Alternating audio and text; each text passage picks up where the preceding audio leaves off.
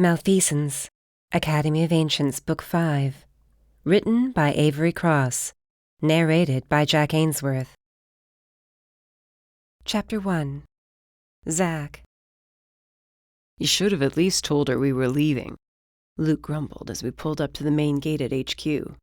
What for? Nick's there. He'll explain it. Yeah, and you really think she wants to hear it from him? Can we not talk about Briar right now? I asked roughly. Let's just get inside and see what they want this time. I'd hoped when Theon called this morning it was to say we were a go for the military operation and for Mark's arrest.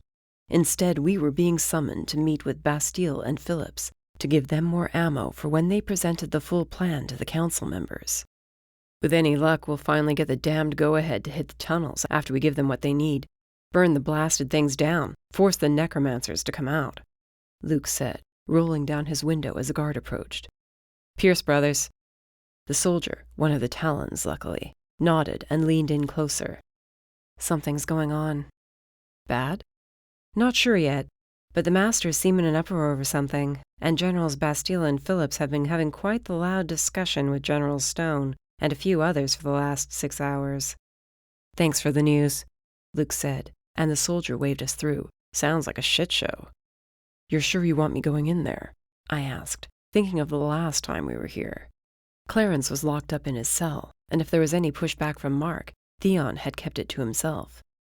You looked like you needed a break from the safe house. Anyway, it'll help convince everyone that you're not off hiding with a wanted criminal, who for the moment is dead, he said with a wink. Right now, keeping up appearances and ensuring our plans stay unknown to certain players is all that matters. I rolled my eyes, since that was exactly what I was doing. I turned my mind away from Briar, not wanting to give anything away, and partly because every time I pictured her, I wound up going back to find her on the floor of the bedroom, bleeding out. All night long I held her, waking up every so often to check she was safe in my arms, that saving her hadn't simply been a dream. Where do they all think I've been? I finally asked as he parked. Investigating leads on where General Adam Pierce might be, he replied, opening his door and getting out. That's what the official order for you is right now. Also places you off base the night the undead managed to escape. And if anyone asks, you tell them we have no new information on Adam. I followed suit and slipped out of the vehicle. That's it? Something tells me they're not going to be too particular about you coming back. I hoped not, and followed Luke inside. HQ was as crazy as it had been when I left the night we unleashed the undead. Soldiers rushed from one post to another. Messages were being carried, phones ringing. You think this has to do with the generals finally believing us? I asked Luke quietly. God, I hope so. Do you know where General Bastille is? Luke asked a guard running by us in a hurry. Conference room, sir. You sure you want to go in there? She asked with a concerned undertone. We were summoned, he explained.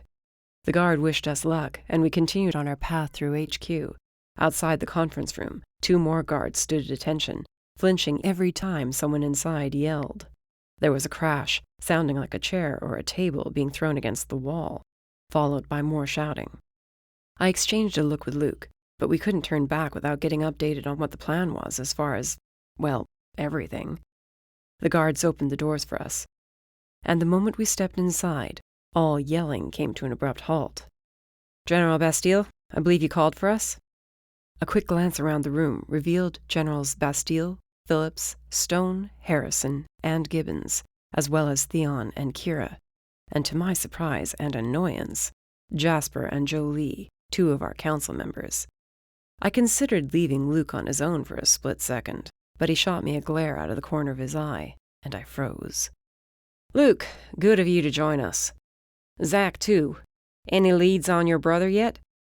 Bastille asked as he hurried toward us, shaking both our hands. Nothing yet, sir. But if we come across any new leads, we'll let you know. You can't honestly believe that's where he's been this whole time, General Stone snapped furiously. He's up to something. All of them are, and I want to know what it is.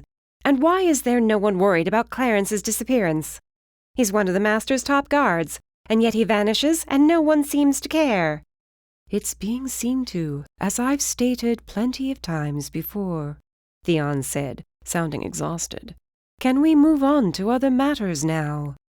Right, of course, like this large-scale military operation you're working on that involves more undead and necromancers, none of which exist. You saw the undead yourself, Phillips argued. You were here that night. A trick, nothing more, Stone said as she glared at me and Luke. A distraction to pull our attention away from what's really happening here. Barely 2 minutes in the room with these idiots, and I wanted to yell at them for not paying attention when they had the chance. Was there a possibility one of these generals was in on the cover-ups? It had to be someone high up. I suspected a council member, but there was always a chance it was someone from the military. Made sense, too, I thought. You've read the reports yourself, Theon commented. You can't tell me you think random criminals are committing these atrocities all at the same time. Coincidence. Theon looked ready to strangle Stone, but it was Kira who stepped forward. The signs left behind point to an organized crime of some sort, and they match the reports General Morris had filed before his untimely death, plus reports filed by General Addy, also just prior to his demise. Kira took a moment to glance at each attendee before continuing. As much as you may hate the Pierce brothers, I for one believe they are onto something. Luke and I exchanged a confused look before he asked, "Sorry, what reports?" Bastille grunted and walked to the table in the center of the room. These came in first thing this morning, which was the second reason I called for you. 10 dead, 9 missing, and countless others wounded, he explained as we joined him at the table. Attacks all across the country. The missing, I asked as I sifted through the files. Were they spirit summoners? What does that have to do with anything? Stone muttered. I glowered at her, but Luke placed a warning hand on my shoulder. It means, he answered for me, they were attacked and taken by necromancers. They only use spirit summoners for their rituals. If you had bothered to read the reports of my late father and General Addy, you might have put the pieces together yourself. He slammed the files on the table. Time for ignoring this issue is over, General Stone. How many more have to die before you admit the truth? How many more undead or ghouls will be made? You gonna wait until the army shows up and takes over a magical community? She scoffed. The necromancers were wiped out. They do not exist anymore. The hell they don't, I snapped, losing what little patience I had left. If you want to sit here and continue living your days with your head up your ass, that's fine by me. Your daughter fought against the undead. We've lost talons to the necromancers, so don't stand there and tell me it's all a lie. Her jaw dropped, and she turned 3 shades of red, poised to attack me. Bastille held up his hand. Pierce, both of you, a word in private. I am the one who believes something has been going on under our noses and would like to stop this before it escalates. Phillips, if you would kindly join us. Theon and Kira followed him out, leaving Jasper, Jolie, Stone, and the other 2 generals in the conference room. Bastille led the way through HQ to his office on the upper floor. Once we were all inside, he closed his door. Now then, I want answers. The truth, if you please. Bastille walked behind his desk, then turned to face us, arms crossed, expression forbidding. The truth is complicated, I offered, wondering if this was the time to announce the entire truth. From the way Luke stared at me and Theon nodded, it seemed we were out of options. If the necromancers were openly attacking magical communities, our hands were tied. Praying Briar was ready for what was about to happen, I hung my head and whispered, "To start with, sir, Briar Morris is alive." Bastille's lips twitched, but as he glanced around the room, he squared his shoulders. "Beg your pardon?" "She's alive. Masters Mark, Odette, and Balthazar faked her death to cover up the fact that she escaped with the help of an abomination sent by her sister." "Bethany Morris," he stated. "You're saying she's alive, too?" "If you have a bottle of whiskey, sir," Luke said as he pulled out a chair and plopped down, "now would be the time to get it out. Trust me, you're going to need it." Bastille set his sifter down as we sat in silence. For the last 5 minutes, that was all that there'd been. Silence. I didn't know him well enough to decide if it was a good or bad thing. Phillips shrugged at Luke. Theon and Kira seemed to be having a silent conversation with their facial expressions. "Briar is alive, and her sister, who is now a necromancer, managed to get inside her mind and control her," Bastille said quietly. "Yes, sir," I confirmed, And just a few days ago, Bethany Morris attempted to kill you and the rest of those in the house with you by controlling Briar," he continued. "She did," I said, knowing the tick in my jaw was probably going full force. "You mentioned she attempted suicide to stop herself from carrying out the acts, and has now lost the connection to Bethany completely? And her powers are stable once more?" "As far as she can tell, yes. On both counts." Bastille leaned back in his chair, the squeak of the springs echoing loudly. "I want to believe everything you just told me, but I still have 3 masters who were attacked, 1 nearly killed, and 1 dead Talon who was murdered by Briar Morris." "She was being manipulated," I argued. "You told Luke earlier that you believed her to be innocent." "That was before you admitted to me that she did in fact kill Samantha Stone," he said calmly. "My hands are tied, Zach. No one will believe what you just told me. I wouldn't if those words came out of anyone else's mouth." There had to be a way to convince him of the truth, a way to prove all of this was real. And then I remembered the very strong spirit summoner residing in the cells a few floors beneath our feet. "I can prove it to you, all of it." "How?" Bastille asked, at the same time Luke shot me a knowing look and a nod. "Clarence," I said slowly. "We may have had something to do with his disappearance, and why no one can find him." Bastille frowned. "Fellas, you're starting to find yourselves in a heap of trouble. Clarence spent weeks torturing Briar so Mark could get inside her head," I reminded him, voice strained.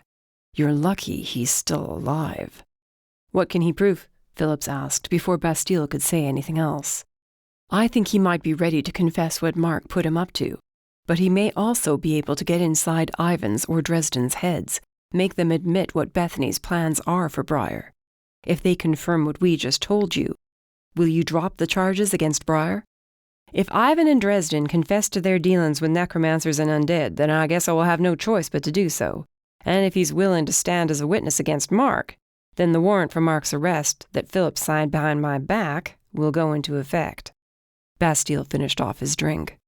"I will say I'm tired of these shenanigans happening right under my nose. The whole system's been off kilter since the death of your father, and I would very much like to put it right again. If there's a damned cover-up going on here, it's high time we expose those responsible. Now then, where is Clarence?" "You know the old cells we said we destroyed?" Luke told him. Bastille's eyes darkened. "I do." "Yeah, he's down there. Been there for a few days." Bastille glanced heavenward as if asking for patience, then motioned us onward. "Lead the way. Let's get this shit show started."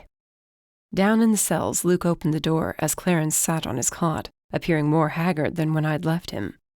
His face had healed for the most part, and I barely opened my mouth before he held up his hand. "Whatever you want, just ask, if it'll get me out of this stinking cell."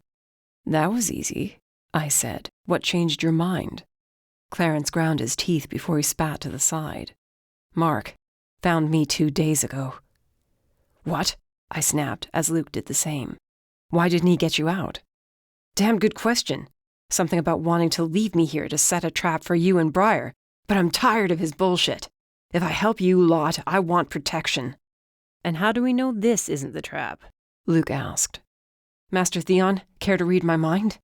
He bowed his head, and I escorted Clarence out of the cell so Theon's power would work on our prisoner. He laid his hand on Clarence's forehead and shut his eyes. It only took a minute, then he pulled his hand back, nodding. "It appears Master Mark has indeed overplayed his hand and lost the loyalty of Clarence. He is telling the truth." "Well then, let's get this over with." Bastille stepped forward. "You will write out a full confession of everything you did to help Mark when it comes to Briar Morris. And I mean everything, including after she was declared dead." Clarence bobbed his head. "Yeah, sure. Then I get protection?" "Not quite yet. We need you to do one more thing," I informed him. "Get inside the head of 2 of our prisoners, find out what Bethany Morris's plans are, and what she did to Briar. Anything you can give us." He puffed out his cheeks and shrugged. "Sure, sounds like a party." "Great, then let's get going. No time like the present." I kept a firm grip on his arm, and followed as we made our way back through HQ to the official holding cells for Ivan and Dresden. Bastille didn't appear worried that we'd be spotted with Clarence, taking the main corridor through the building that led through the holding cells where Briar had been before her trial. A few guards whispered at the side of our group. Someone would take word to Stone and the other generals, as well as Mark. But if Mark had been laying a trap, this was probably a good thing. He'd think we'd fallen for it and wouldn't see the arrest warrant coming. "Stand here," I told Clarence as we reached one of the larger interrogation rooms. Luke unlocked the door, and I guided Clarence inside, remaining with him as my brother went to get the other 2 prisoners. I waited for Clarence to change his mind, start giving me shit again, but he sat in his chair, calm and collected, not saying a thing. When Dresden and Ivan were brought in, Luke sat them down across from Clarence and stayed close by. I assumed the generals and our other guests were watching behind the 2-way mirror. "Deal is, you get everything you can from them and then you get your protection. Got it?" Luke told Clarence. He nodded once, then shut his eyes and rested his hands, palms up on his thighs. Ivan and Dresden stiffened instantly, and when their eyes rolled back, an image flashed in my mind of seeing Briar like this, having that bastard poke around inside her head. And I hadn't been able to do a thing to stop it. "Did Bethany Morris take control of Briar Morris?" Clarence asked in a monotone voice. Dresden gagged like he was choking on his tongue, but then he hissed, "Yes." "For what purpose?" Clarence continued. "To kill the girl." Dresden gagged harshly. I waited for him to be sick. My skin crawled and I shut my eyes, hoping cutting off the sight of the 2 men struggling would keep me from seeing Briar there instead. All that did was make it worse. "Which girl?" "Samantha Stone. Set her up for murder. Make her weak." "Shut up," Ivan snapped, his eyes focusing for a second. Then they rolled back again. "He's inside my head," Dresden whispered. "I can't stop." He yelled in agony, reaching up to hold his head. I backed away from them, facing the far wall instead. "What are the Necromancers' plans?" When neither answered, I sensed Clarence summon more spirit. Ivan and Dresden gasped in obvious torment. "Answer or it gets worse." Still they said nothing. The amount of spirit being called on made the hair on the back of my neck stand on end. Dresden grunted and doubled over. One look to Luke, and whatever he saw on my face had him pointing toward the door. I hurried away as Dresden started talking again. Whatever he said, I'd have to hear about it later. Out in the hall, I paced from one end to the other, running my hand through my hair as I worked to drown out the sounds of pain that were sounding like Briar instead of those 2 men. Clarence had done the exact same to her, day in and day out for weeks. He'd poked and prodded around in her mind, made her answer questions, made her see things that weren't real. How much hurt had he caused her before she made her escape? It should have been me who broke into that room and rescued her, not one of the Necromancers' abominations, me. And I let her down. Just like I told myself it was nothing when she acted all weird and stuff. I wanted to keep being mad at her for thinking she had to go it alone. But in all honesty, what had I done these past few weeks to show her I was there for her? I'd gone after her, yeah, but she'd gotten us out of that mess, not me. My hatred for Mark and Bethany grew until I couldn't see straight, and all I wanted to do was strangle them both, make them bleed and go insane. I wanted them to pay for everything they'd done to Briar, all those innocents hurt by their plotting. They might not have been working together, but they were the same type of person. Villains. And villains deserved only one fate. The minutes turned into an hour, and then the hour into 3, until finally the door to the interrogation room opened, and Luke escorted Clarence out, saying he was going to deposit him in a regular holding cell. Now he had to write up his confession and name Mark in it before we could arrest the Master of Water. Bastille exited the viewing room and came to me, his face drawn in anger. "I owe you an apology, son," he said, extending his hand. "And Briar Morris, she is, by all accounts, innocent." "Thank you, sir," I sighed, grateful to hear the news. "However, to ensure the Stones do not try and go after her again, I need you to hunt down and find Bethany Morris. Find her and bring her in, and any others like her you can get your hands on." "Sir?" I asked with a frown. "What exactly are you saying?" "I'm saying if those dark-hearted, evil bastards think they can create an army and start a war without us coming after them, they've lost their minds. Phillips, I want you to prepare our men. All units, call them in. We are going to hunt down every last set of tunnels and purge them of these necromancers, undead, and ghouls. I will not sit idly by while they kidnap our people and kill innocents." Bastille proclaimed. "Zack, you have your orders. See to it you find her and bring her in for her crimes. And when you see Briar again, you tell her Mark is taken care of as well. No master will ever bother her again." He strode off down the hall, Phillips shaking hands with me quickly as he followed. "And now we have just one more order of business to take care of," Theon told me as he came over with Kira. "Zack, would you care to be there and do the honors?" "For what?" Theon smiled darkly as he said, "Arresting Mark, of course." I breathed in deeply, as part of my revenge was finally going to be sated. "Gladly, sir." I left to go find Master Mark. Chapter 2. Briar.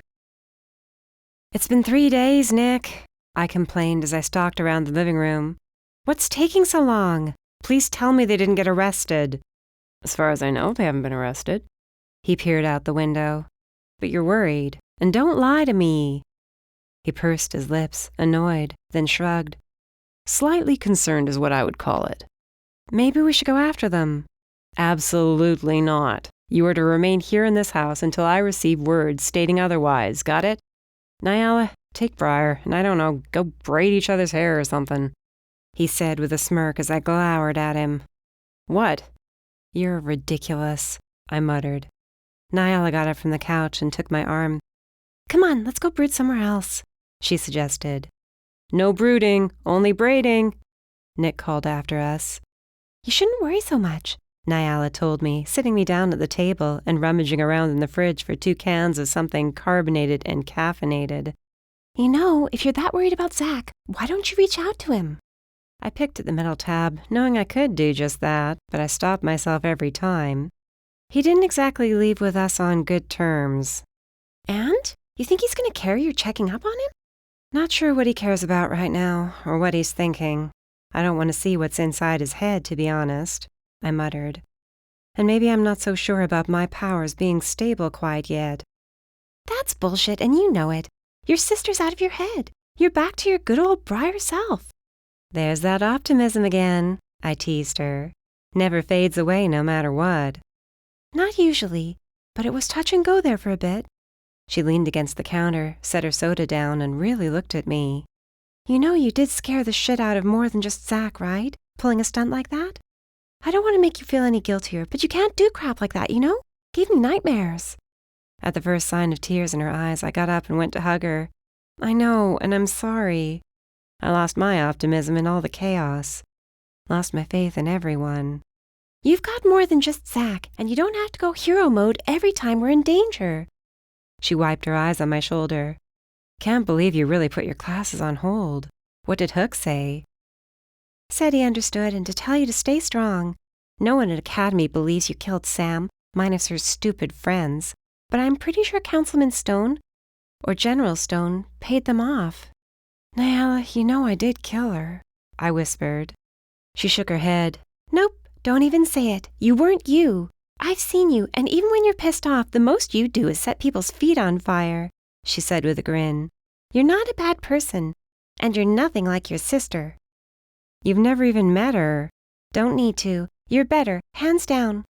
I hugged her again and squealed with laughter when Hunter rushed into the kitchen and picked us both up off our feet in another bear hug. All right, I feel the love. Promise I'm not going anywhere again." "Good." Hunter let us go. "Zack will be pleased to hear it. You can go tell him yourself." I frowned, and then I heard 2 car doors slam. "Zack's back," I whispered, then bolted out of the kitchen, through the house, and onto the front porch. Nick stepped aside, and Zack's eyes locked onto mine. He beamed at me as I approached. I took in his appearance. He didn't look worse for wear. Good news? Mark has been arrested and is currently being detained at Talon HQ, he announced as Nyala and Hunter came outside after me. And we have our marching orders. We? As in all of us we? I asked curiously. The charges against you are being dropped as we speak, and there's an announcement that Mark and the other masters faked your death to try to go after you for themselves. It's a bit of a nightmare at the moment, but General Bastille wants us to track down and apprehend Bethany Morris. Seriously? Seriously, Shroud. You ready for a fight? The tick in his jaw started up at the question, and his eyes darted to my bandaged arms. If it's against her, hell yeah, I stated. When do we leave? That all depends on our current predicament, he told me. How the hell do we find her? She won't be at the same underground fortress. But the other tunnels, it'll take too long to search them, and we don't have the manpower. We don't have to, he said as we all turned back for the house. Bastille and Phillips are heading up the military operation to go in and clear out every last tunnel. They're taking everyone available to fight, and I mean everyone. You should see HQ now. It's brimming with fighters. How about we discuss this over dinner? Luke suggested. I'm starving. It's been a long few days. Yeah, it has, I agreed. I was getting worried about you, I added to Zach in a soft voice. He pulled his hand free of mine and didn't meet my gaze. We were fine. Taking care of business as usual. Nothing for you to worry about. Right, sure, I said slowly. How pissed was Mark? His face turned a shade of red I've never seen before, Luke answered instead. Sure, he's still yelling now, demanding to be let out. We crowded around the table as Luke told us about what occurred while they were gone. By the time he got to the part about using Clarence to get answers out of Dresden and Ivan, Zach had stopped eating and was sipping on his beer, peeling back the label as he tried to look anywhere but at me. He was obviously bothered by what he witnessed, and I was tempted to look inside his mind and see it. As if sensing what I was about to do, Zach abruptly got up and excused himself. His steps were heavy on the stairs, and everyone glanced out the door. I waited for a few beats, then followed. He wasn't in the bathroom, and the bedroom door hadn't been replaced yet, so it wasn't hard to find him. He was staring down at the charred marks on the floorboards, arms crossed tensely, and muttering under his breath. Zach? He stayed perfectly still. Sorry, I needed a minute to get some air. Usually if you need air, you go outside, I commented lightly, but when he failed to smile, I sighed. You sure you're all right? Nothing went on at HQ you want to tell me about? Why would I tell you? He asked harshly. I paused halfway to him. I'm sorry, that came out wrong. No, I'm pretty sure that came out just right. Briar, he tried, but I backed away toward the door. I get it, I do. I'll be downstairs if you decide to talk, or not, whatever. I walked away, wiping at the angry tears in my eyes. This was my fault, not his.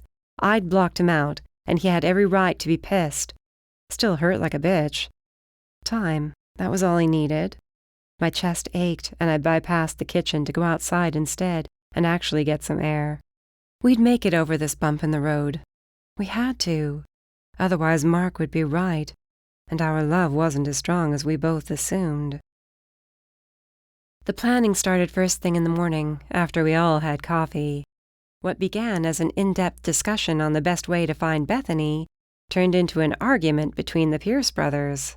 I stayed quiet, concerned with how Zach had not come to bed last night, at least not with me, and he hadn't said one word to me all morning.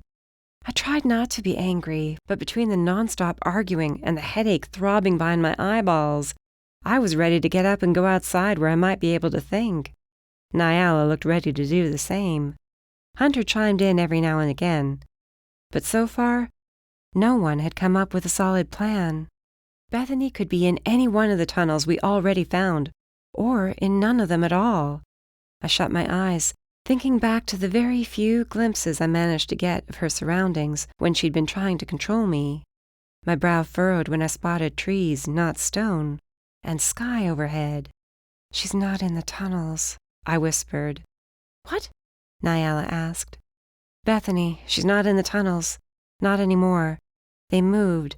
And this is getting us nowhere, I muttered, nodding to the guys as the yelling amped up a notch. Zach's desperation was quite clear, reflecting how we all felt. He filled us in on the attacks. Our time was running short to find and stop Bethany and Ditchin and whoever else was in charge. Arguing was going to get us nowhere. Nothing any of them mentioned would work. We'd get caught and killed before managing to pull off a scheme like sneaking into another one of the tunnels and praying we'd overhear the right bit of news. When a new idea popped into my head anyway, I frowned, weighing the pros and cons, and if it would work or not, when I realized there was no other option. I sighed heavily. Zach was going to hate me for it, but if it would get us to Bethany, he would have to deal with it. Zach and Luke stood toe-to-toe, yelling about going back into the tunnel Zach found me in, at least as a place to start, when I put my fingers to my lips and whistled. "What?" they both snapped, turning to me. My brow shot up as I crossed my arms. "Really?" Zach crossed his own arms stiffly, and Luke simply looked at me. "I have an idea, and if you two would shut up for 5 seconds, I'd be able to tell you," I explained. They didn't sit down, but neither did they say anything else. "Right, so you know how they got inside my head? Tried to get me to go to them?" Zach's eyes darkened, already shaking his head, but I held up my hand to stop whatever argument he was about to make. "Just hear me out, all right? If they want me that badly, why not let them have me?" "What exactly are you suggesting, Shroud?" he asked tightly. I puffed out my cheeks as I shrugged. I let them inside my head, let them think I'm under their control, and they take me to where they are. You all follow, and then we'll have their location. I just won't fight back this time when they invade my head, but pretty sure I can stop Bethany from actually taking full control of me. See? Easy plan. Zach, Luke, and Nick all exchanged a look as I held my breath, waiting. "Well?" I asked anxiously. "We're wasting time the longer you three stand there staring at each other. Yes or no?" Zach appeared at war with himself, but I saw Luke and Nick come around. Even Hunter nodded in agreement. Nyala cringed at Zach, but I could tell she was on my side too.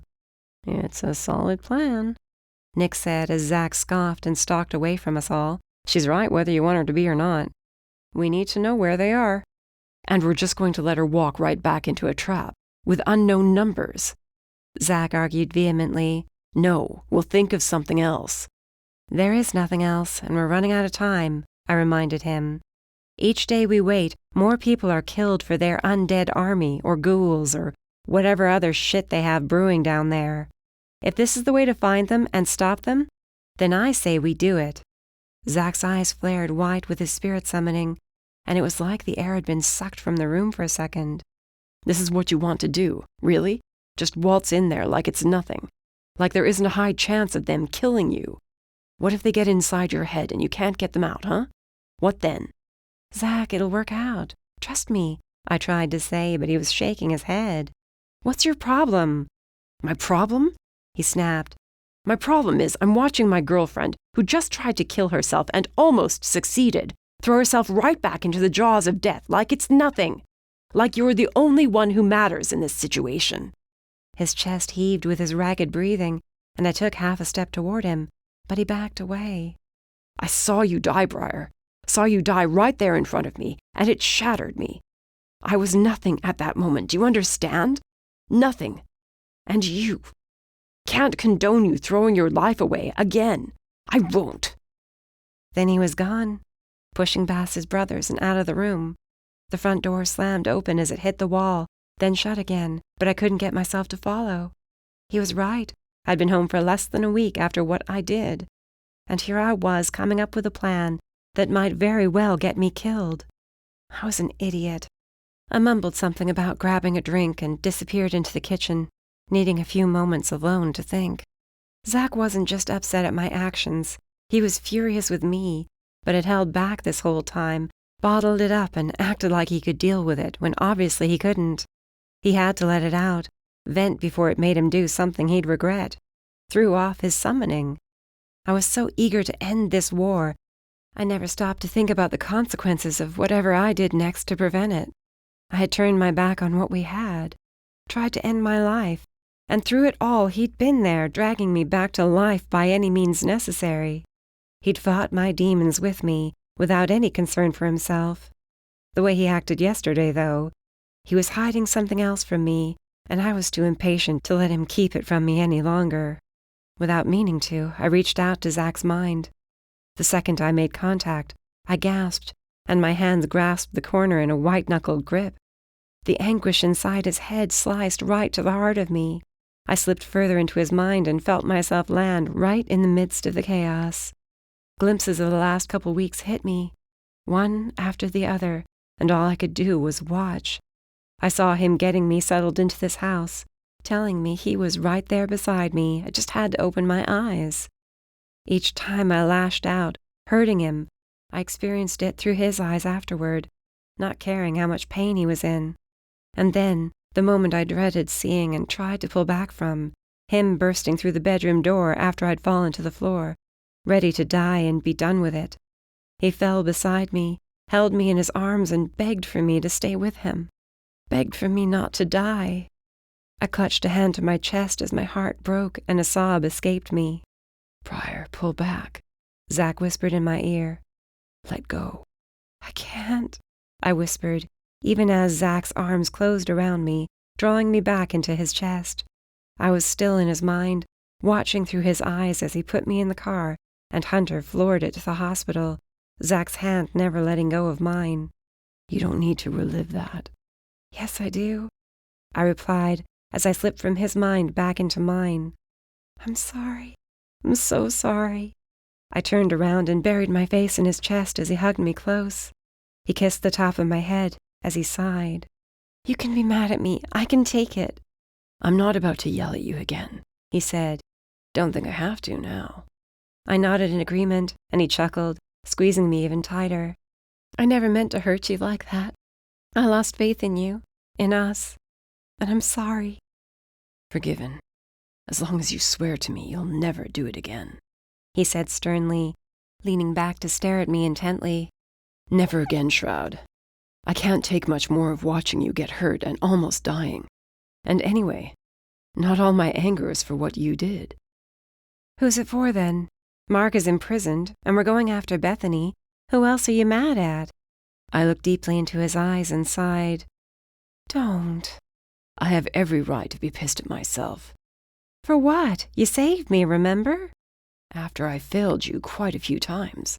I should have saved you from Mark and the others," he muttered. "Should have noticed you were in trouble before Sam was killed." I cupped his face and kissed him softly. "How about we both agree to put the past behind us where it belongs? We're here, we're alive, and we have each other. That's what matters." He kissed me back, lifting me off my feet and setting me on the counter. "I think I can manage that," he whispered, deepening the kiss until I was breathless. "As long as you swear never to die again."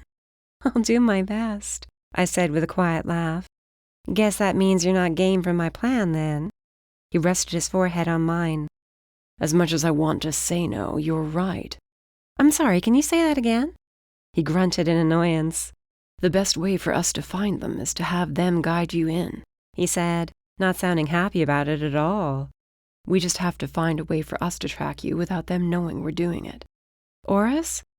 "Thought of that, but worried they'll realize it. We'll think of something." He kept his arms firmly around me, and for a long while, neither of us said anything. What we were about to do was going to lead us right into the jaws of death, pretty literally. We both almost died too many times already, and I wished we could just walk away from this and pretend we didn't care about the rest of the world. Pretend that I wasn't some weird summoner who was the only person who could bring Xylon back. That he wasn't a summoner either, and we could go live our lives in the mountains or on a beach somewhere, forget about the rest of the world. Despite the horrible odds we faced, again, I saw the same determined look in Zach's eyes that I knew was in mine. I was my father's daughter as much as he was the son of a great general. Walking away from trouble wasn't our style, sadly. A sharp pang hit me, knowing I'd never see Morris again. If he were here, he'd be ready to go along with his plan, anything to stop the war from becoming a true war. And that nightmare Zach and I shared. I'd do anything to stop from seeing him truly die at the hands of that cloaked figure. It had to be Xylon we were seeing. It was the only thing that made sense. But that vision took us to campus every time. This plan would hopefully take me somewhere else, and we could end this ritual. If we do this, if you get into wherever they're hiding out, Zack began quietly, but then he stopped as if he couldn't get the words to form. What? Just tell me. Are you ready to have more blood on your hands? To do whatever you have to do to stop them, to save your ass? Oh, you mean am I ready to blow more people's heads up? No, not even close. Maybe we shouldn't do this then. No, I argued firmly. No, I don't have a choice. If this is the way to stop them, then it's what I'll do. End of story. Hopefully this time no one will mess with my head and send me to Crazy Town. I tried to make my tone light, but Zack's lips thinned with worry. I'll be fine. Swear it. You're not doing anything until we plan this out from start to finish, he was saying as Luke and Nick came into the kitchen, Luke ending a phone call. What's wrong? You look happy and pissed all at the same time. Just got a call from General Phillips, Luke said. They're ready to move out ASAP. What about the place I found Briar? On the list, Nick assured him. Zack nodded, his body tense against me. Good. Make sure you tear it apart. Will do, but Zack, we have to join Phillips, Nick told us. He's requesting we join him and his men, since the only ones who have seen and fought against the undead are us and the rest of the Talons. Then go, I told them both. Those tunnels need to be sealed, and we're not going to wind up in any tunnel. At least I don't think we are. How do you know that? And you and I can't do this alone, Zack argued. We won't. I have a feeling Theon will help us now that Mark is taken care of, for the most part. Don't forget us, Hunter yelled from the living room. See, we have plenty of help. The less we go in with, the better. Make it easier to get in, grab Bethany, and get the hell out of there. Zack tilted his head back and forth before he finally gave in. Yeah, all right. You two better get going then. I'll call Theon and see how fast he can be there. Shroud, get to planning, and don't you dare reach out to your sister until we're absolutely sure of our plan. Got it? I saluted him, and he glowered at me as I hopped off the counter. Energy flooded me. Finally, we were going to take this fight to the enemy, and this time, we were going to kick their asses. We had the entire military backing us. What could possibly go wrong? This I did not expect. Hunter pulled on the two-gun holster. You sure we need all this firepower? I asked Zack. He strapped on a second holster, and after checking 2 pistols, tucked them safely away. He armed himself with several knives, more magazines, and what I was pretty sure were grenades. Not taking any chances. Not all of us have firepower, and if they unleash undead or ghouls on us, you'll be thanking me for the explosives then. He's right, Theon agreed, and to my surprise he too holstered a gun at his hip. It's time we end this. Never said we had to play by their rules. He winked. Which reminds me, your brothers requested I bring a certain something they said you would be happy to have. It's in the SUV, primed and ready. I wondered what he could mean, but from the way Zack smirked, it couldn't be good. Care to share? Trust me, it's only for if we run into trouble, or we happen to find all their leaders gathered in one place. Phillips added an extra order a little while ago. He squeezed my hand and left it at that. Fine then, keep your secrets. Everyone knows the plan, right? Yes, we do. I checked my boots again. You're sure this is going to work? Have a little faith, Shroud. I'm not about to lose you again. Not to them. Not to anyone. Got it? He cupped my face and kissed me intensely, not caring there were others with us. Got it, I said on a breath. Right then, let's do this. He squeezed my hand before he let go, and I stepped out onto the front porch of the house, alone. I walked around so I was at the rear of the house, away from the SUV parked out front, and shook out my hands. Nervous energy had me shaking, but I closed my eyes and remembered the trust Zack and I have for each other, what we've been through. This would work. It had to work. The carefully constructed shields I had up since coming back from death, cracked as I let go of my hold over them. As each one crumbled and fell, I sensed the presence of a dark force seeking to get inside my head. Bethany. She never gave up on getting control of me again. Too bad for her. I kept the last shield in place and did as Zack instructed. Bethany could not see too far into my mind, otherwise our plan would go to shit before we had a chance to pull it off. Every last thought about what we were up to, or of Zach, anything she could use against me, I tucked away in a secret corner of my mind and placed a heavy layer of fire and spirit around it. She'd have to do more than simply get inside my head to find those plans. "You can do this," I whispered to myself, and let the last shield fall. Immediately, Bethany's laughter filled my mind, and I nearly fell to my knees right there on the porch. Then I decided I might as well make this act believable, and did just that. "No," I whispered. "Why can't you leave me alone?" "You thought death was the answer. My sweet, sweet sister, you have so much to learn. You have only weakened yourself. Now then, where is Zachary?" "Not here," I said through gritted teeth, doing my best to act as if she was causing me pain. In fact, I could easily have shoved her from my mind, but I had to keep playing the part of the weak little sister. "Too bad. His death will just have to wait," she decided, after I sensed her poking around in my head, searching to see if I was lying or not. "The time has come for you to join us. Do exactly as I say, and this will go smoothly for you. Resist, and your next brush with death will not be so pleasant." It was harder to let her control my body, but my feet moved as she directed me away from the house and into the woods. For a horrifying minute, I thought they'd found the safe house after all, and our plan was going to be shot. But then she started chanting. More voices picked up the words, and then she was forcing my right hand into the air. "I would usually use a knife for this part, but you've already given yourself a wound. Waste not, want not," she said, and I was too absorbed in the chant, working at deciphering it, to stop my hand from going to my forearm. My fingers dug into the wound as I cried out. Blood oozed, and when it covered my fingertips, she forced my right hand back. At her command, I traced symbols on my forehead and my cheeks. "What are you doing?" I asked, panic setting in just a bit. "Bringing you to me, of course. What, you think I'd make you walk all this way?" I was about to say something extremely rude when my body grew light. I had a split second to glance back at the house, and then it was like someone yanked on my gut. A loud crack resounded in my ears, and my feet left the ground. I hit the ground in a tumble, and when I lifted my head, Bethany stood right before me, in the flesh. "Now, isn't this better?" she said, leering down at me. "Welcome, Briar. You were just in time." I looked past her to see the mass of cloaked figures walking around. Others sat on the ground with their hands bound in chains, looking either unconscious or drugged.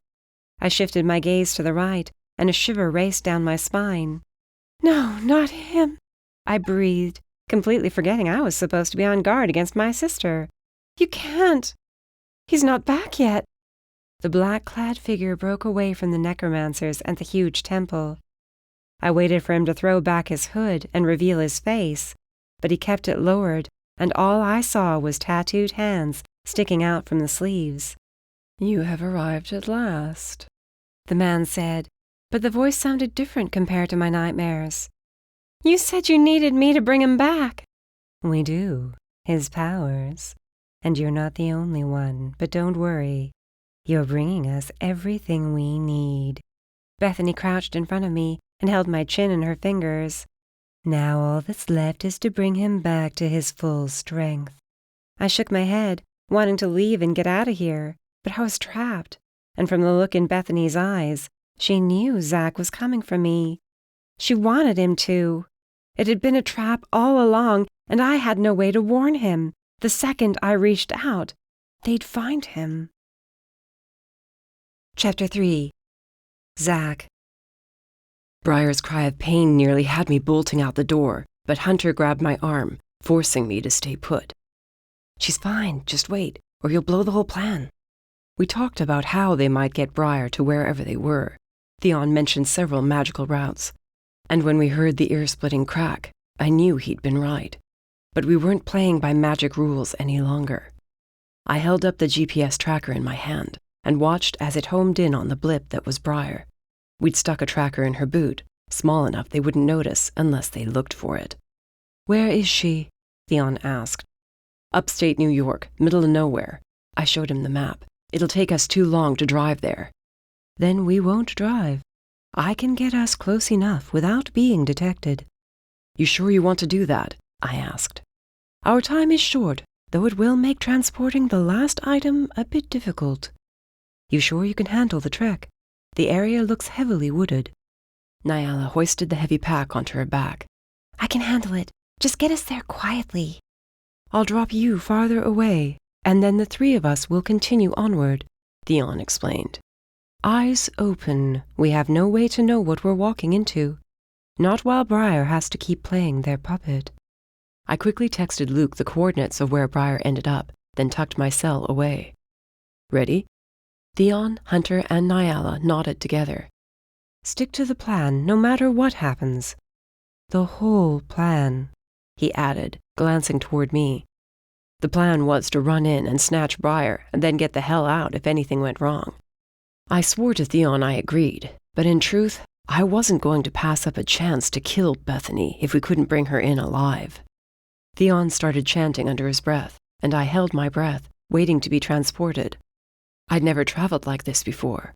The magic to do so was beyond complicated, and from the horror stories I'd heard, if someone without the proper skill tried it, it usually ended badly. Very badly. Theon's voice grew louder, and when he clapped his hands, Hunter, Nyala, and I all yelled in alarm as we were torn from the safe house. When my feet slammed into the ground, I staggered into a tree and heard a grunt to my right. Hunter? Here, man, he mumbled. Damn, that was a trip. Remind me never to travel this way again. Same. I shook my head, trying to clear my blurry vision, and got my bearings. We were in the woods, and when I pulled out the GPS tracker, it showed Briar about 3 miles northeast of our location. It'd be a bit of a hike, but we'd manage. I spotted a second blip 2 miles to the southwest of us, before it went out according to plan. Where's Theon? Hunter asked quietly, drawing his pistol. I shoved the tracker back into my utility pants pocket, then drew my pistol too. Theon, I hissed, taking a couple of tentative steps forward. Theon, you should be here, right? Hunter whispered. Zach? I don't like this. The air was heavier than it should have been, and as I took another step, the sensation that I was swimming through water instead of walking through air had me stopping. It felt exactly as it did by the other altars we'd uncovered, only much more intense. I think they know we're here. So much for surprising them, he replied. You think? Won't know until it happens. Let's get moving. Using the trees for cover, we walked as fast as we could while keeping our eyes peeled for necromancers or undead. I stopped worrying we'd set off some kind of ward when no one came after us, and the sensation turned into more of a constant pulsing, as if a large number of summoners were here, all trying to use the same source of magic, or contributing to it. The closer we got to Briar's location, the heavier the air became until we could hardly move. The sun set, and as darkness closed in, I summoned 2 small balls of spirit to use as mini torches, keeping them low at our feet so we wouldn't trip over any roots and give ourselves away too soon. Zach, Hunter hissed, and I quickly squashed the lights. Fire's up ahead. Staying low, we moved in closer, walking up an incline in the trees to get a better vantage, and fell to the ground to crawl on our stomachs. Shit, I whispered in disbelief. This was bad. No, it was worse than bad. Briar hadn't just walked into a trap. She'd walked right into the damned ritual to bring back Xylon, and all our military backup was underground, wiping out tunnels that for all we knew were empty, because there were at least 50 necromancers here, not to mention a bunch of prisoners.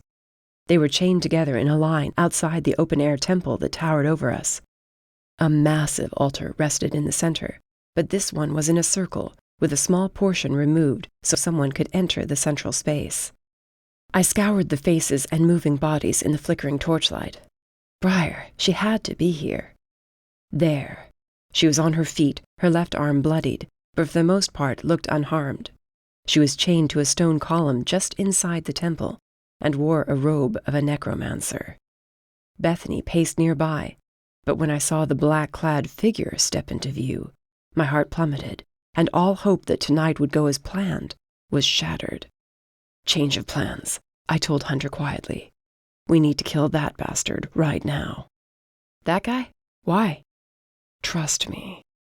A branch cracked behind us, and we flattened to the ground, gripping our guns. We waited. More rustling followed, but it moved on, and I let out a quiet breath, turning my focus back to the temple. I raised my gun, but there wasn't a chance in hell I could make that shot from this far away. I had several grenades, but as soon as I let one of those fly, our location would be given away. And Briar was down there. I wasn't going to risk blowing her up for the sake of killing that bastard. I turned to Hunter, ready to tell him we should move closer, when I spotted the figure split off from the shadows. The silver dagger caught the moonlight, and I raised my gun, firing a single shot. The necromancer dropped dead, but the shot rang out. 2 more yelled and charged from the darkness, but we struck them down, one after the other. "It would appear we have company," a voice boomed from the temple, "and they feel the need to cheat instead of playing fair. Now, really, boys, where is the fun in that?"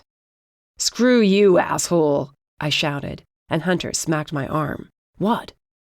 "Can you not antagonize the unknown powerful figure right now?" "Sounds like a good idea to me." He scanned the area as we moved along the ridge, searching for a way down. There was a narrow path that offered some cover. The longer we stayed where we were, the likelier more necromancers would keep coming.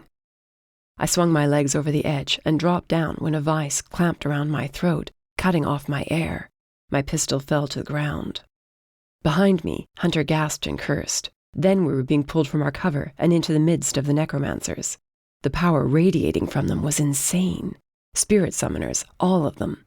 I kicked and reached up to pry loose the grip at my throat, but there wasn't a hand to tear away.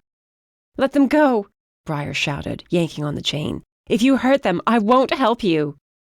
A man clad in black robes sighed heavily, but he wasn't the one controlling us. Bethany stood to his right, her hands outstretched. With a nod from the man, she dropped Hunter and me at his feet. I gasped and choked, coughing violently as black spots faded from my vision. "You won't have a choice in the matter. However, if it makes you feel any better, I don't plan on killing them. At least not yet." The man I assumed had to be Xylon said. "No, I have plans for them first." I spat at his feet, and his boot collided with my face. "Zach!" Blood spurted from my nose, running warm and wet down my face. "I'm all right," I assured Briar. "How sweet. Truly it is. Young love." Xylon stalked around Hunter and me, his robes dragging behind him. "They say love is all-powerful. But is it really? Love could not save your sweet Briar from my grasp, and it will not save you either." "We'll just have to agree to disagree," I muttered. "Yes, I guess we will." He stopped right behind me, and then his hand was in my hair, tugging me backward. I winced but refused to make a sound as he kept pulling. "You know what I enjoy most of all about finally coming back to this world? There's so many newfangled weapons the rest of the world uses. Guns, grenades. They believe they're safe, but these are merely a means to an end. I can turn them on each other with a snap of my fingers, and then they'll use their weapons and tear the world apart. My undead army will grow by the thousands every hour, and soon the world will be remade." "You're full of shit," I muttered. "You think so? Then I think it's time I made you a believer, Zachary Pierce. Take their weapons, bind their hands. It's time for the show to start." He walked away. Robed figures surrounded us, disarming me and roughly wrapping my hands in ropes. Hunter cursed and kicked, getting a few hits in before a burly man decked him. He slumped over, stunned. Our weapons were carried into the temple and tossed carelessly in a pile, while we were brought forward and forced to kneel at the altar. There were at least 10, maybe 20 prisoners nearby, awaiting what would be the slaughter Xylon would force Briar to perform. Briar and I locked gazes. I willed her to stay strong. The fear in her eyes nearly outweighed her courage, but she squared her shoulders and nodded once. One way or another, this would end tonight. So much for hoping we'd walk out of this alive. Xylon walked through the altar and stood in the center. Behind him, a book was open on a pedestal. I recognized it. His book. It reeked of death and foul magic as he flipped through the pages. I hadn't seen him use any magic yet. Briar mouthed what I thought were the words body and ritual, but I couldn't make out the rest. Bethany was suddenly in front of her and backhanding Briar. Enough. Let her be. Xylon didn't look up from the book. It's too late for them to stop me now. They walked right into our trap. I have waited far too long to return to be stopped by mere children. No, just brought back by one, Briar snapped. That's pathetic. My dear girl, you don't honestly believe you're the only element I need to bring me back, do you? Xylon left the altar and walked toward her. He picked up her braid and sniffed it. I struggled against the ropes holding me, but when I found my feet, 2 men were there to shove me right back down. Don't you touch her, I snarled. Xylon dropped her braid and grabbed her face instead. You are simply a means to an end. The ritual requires one who is innocent, pure of heart, with a soul of fire and spirit to complete the ritual. Haven't you heard? I'm not innocent, she mumbled. Yes, you are in all the ways that count. Innocent does not mean one who has never shed blood. It means one who has shed it in defense of those she loves, and is torn apart by the guilt afterward. That, my dear Briar, is you. He released her and returned to the altar. Once inside, he snapped his fingers, and 4 men walked away into the darkness. Now then, the time has come for my powers to be fully restored. All the necromancers turned to face the direction the men had gone, but Briar was eyeing me intently. Her gaze kept shifting to the right, raising her brow and mouthing a word I couldn't make out. I finally followed where she looked and saw the grenades. They were too far for me to reach, but the guards watching over me and Hunter were too distracted by whatever was about to happen to notice that I sidled over a few inches, then a few more. Hunter saw, though. He coughed loudly, throwing himself to the opposite side to draw attention away from me. What I was going to do when I had my hands on those grenades, I had no idea.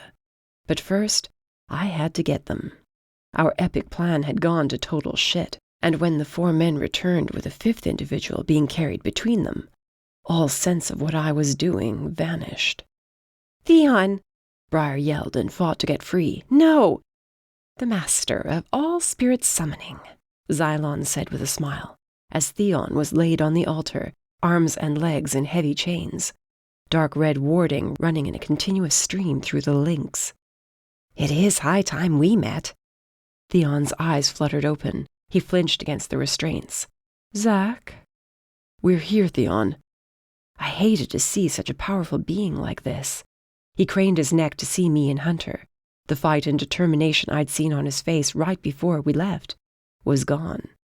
It was as though those chains were draining him. His eyes closed, and he shook his head as if struggling just to stay conscious. Theon, you have to keep fighting, I yelled. Come on, you're stronger than him. Is he? Xylon rested his hand on the book. He is merely a master, whereas I am the embodiment of death come to life. I am the balance, the light and dark. I am power. With every word, the book pulsed a red hue behind him, filling the temple with its power. This man is nothing in the face of my greatness, and I will steal everything from him. Zachary, look at me, Theon uttered. Zachary. My eyes landed on his, a lump in my throat as I shook my head. No. Whatever happens, you can never give up. Do you understand me? Xylon moved closer as Bethany handed him a silver sword. Theon continued, You will keep fighting until you take your last breath. Do not let him win. Let him go, Briar screamed. Theon! The wards on the chains glowed brighter. Theon gasped for air. He trembled as his power was siphoned away. The white glow of Theon's spirit shimmered to the surface of his body and hovered over his chest in a light-filled orb. Briar yelled and cursed, but all I could do was watch in shock as Xylon raised the blade high over his head and, with a triumphant yell, thrust it into Theon's chest, straight through the orb. Theon's lips parted in a silent scream as his power was absorbed by the blade, fused with his blood, and traveled back up through the very weapon that killed him. Xylon gripped the sword hilt, his head thrown back, and when his hood fell, I expected to see the face of Mark or another master, but this man was a stranger. Theon's magic and blood seemed to swim over his hands and arms, disappearing under the robe before it appeared on his neck, up his face like slithering snakes. They slinked right into his eyes, and when the last of the light disappeared, a red glow looked out at us all. "Xylon's back," I whispered. "We've failed." Chapter 4. Briar. Theon was dead. His limp body rested on the altar, those lifeless eyes staring at me, eyes that I would never see glinting again with the mischief of an old man trying to make his world a better place before it was too late. He'd been murdered by that bastard standing just feet away from me. Xylon's power appeared to be back, but I didn't understand. "Why?" I whispered, sinking to my knees, unable to look away from Theon's dead body. "Why what, sister?" Bethany's voice was awestruck as she looked at her newly risen master. "Why me? He has his power. Why did you need me?" "To keep it," Xylon answered, and the voice I'd heard too many times in my nightmares struck me right to my very core. "Blood spilled by you will ensure this power remains mine for eternity. No one will be able to banish me this time. I will live on forever." "Bring the sacrifices," Bethany shouted. "Briar, look at me," Zach called out. My eyes found his. His mouth didn't move, but his eyes said so much. I'd been keeping myself contained to let Bethany believe she was in control. But with Theon dead, and Xylon ready to keep his power forever and plunge the world into unknown darkness, a storm grew to life within me, begging to be unleashed. I was probably going to get my ass kicked, if not killed by Xylon. But hell if I was going to go down without a fight. Zach pressed his bound hands to his heart and bowed his head. I mirrored him, then turned to the storm inside me, the storm my sister had been a fool to start in the first place. Bethany was in the middle of calling out more orders when she froze. Xylon's fingers stopped turning the pages of the book, too, and they both slowly turned to look at me. Good. I wanted all of their attention. "What do you think you're doing?" Bethany hissed. "You can't fight against me." I said nothing, and the storm intensified. Spirit and fire melded into lightning I visualized in my mind. With a thought, I imagined it striking the temple, and a second later, a bolt shot out from my hands, and did just that. Xylon and Bethany ducked. I smirked and did it again. "Get control of her, or I will," Xylon ordered.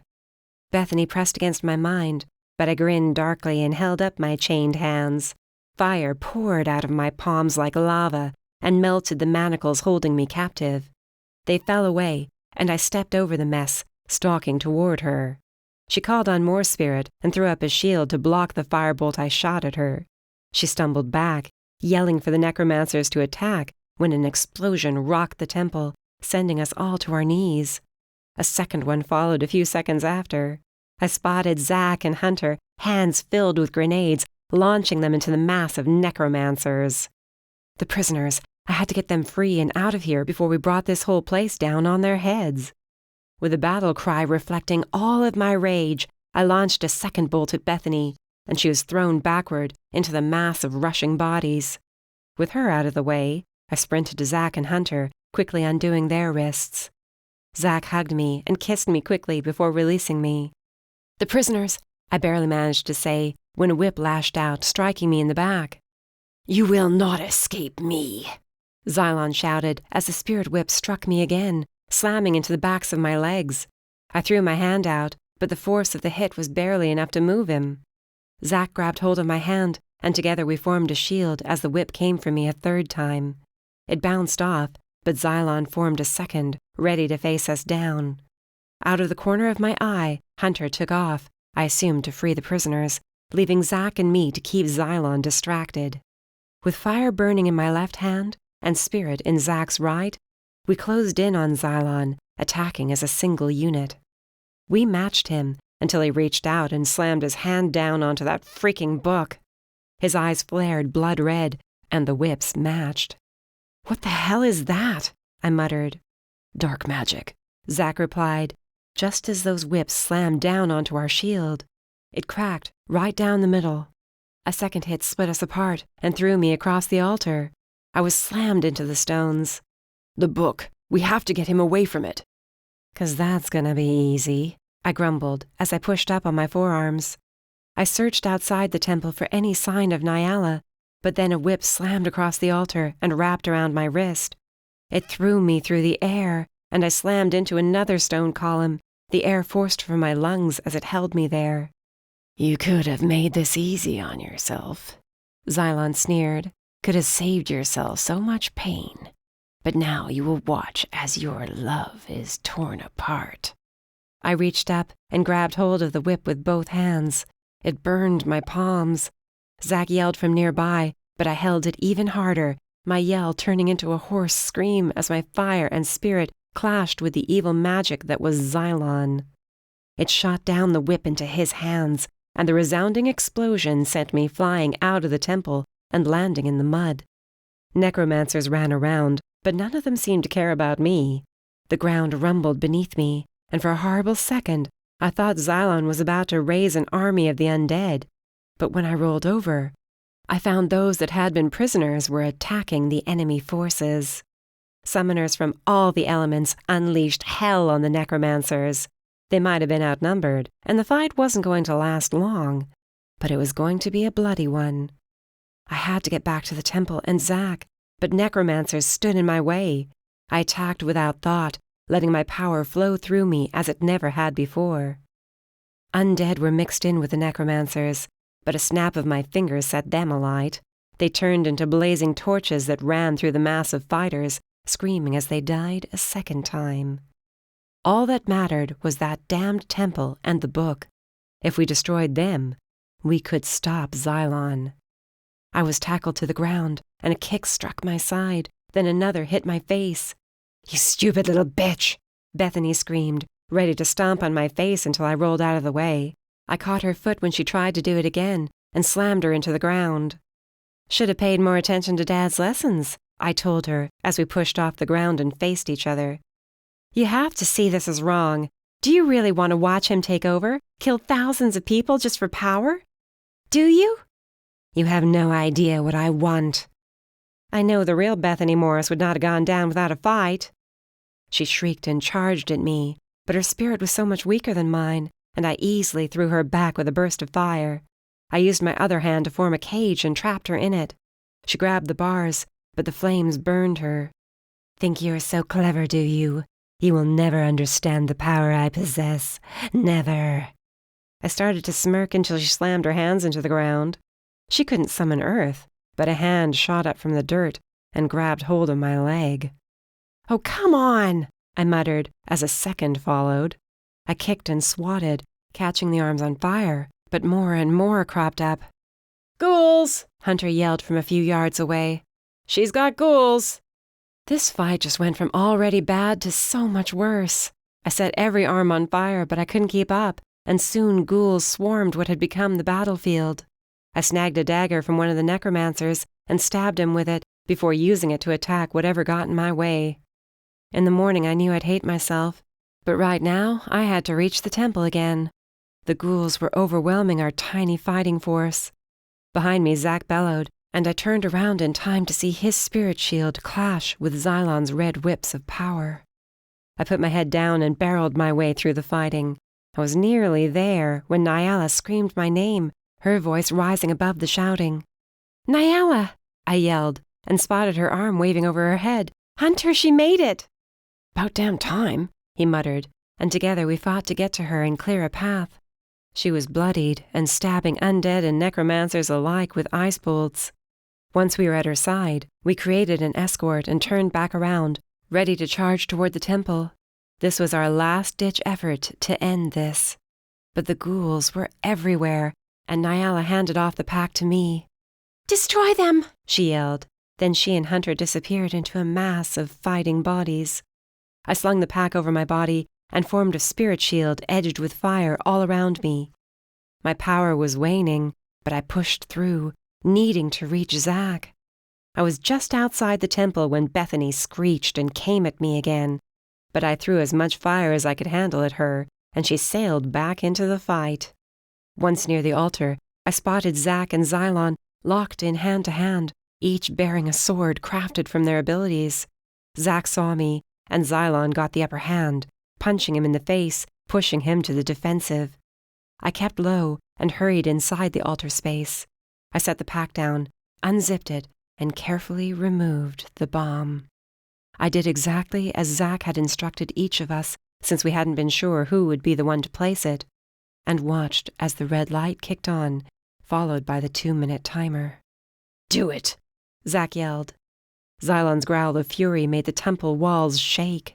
I flipped the switch, and the time began to tick down. "Nyala," I reached out to her mind. "Bombs set. Get them out of here." I didn't wait for a reply. I leapt over the altar and grabbed the chains that held Theon's dead body. I tried not to look at him or the gaping wound at his chest as I wound the metal links. The seconds ticked by too fast, and when I finally had the chains free, I yelled for Zack. I took one end and, using spirit, flung it around Xylon so it reached Zack's outstretched hand. He caught it, but Xylon whipped around and came after me, nearly taking my head off with his damned sword. I ducked and took a hit from his sword's pommel to my shoulder blades. "You won't win," he shouted and struck me again. Grunting in pain, I fell to the stones, but our time was running out.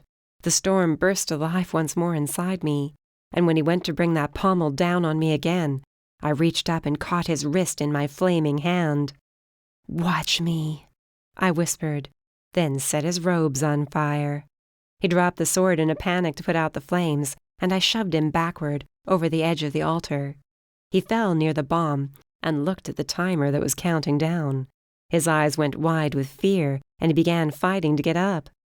Time to trap him next to the bomb. I melted the chain into the stone, sprinting around to where Zack stood to do the same to his end. We did the same to the second length, and then backed away as Theon howled and screamed, trying to get free. His dark magic pushed against the chains, forcing them up. He was going to get free, but we were out of time. "Move!" Zack yelled, and taking my hand, we sprinted for safety. We were trying to get clear when a burst of power struck our backs. Xylon burst free of the chains, and a swirling ball of pure red spirit grew larger and larger as he stalked toward us. He lifted it over his head, his eyes mad with glee at our demise. Zack and I threw our hands upward at the same time he launched his attack. The second they made contact, they exploded violently, and barely a moment after, the bomb went off. I tumbled, head over heels. Zack yelled my name, but there was more screaming and crying that drowned him out. My head smashed into something solid, and I gave up trying to stay conscious. Chapter 5. Zack. I watched the waterfall flow peacefully from the cliffside and into the stream. Green moss grew beneath me, and white flowers sprouted up here and there. It was so peaceful here, so quiet. A hand reached out and found mine. Briar. She was here with me, just as she should be. "We did it," she whispered. "Yeah, think we did," I replied. "What do you think happened to us?" She shrugged. "Dunno, and part of me doesn't give a damn." Her words trailed away, and then I was falling faster and faster. A hand gripped mine before it was wrenched away. A force hit me, throwing me, and then there was nothing but silence. A voice called my name, but I wanted to ignore it. Why? It wasn't Briar.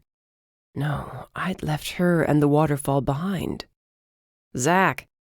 Hunter's voice. "Shit," I muttered and opened my eyes, staring at the sunrise breaking through the night sky. Xylon, the explosion, the bomb.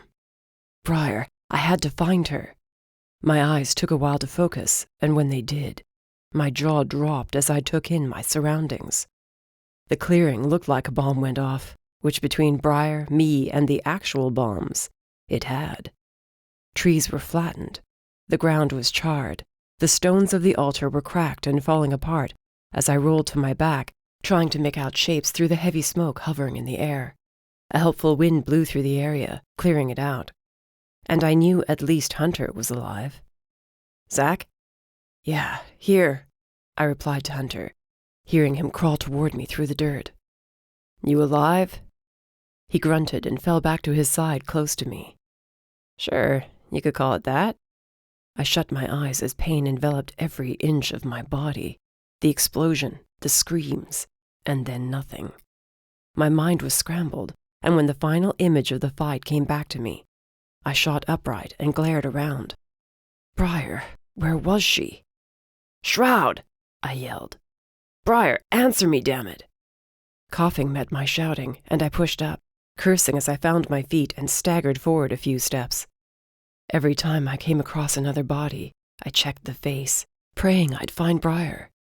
She had to be alive. We didn't stop this shit just for her to be dead. But with each face I saw that wasn't her, my heart sank more. She couldn't be dead. It wasn't possible. "Zach!" "Nyala?" I picked up the pace, running in the direction of her voice, and found her helping a cloaked figure sit up. I was about to attack, thinking this necromancer was going after Nyala. But then the hood fell back, and a fiery gaze flicked to mine. "You look like shit," Briar murmured, voice rough, but smiling underneath the soot covering her face. "Right back at you, Shroud," I murmured, and then she was in my arms. I kissed her fiercely, drawing her into me as I held her close. It was over. All of it was finally over. I had her back, she was alive, and the bastard Xylon was dead. The majority of the necromancers were dead, and there was no sign of any more guards or undead. The prisoners who'd decided to fight with us lost a few. But those that survived hugged each other close, grateful to be living. There wasn't a chance in hell the necromancers were bringing Xylon's powers back now. Their book was destroyed, as was what I assumed was their main altar. Nick and Luke, I had no doubt, were successful in collapsing the tunnel systems the assholes had been using to get around. The war was over before it began, just as Theon hoped it would be. I pictured what the old man would say if he had lived through the first part of this fight. I could see him now, standing there, tapping the side of his nose, saying we should never have given up hope that we'd succeed. Right, old bastard. I hated to say it, but I was going to miss him. I looked toward the altar, but it was a crater in the ground. There was no body to bury, nothing to take back to whatever family he had left. Nyala was already standing beside Hunter, both staring down at the black-clad figure on the ground, the necromancer from our nightmares. I threw back the man's hood, but the face of a stranger looked back at me, as it had when I first saw his features. He had no tattoos covering his bald head, but there was a scar on his right cheek and more tattoos on his hands. Other than that, there was nothing to say who he was. "I say we throw his body in with the others, burn them all, and then we'll put in a call to HQ. Get them out here to help us clean up this mess." Shouts came from the surrounding woods. We all turned. Briar leaned into me with a grateful sigh. "Think the cavalry's already here." A few seconds later, Nick and Luke broke through the trees with tons of talons behind them, ready for battle. They stopped short, studied the destroyed clearing, and then shook their heads and ran over to hug me and Briar. There were questions needing to be answered, but all I wanted to do was take Briar back to our apartments in Silent Heights and call it a day. Hell, I'd say we deserved a full year off to ourselves for this shit, but one of us still needed to officially be trained and certified before she could truly become a member of the Talons. "Any sign of Adam?" I asked my brothers, as the other Talons started dragging the dead necromancers together to be identified and then burned, just in case. "Nothing yet, but the tunnels have been cleared and sealed," Luke informed me. "All of them?" "As many as we could find, at least. But don't worry, I found a map in one of them, and we're sending out more teams tomorrow to seek out what's left." He patted me solidly on the back. "We'll flush them out, kill them, and then this will be finished for good." Dad will be avenged. We'll find Adam, Nick added as he neared us. He's alive. I feel it. I had hope he was, after witnessing what Briar just did to save us, after what we'd all been through to get to this point. I was not about to lose faith now that our brother was out there, waiting for us to find him. For all we knew, he'd escaped at some point and was on the run. Didn't matter. We'd get him back. Briar pulled away from me, glancing at the dead bodies scattered around. She might have said she could get through this, killing again without it affecting her, but she'd taken out a fair number on her own. No exploded heads, though. I watched her closely, waiting for her to lose it again. But then she paused, and her face scrunched in anger. I followed her gaze. A figure was getting to its feet, wearing a torn cloak, with hair just like Briar's. "You bitch!" Briar bellowed and charged. I realized it was Bethany as they hit the ground in a heap of falling limbs. By the time I got there, she was on top of her sister, nailing her over and over with her fists. Bethany's face was swollen and bloodied, and she wasn't even trying to fight back. "You did this! You killed Morris! You killed all those people!" Briar screamed, hitting Bethany again and again. Fire sparked in her eyes and joined her fists. Just as she was about to set her sister alight, I wrapped my arms around her and dragged her away. She kicked and screamed at me to let her go as Nyala, Hunter, and my brothers knelt around Bethany, who was gasping for air. "Let me go! I'm gonna kill her!" Briar ranted. "Just let me kill her!" "Stop. You can't just murder her," I argued, struggling to keep her under control. "She's a killer!" "And you're not!" I yelled even louder, hoping to shock her into stilling. Lot of good it did me. "Briar, if I have to knock you out, I will.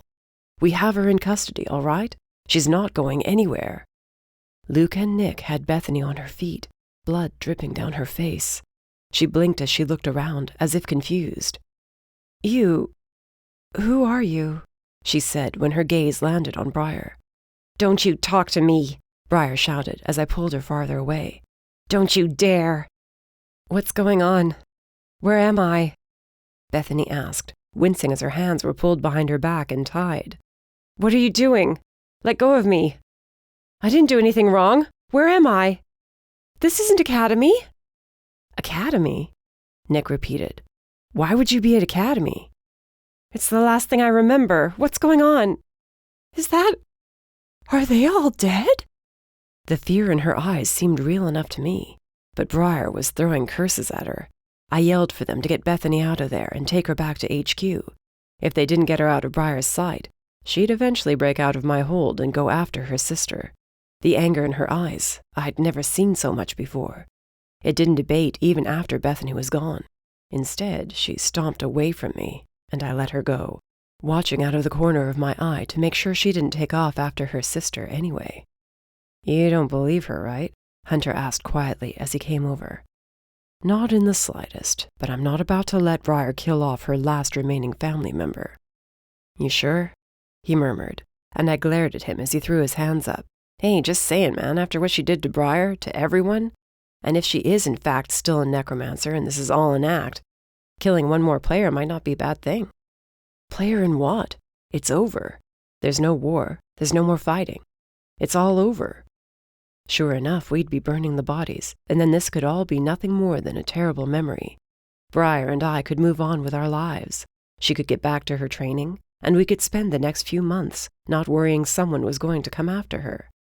Now that the generals and several council members were on our side, having gone to the tunnels to see the undead, there was no more denying what we'd told them was the truth. I worried they were going to hold Briar's attack on Mark against her, but Kira and Theon had sworn they would expose him, and she'd be safe from being thrown back into a cell, or being back at their mercy. Suddenly, I wanted to get Briar out of here, and told Hunter I'd catch up with him later. My brothers would understand. They all would. I went to Briar, took her hand, and tugged her away without so much as a word. I led her back through the trees, down the hill to the dirt road my brothers and the rest of the soldiers used to arrive. The first man I found, I asked for his keys, told Briar to get in the SUV, and we took off. At first I wasn't even sure where I was headed, but then we wound up in Silent Heights hours later at her place. It should have taken longer, but I hadn't paid much attention to the speedometer the whole way, only stopped for gas when we needed it. Once we climbed the steps and stood outside her door, we realized neither one of us had a key. Not that it mattered. I stepped back and, using spirit, threw the door open, letting her step inside first. She hadn't been back to this place since she was arrested for Sam's murder, and I saw her hesitation to walk through the doorway. "Briar, it's safe," I whispered. "It's over." "Feels weird being here, after everything," she replied. "I keep waiting for someone to show up and take me away again."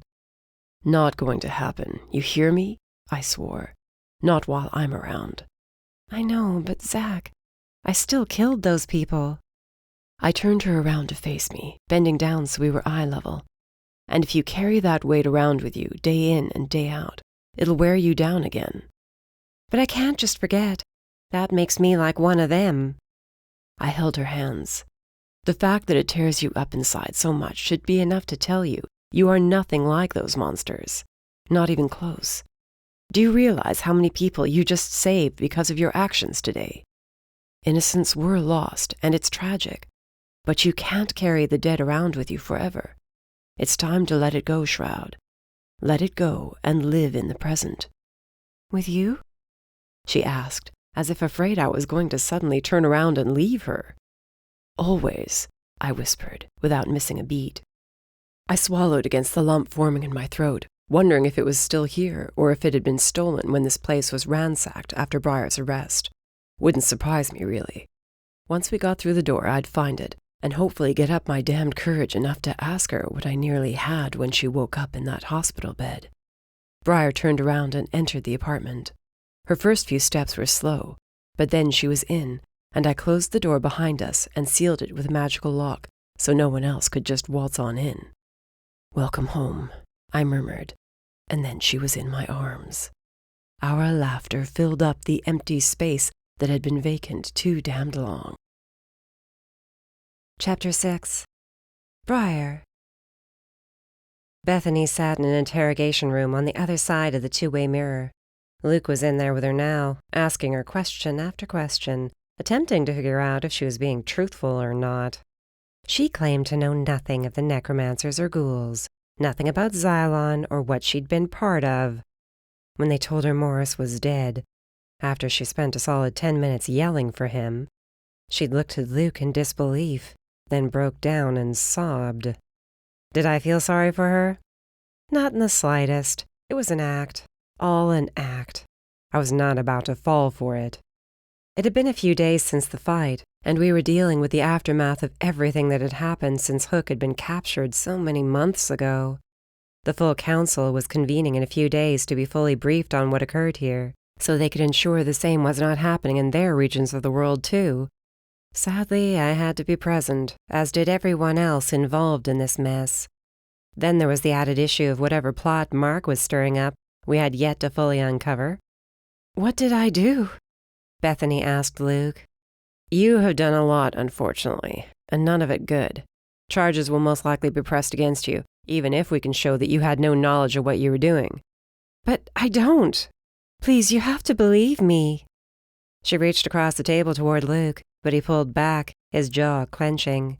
She shrank back in her chair, appearing lost and alone. Good. That was good. I wanted her locked up for the rest of her days.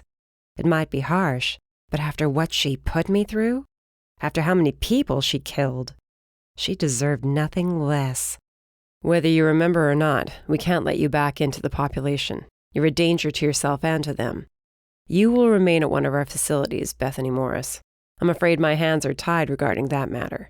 If you'll excuse me, someone will be along shortly to return you to your cell." Luke stood and walked toward the door. Bethany pleaded for him to stay, but then he was gone. I waited for a brief spell before leaving the observation room, watching my sister intently. Her eyes flickered around, and she wrung her hands. When her gaze roved over the mirror, I expected her to leer at me as if she could see me, to give me some sign that this was all an act. But she sniffed hard as tears welled up in her eyes, and she lay her head on the table. A doubting voice whispered in my mind that maybe this was all real. But I steeled myself and forced my feet to walk away. I was not going to be fooled by her again. Her or anyone else who got in my head. I exited the room to find Zach and Luke talking quietly outside in the hall. "So?" I asked Luke as I approached. "There's a small part of me that believes her," he admitted. "You can't." "I have to go on what I see. And right now what I see is someone who's scared and weak. Whether or not we get her to reveal this is an act, she's going to be closely monitored for the rest of her days. Don't worry, Briar. She's not getting out of here." "Better not be," I muttered. Zach shot me a look. "What?" "Think it's time we go back home." "I thought they needed us here." I was confused. "Not until the council actually arrives, right, Luke?" Zach said through a smile as Luke immediately started nodding. "See, let's go." I considered arguing to stay and see what happened with Bethany, but his narrowed gaze said if I didn't go with him now, there'd be hell to pay later. He was looking out for me, I knew that, and being around Bethany, being here at all, had me on edge. No reason it wouldn't. After all, I was held here, tortured, and nearly killed. So yeah, I thought I was allowed to have some nerves about being back. "All right, we can go home." "Luke, text me if there are any changes," Zach added, "and only if there are any changes." Luke pressed his hand to his heart. "I will not disturb you unless I have to. Get some rest. You both deserve it." There was more in his voice than simple teasing as his gaze lingered on me. Zach and his brothers were all worried I was going to break down at some point from all the power I'd used during that final fight. The difference this time was that I controlled it. I might need to get more training, but after having so many others try to use me, I pushed myself to gain that upper hand, and now I was confident in my abilities. I knew I would never hurt another innocent. Never hurt Zach or those I cared for. I was in control, no one else. I hugged Luke, and he lifted me off my feet as I laughed. "Go on, get out of here before you get roped into doing something else." He shooed us away. He was grinning, but the second we all heard footsteps approaching, his eyes darkened, and I was being shoved behind him and Zach. They formed a protective wall in front of me while I was playing catch-up. "Master Mark, something I can help you with?" My blood boiled at the sound of that name, and Zach shifted closer to me on instinct. "What the hell is he doing here?" I whispered in his mind. Zach barely shrugged his shoulders. As far as we'd been told, the 3 masters responsible for torturing me were supposed to be at another HQ and were to remain there until the council met to decide their fate. Mark was also meant to be locked up, since he appeared to be in charge of everything going on behind the scenes, all the planning. "I have arrived for the council meeting," Mark replied. Fire sparked to life at my fingertips. "You do not have permission to be here until they arrive, and seeing as they are not here yet, I will request that you remove yourself from Talon HQ, sir," Luke ordered. "Not sure who even allowed you to access our base." Mark sighed. "I do not take orders from you." I shut my eyes, willing myself not to look up. "No, then perhaps Generals Bastille or Phillips." Luke's voice had an edge to it. "Yes, well, seeing as they are not here at the moment, I'll wait for you to fetch them, shall I?" Feet shuffling almost made me glance up out of curiosity to know what was going on, but his next words left me no choice. "Is that Briar? My, so she is alive after all, and walking freely. Do you have any idea what you're unleashing onto the world by letting her loose?" My head shot up and I glared at him, smirking when he flinched backward against his 2 guards. "She is not being formally charged, and has proven she's in control," Luke informed him. "She is no longer your concern." "No longer my concern," he repeated loudly. "She tried to kill me, the bitch." Zach cursed and raised his fist, but I caught his arm at the last second, stopping him. As much as I would have loved to see him kick the shit out of Mark, it would only get him in trouble, and we were damned lucky they weren't pressing charges against me still. "You will not speak to her or about her again. Got it?" Zach seethed. "Never again are you going to get your hands on her." Mark stood toe-to-toe with him, though Zach struck the more intimidating figure, and glowered. "Is that so?" "Yes, it is. Funny, during our sessions together, I nearly had her," Mark whispered. My skin crawled. He continued, "She was almost mine. Seems her love for you was more easily swayed than you realize. You sure you can trust her?" Zach didn't even take the time to glance at me as he replied, "I trust her with my life, and I did not have to manipulate her. She'll never be yours to use as a weapon, or anything else." He held out his hand without looking, and I slipped mine into his grip. "Luke, we'll be back in a few days." We walked away. Mark's next words made me stop. "You'll never be safe," he called out. "Someone will always be after you, and with me you'd be safer. I hope you realize that before it's too late." "Keep walking, Shroud," Zach muttered. I didn't turn around, didn't face the bastard who tore my mind apart. Instead, I smirked and snapped my fingers. Mark's yelp of alarm was enough to satisfy me, and together, Zach and I exited the building. "Why is it always feet with you?" he said with a snicker. "Dunno, just is." I shrugged. "Maybe because I like watching people jump around like idiots while they try to put out the flames." "Like you did your first few months at Academy." He turned around and asked with a crooked grin. "Ah, you're just so funny," I murmured, then kissed him. "How many days do we have?" "Enough to get us both recharged for this summit meeting."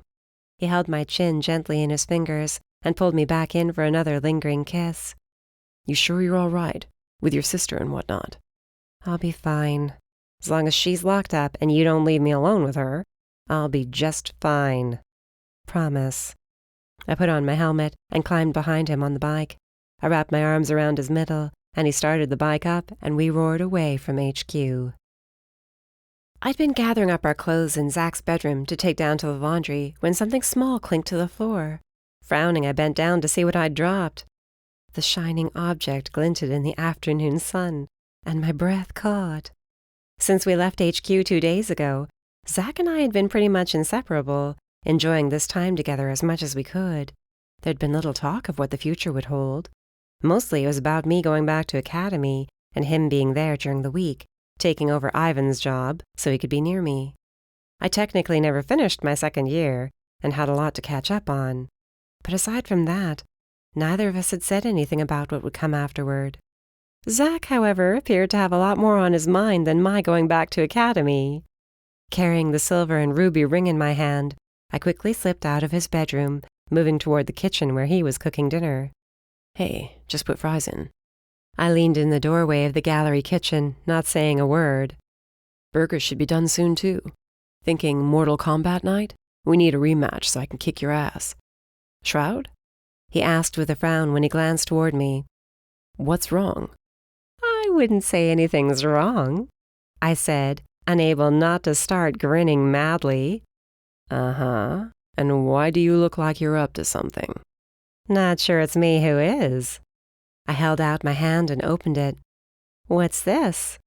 His cheeks reddened instantly, and he rubbed the back of his neck. "Well now, Zachary Pierce, don't you look nervous?" I said with a laugh. "Is this what I think it is?" He hung his head as he nodded. "You know, I had a plan." "You did, huh?" "Yeah, I did. It was going to be a romantic night, just you and me and some candles." "Sounds pretty dull," I said slowly. I held out my open hand. He laughed with me as he came over and picked the ring up out of my palm.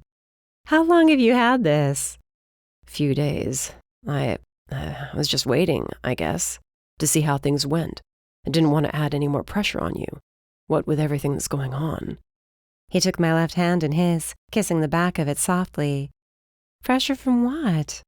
I squeezed his hand and looked into those cerulean eyes. "Zach, I want to be with you." "You do? Do you, I mean, you want to be with me like this?" he asked, holding up the ring again. "Yeah." Butterflies filled my stomach, and it was like we were sharing our first kiss all over again. I nibbled at my bottom lip as his eyes narrowed slightly. He lowered his mouth to mine, and I grew lost in the moment. "Briar Morris," he whispered against my lips. "Marry me?" "What do you think?" I replied, feeling all our troubles finally fall away as he slipped that ring onto my finger. I held his face warmly in my hands and kissed him again, never wanting to let go. We'd been through hell more times than I could count, and now we'd finally get to live our lives and be happy. I had no idea what the next few days would bring, or months, but as long as Zach was with me, I didn't really care either. Shroud? What? I sniffed and cursed when I glanced down at the flames sprouting around our feet. We stomped them out, laughing together, and then he shut off the oven and the burners on the stove, swept me up into his arms, and shut his bedroom door behind us. I jerked awake, vision blurry as the last bits of my dream slipped away from me. Whatever it was hadn't been good, but at least I hadn't seen Zach killed again. He grunted beside me, his arm tightening around me protectively even while he slept. I kissed his cheek and carefully extracted myself from the bed, tugging on his sweatshirt and some shorts as I padded out of the bedroom to grab something to drink. I admired the moonlight glinting off the ring I wore on my left hand, wishing more than anything Morris was alive so he could be there for whenever this special day came around. It sucked. I'd finally found him, and now when I had a non-emergency need for Morris, he wasn't here. I'd been to his grave after we got back to Talon HQ the first time, had fallen apart right there at his tombstone. I wanted him back more than anything, knowing now how much he cared for the daughter he almost never knew about. I'd stayed there until the sun set, and Zach finally convinced me to get some rest. Morris wouldn't want me wearing myself out, crying over his dead body. Bethany. This was all her fault. But I pushed her from my mind, got my glass of water, and went to peer out the back door at the night sky. I'd have to text Nyala in the morning. She'd flip out. I smiled, knowing exactly who I'd take with me to look for dresses, too. Planning a wedding. That was something I never expected. Not the way my life had been going. But now I was actually close to having a happy ending. I opened the back door, letting the evening breeze inside, and took a few deep breaths of fresh air. I could get used to this kind of life. I was going to close the door and head back to bed when the breeze picked up, creaking the boughs of trees and rustling the leaves. Probably a storm moving in. I stepped back when a voice brushed against my ear, turning my usually warm skin ice cold. It's not over. It will never be over. I strained to hear more, but then the wind calmed, and I flinched as if waking from a dream. Had I dozed off? I shut the door quickly and was setting my glass in the kitchen when I heard Zach's phone ringing from the bedroom. Running to try to get to it before it woke him up, I scrambled to get it off the nightstand and answered it, ducking back into the hall. "Hello?" Briar? Nick said, sounding shaken. "What's wrong?" I asked quickly. "Is it Bethany?" What? No, she's locked up. Can you get Zach? Just put me on speaker. "Yeah, hang on." Back in the bedroom, I nudged Zach. He shot up, fumbling around and looking like he hadn't been dreaming as peacefully as he seemed. Briar? "Your brother's on the phone," I told him, then hit the speaker button. "He's up, Nick. What's going on?" Zach? Yeah, man, right here. Zach muttered, rubbing his hands roughly down his face. We had an unexpected guest at HQ about 10 minutes ago. Nick explained, his voice shaking and sounding like he was in a state of shock. Who is it? Zach asked. Nick, you're freaking me out here. Adam. Zach and I looked at each other, wondering if we'd misheard. What? He finally asked. Adam. He just showed up outside the main gate. No memory of what happened, where he'd been. Nothing. They're running some tests on him now. Was he hurt? I asked when Zach shrank back on the bed, shaking his head in confusion. A few scrapes here and there, some bruises, but otherwise, he seems fine. We're coming in, Zach announced. I want to see him. We'll be here. Nick hung up. I did the same, handing Zach's phone to him. He got out of bed and started to get dressed, not saying a word. His shoulders were tense, and I didn't have to brush against his mind to know how worried he was about whether or not Adam was actually Adam. "Hey," I said, and pulled his frantic movements to a stop. "He's going to be fine." You don't know that, he whispered, hugging me. We have no idea where he's been, who had him. We'll figure it out, but right now we just have to have a little faith. Isn't that what you always tell me? He sighed and relaxed in my arms. You're right. It's just strange, you know? Yeah, I do. But let's worry about one thing at a time. Seeing your brother. I squeezed him as hard as I could, and after a quick kiss, ducked back into my room to change. Was I worried about Adam turning up out of nowhere? Yeah, I was, because good things like this never just happened. Not for us. If Adam was back, he'd either managed to escape on his own, or whoever held him captive had let him go. That voice in my mind again, swearing this wasn't over.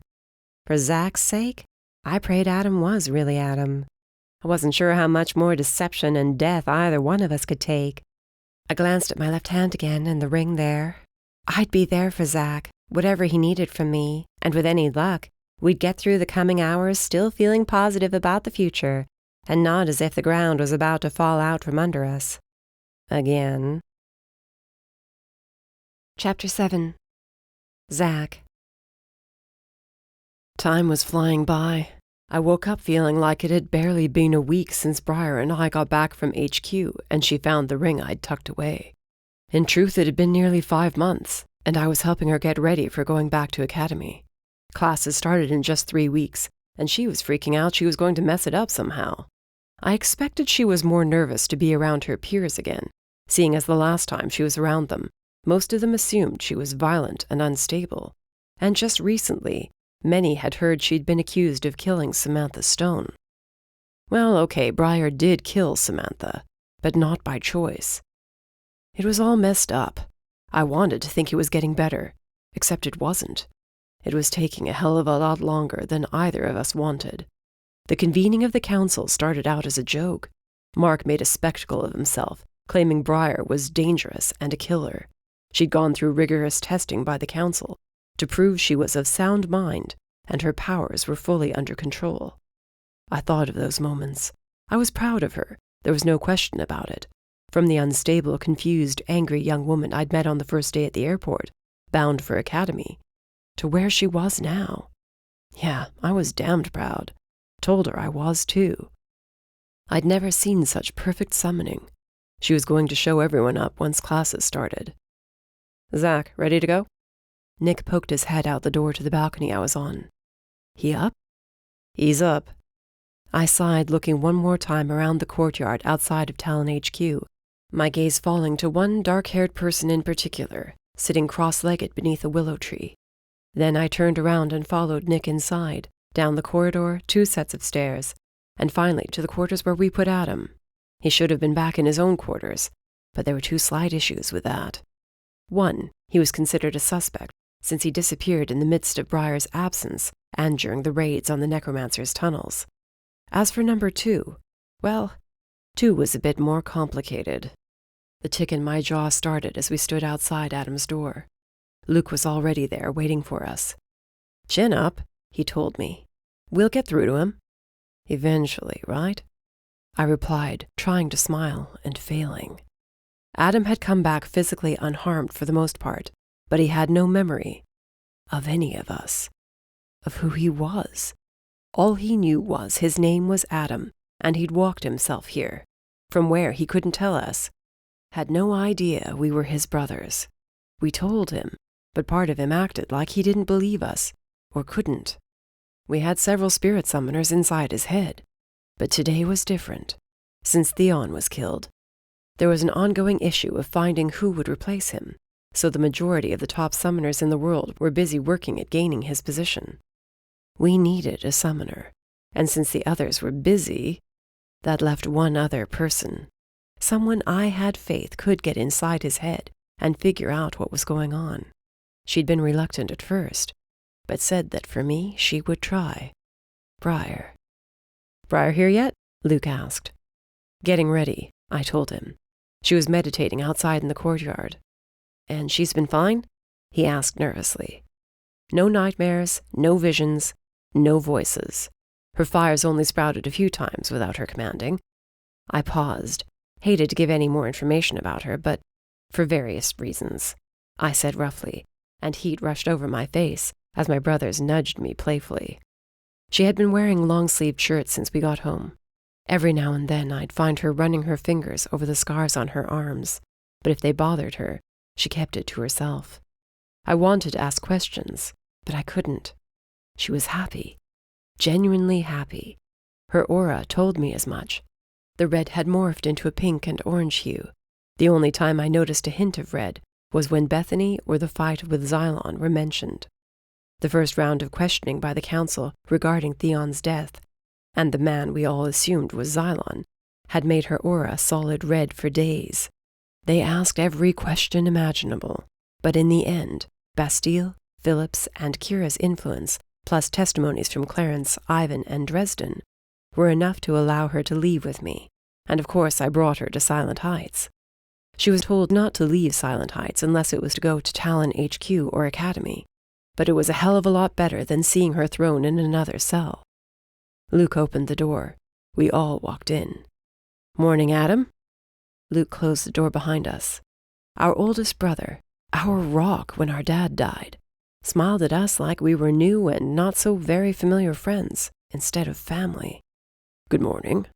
Looks like it's going to be a nice day outside. Think we can get out this afternoon?" "Sure, that shouldn't be a problem at all," Luke replied, but I heard the strain in his words. He'd taken it the hardest when we learned Adam remembered nothing about us. "Think you're up for some questions?" "Anything I can do to help," he said quickly. "What questions?" "Actually, we're going to have someone else who's going to try to see into your memories," Nick explained slowly. Adam's brow furrowed. "Are you okay with her trying? We can always wait a few more days." That was a lie. None of us wanted to remain in the dark like this. We needed answers so we could tell the council for certain Adam was innocent in all that occurred after he disappeared, and that he wasn't a threat or under the influence of another. They'd been shocked to find a group of necromancers and former summoners had managed not only to get inside Briar's head, but fully control her. They tested her for days and hadn't been able to hide their awe at how strong she truly was, especially now that she had fully accepted who she was, where she came from. Adam wrung his hands, something he never used to do. At first I'd brought up the concern he was another abomination, a creation of the Malfeasant necromancers or summoners, but we tested him. He was no creation. This was our brother. Now we had to make sure it was only him up there in his head. "If you think she can help," Adam finally replied, "I don't mind." "It won't hurt," I assured him, but that was a half-truth. It never hurt when Briar was inside my head, but our connection was stronger, different. Briar practiced a few times on me over the last couple of days, and there'd been no pain. She'd found several other interesting images to torment me with. I hid my smirk, remembering those moments. I'd enjoyed that torment. As for Adam, he would merely have to sit there and let her into his head. He nodded anxiously just as a gentle knock came at the door. His head shot up, and his eyes widened for a second when he saw Briar, almost like he recognized her, and not in a good way. He took a half-step back and sat on his cot. "Sorry if I'm late," she said quietly, looking at me curiously. "No, you're right on time." I motioned for her to come in and shut the door. "Adam's agreed to let you try." "She's going to do it?" he asked, alarmed. "I am," she confirmed. "I'm Briar. I promise I'll be careful. You won't even know I'm in there." Adam gulped loudly. "No." "No? Adam, you said you were all right with this," Luke said, an edge in his voice. "Not her. Anyone but her. Those eyes. I know those eyes." Briar sighed as she glanced at me. "Bethany, it has to be her he's seeing." Adam shrank back at the mention of the name. I wondered if this wasn't a good idea. Then Luke and Nick moved in, sitting on either side of our brother. "We need you to trust us," Luke said sternly. "Don't you want to remember?" Adam bobbed his head, his eyes flickering every few seconds to Briar, as if she was going to attack him. "I don't trust her." "Do you trust us?" Nick asked. "In all the time you've been here, you've never been hurt." "True," Adam mumbled. "You promise she won't hurt me?" He sounded like a little kid, and it ripped a new hole in my heart, thinking of whatever those assholes did to my brother. "She won't," I promised. "She only wants to help you. Trust us. This is how we find the answers we need." He scooted to the edge of the cot reluctantly and sucked in a few deep breaths. "Okay." "Briar?" I stepped back. She pulled over a chair and sat across from Adam, closed her eyes once she was settled, then rested her hands on her thighs, breathing in and out. Adam twitched, but she hadn't done anything to him yet. I sensed her centering herself, exactly as I taught her nearly 2 years ago. "You'll be all right, Adam. Nothing to worry about." His skeptical gaze said he didn't believe me, at least not completely. Briar opened her eyes, and they glowed a soft white with spirit. Adam's lips parted, his own eyes drawn and locked onto hers. The second she astral projected into his mind, I caught the faintest shimmer pass through the air between them. Her shoulders slumped, but her eyes remained open and fixed. Adam grew rigid, but gave no sign that he was in distress. "She's in?" Luke whispered. "Yeah," I said, watching her closely. Not sure what she sees yet. I paused when her hands curled into fists on her thighs. She frowned. "Bethany." She breathed out the name, and her shoulders straightened suddenly. "Shroud, pull back," I whispered in her ear, but she remained stiff and stayed in the chair. "Briar." Adam's eyes grew wide, and then he gasped, his body curling in on itself as if he was being punched in the gut, over and over again. He shook his head, but his gaze remained glued to Briar's. His lower lip trembled, and then his head was thrown to the side.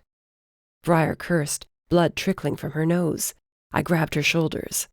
Her skin was burning with her inner fire. She had to get out of his head, but when I whispered a command for her to do so, she shook her head subtly. "Not yet. Nearly there," she mumbled. "Shroud," I warned. Her back went straight, and the trickle of blood turned into a torrential nosebleed. Her nails dug into her thighs, and her muttering turned into a shout of anger. Adam flew back on the cot, twitching as Nick and Luke checked him over, but he was non-responsive. "What the hell is she doing?" Nick asked frantically. "Shroud, answer me!" I shook her shoulders. A sudden burst of fire shimmered and hovered over Adam. It sank lower, toward his body, and I wondered if I'd been wrong to assume she could handle this. The flames brushed over his skin, but didn't burn him. Instead, they shifted and rolled until they reached his head and pressed in at his temple, forming into 2 hands. I'd never seen anything like it before. Ever. Those fiery hands vanished right into Adam's mind. He roared at the same time Briar did, before a shockwave reverberated from them both, catching the 3 of us in the middle. We hit the floor hard as Briar slumped over in the chair, and Adam went limp on the cot. "Briar!" I lunged forward and caught her just as she fell. Her eyes flew open. She sucked in a shaky breath. "I'm all right. I'm fine." I lowered my forehead to hers. "Adam?" she asked. "Shit," Adam grunted, and he sat up, shaking his head. He scrubbed a hand down his face. "Look, I know you think I'm the most attractive out of us 4, but do you have to keep staring at me?" I sagged in relief as Nick and Luke hugged him, patting him on the back and messing up his hair. I helped Briar to her feet, then hugged him too. "Glad to see you," I exhaled. "Damn, it's good to have you back." "Oh, you missed me? Good to know." He teased. "Briar?" "Hey, Adam." "Oh!" she exclaimed through her laughter as he picked her up in a hug. "Thank you." "Don't mention it, though I think I just got blood on your shirt." She cringed as he set her down, pressing her hand to her nose, then pulling it away.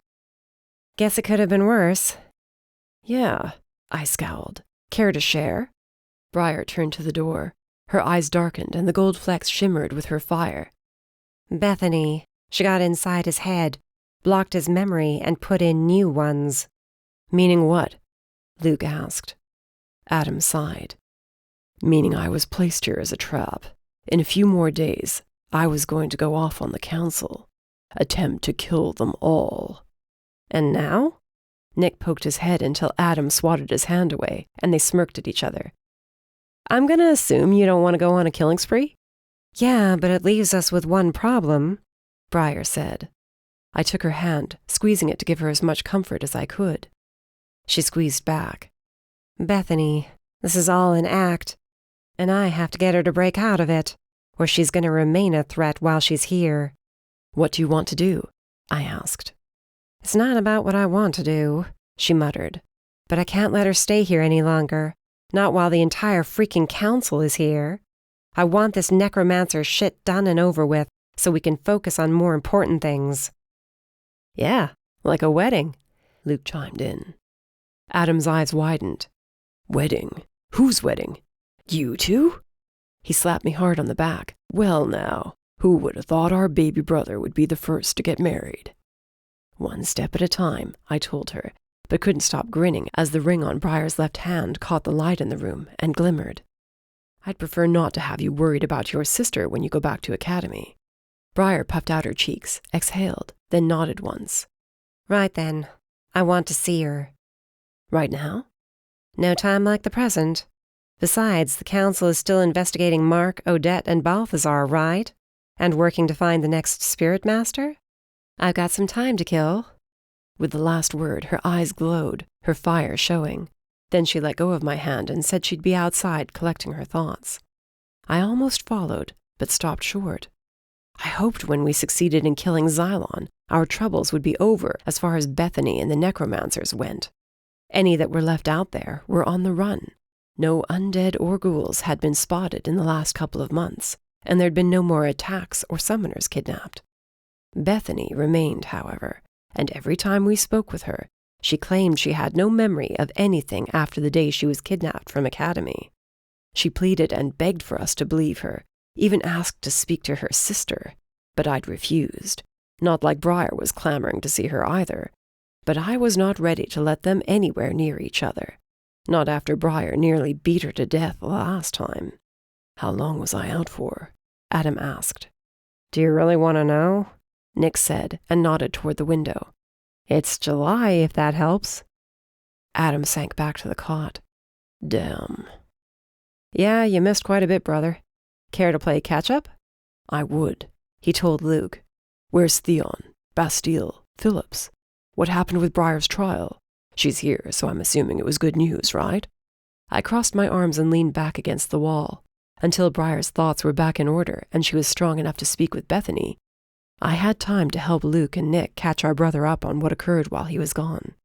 We settled in for a very long and intense conversation. All the while I sensed Briar meditating close by, her presence a constant in my mind that I'd grown used to. It was comforting to feel her and know she was near, that she was safe. I might have hovered some after the shit that went down recently. Understandably, I'd worried I'd lose her after everything we'd been through. She put up with me for the most part. There were only a few times she'd gotten so annoyed she locked me out of the apartment, threatening not to let me back in if I didn't stop watching her like a hawk. I'd gotten better. Each night I waited for the nightmares to come back to us both. But there'd been none. At least none like before. There were a few nights after the fight where I'd wake up to find her sitting up, staring out the window, but she'd go right back to sleep in my arms. No outbursts of fire, no waking up, no screaming. Normal nightmares. "Zach, you with us?" Nick asked. I jerked, startled. "Huh? Yeah, sorry, thinking is all." "What did she do?" I asked Adam. "Inside your mind." He held up his hands, shrugged, and shook his head. "Not sure. What I do remember is I was trapped in a cage of some kind. There was no sense of time. Couldn't see anything, hear anything.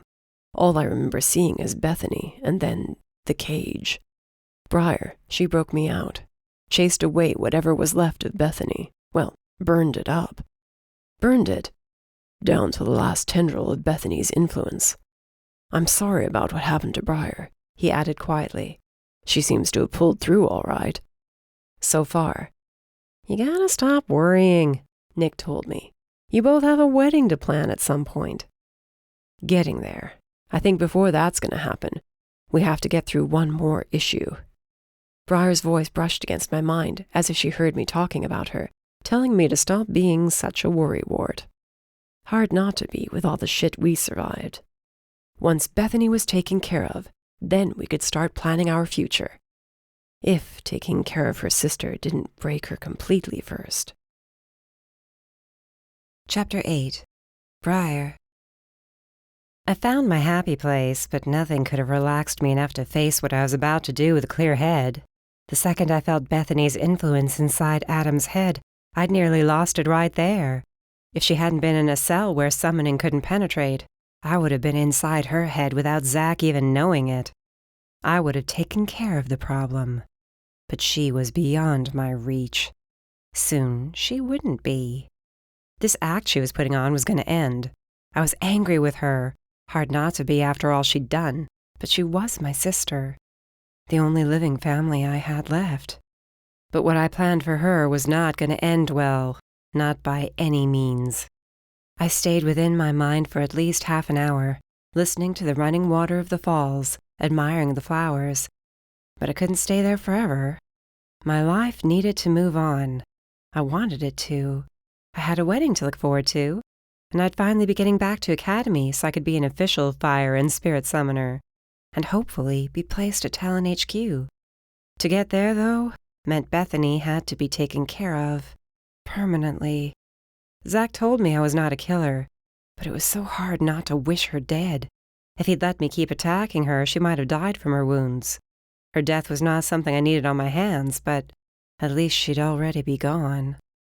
I opened my eyes, watching the courtyard from beneath the willow tree, then got to my feet and started walking. No one paid attention to me, and soon I was around the main building, heading down a gravel path that led to a large open plot of land. Beyond the black iron gate, tombstones filled at least half of the plot. The gate opened silently as I passed through, turning right, moving along the rows until I came to the grave of General Derek Morris. His tombstone was black marble and had a small flame forever burning at its base, just like all the other fire summoners who were buried here. I rested my hand on the marble, then sat down with my back to it, letting the breeze blow across my face. "You know," I said quietly, speaking to him, "a few years ago, my hardest decision was telling a boy that I liked him. Funny how quickly things change." If I closed my eyes, I sensed him, but that was probably all in my head. It was good enough for me. I spun the engagement ring around and around on my finger, picturing how Morris would have looked in a tux. We would have made a nice vision, walking down an aisle together. The father-daughter dance would have been hysterical, but well worth it. "I miss you," I finally said. "Never thought I'd miss my dad, but I do. Don't miss the life I had before, though. I love Zack, as much as he drives me nuts some days. He stuck by me through the fighting, and my dying. I know you would have kicked my butt for that move." I smirked, hearing the lecture easily enough inside my head. The council is happy with me at the moment, but something tells me before long they're going to want me to be something I'm not ready to be. I hadn't told Zack what Kira did the other day when she cornered me. It would freak him out beyond reason. Hell, it had me wishing I could disappear for a few years until she changed her mind. Whatever Theon told her about me, and what she heard of the fight against Xylon, made her think that Theon had been grooming me for something much greater than just being a Talon. She mentioned that greatness did not discriminate based on age. "I think they want me to be a master," I whispered. "I'm not ready for that. I can't be." I picked up a blade of grass and tore it to shreds, then picked up another, needing to do something with my hands so I didn't accidentally set the grass on fire. "Not sure I can even do what I think I need to do next," I went on. "Dad, she's your first daughter. You loved her just like you loved me. But she's lost to us both, and I think the only way to save her is to... Damn, I can't even say it." I rubbed a hand over my face, resting my head against the tombstone. "I wish you were here to help me. I can't do this alone. She's my sister, but she's killed so many people, and she'll never stop. If I go through with this..." The words were lodged in my throat. I pulled my knees to my chest, hating myself for caring so much about doing what needed to be done. She was a necromancer, a murderer, plain and simple. She was the reason Morris was dead in the first place, why he wouldn't be there at my wedding, or to see whatever else the future held for me and Zack. A presence brushed gently against mine, and I smiled as I lifted my head. Zack stood just a few feet away. "You're not alone, Shroud," he murmured as he sat down beside me. "Never alone. In this I have to be. It's my burden. The second I asked you to marry me, The second you put that ring on your finger, any burden we face becomes our burden. Got it? He took my hand, wrapping his fingers around mine, and kissed the back of my hand. Whatever comes of your facing down Bethany, we deal with it together. You're not going in there alone, and if it comes down to ending her, you won't be alone in that either. Do you think he could do it? Kill his own kid? I asked quietly.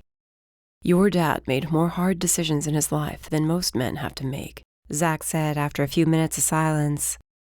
He chose to let you try to have a normal life. He put himself in harm's way countless times to protect you and to get Bethany back. He went against counsel and the masters. He did what he had to do to keep you safe. You could have just said yes, I mumbled with a small smile, resting my head against his shoulder. You might have to hold me back. This could get ugly. I won't let you do anything you'll regret. I laughed bitterly. I have a feeling no matter what happens, I'm gonna regret it. We sat at Dad's tombstone as morning gave way to afternoon, chatting about little things. Academy was starting soon. The classes I'd be taking. What wedding colors he wanted, not even realizing that was a thing. He asked what kind of dress I was gonna get, and I swore up and down it was gonna be bright pink for the hell of it. Then maybe one with flames. We both laughed so hard we fell over, and I had tears streaming down my cheeks. After that, we dropped into a comfortable silence, and despite what I was about to go do, I was lighter and more prepared for what was going to come. Zach got up first and pulled me up into his arms, kissing me. You've got this, Shroud, he promised, and I'll be right there with you. I know, as long as you don't get hurt. Me? I never get hurt, he mocked. I shook my head as we turned to leave. I wanted to believe Morris would forgive me for what I was about to do to Bethany, but there was no way I'd ever get to know. Bethany sat in the chair facing Zach and me. Her demeanor was nervous, but she made no move to attack either one of us. It was so fake. I had to curtail my instinct to punch her, if only to make me feel better. Zach moved closer, as if preparing to grab hold of me in case I lost control of my temper. We wanted to talk to you again, I finally said. See if there's anything you want to tell us. Like something I remembered? She asked. Something like that, yeah, I said slowly. Or if you want to admit this is all a bullshit act. Zach sighed heavily beside me, but said nothing.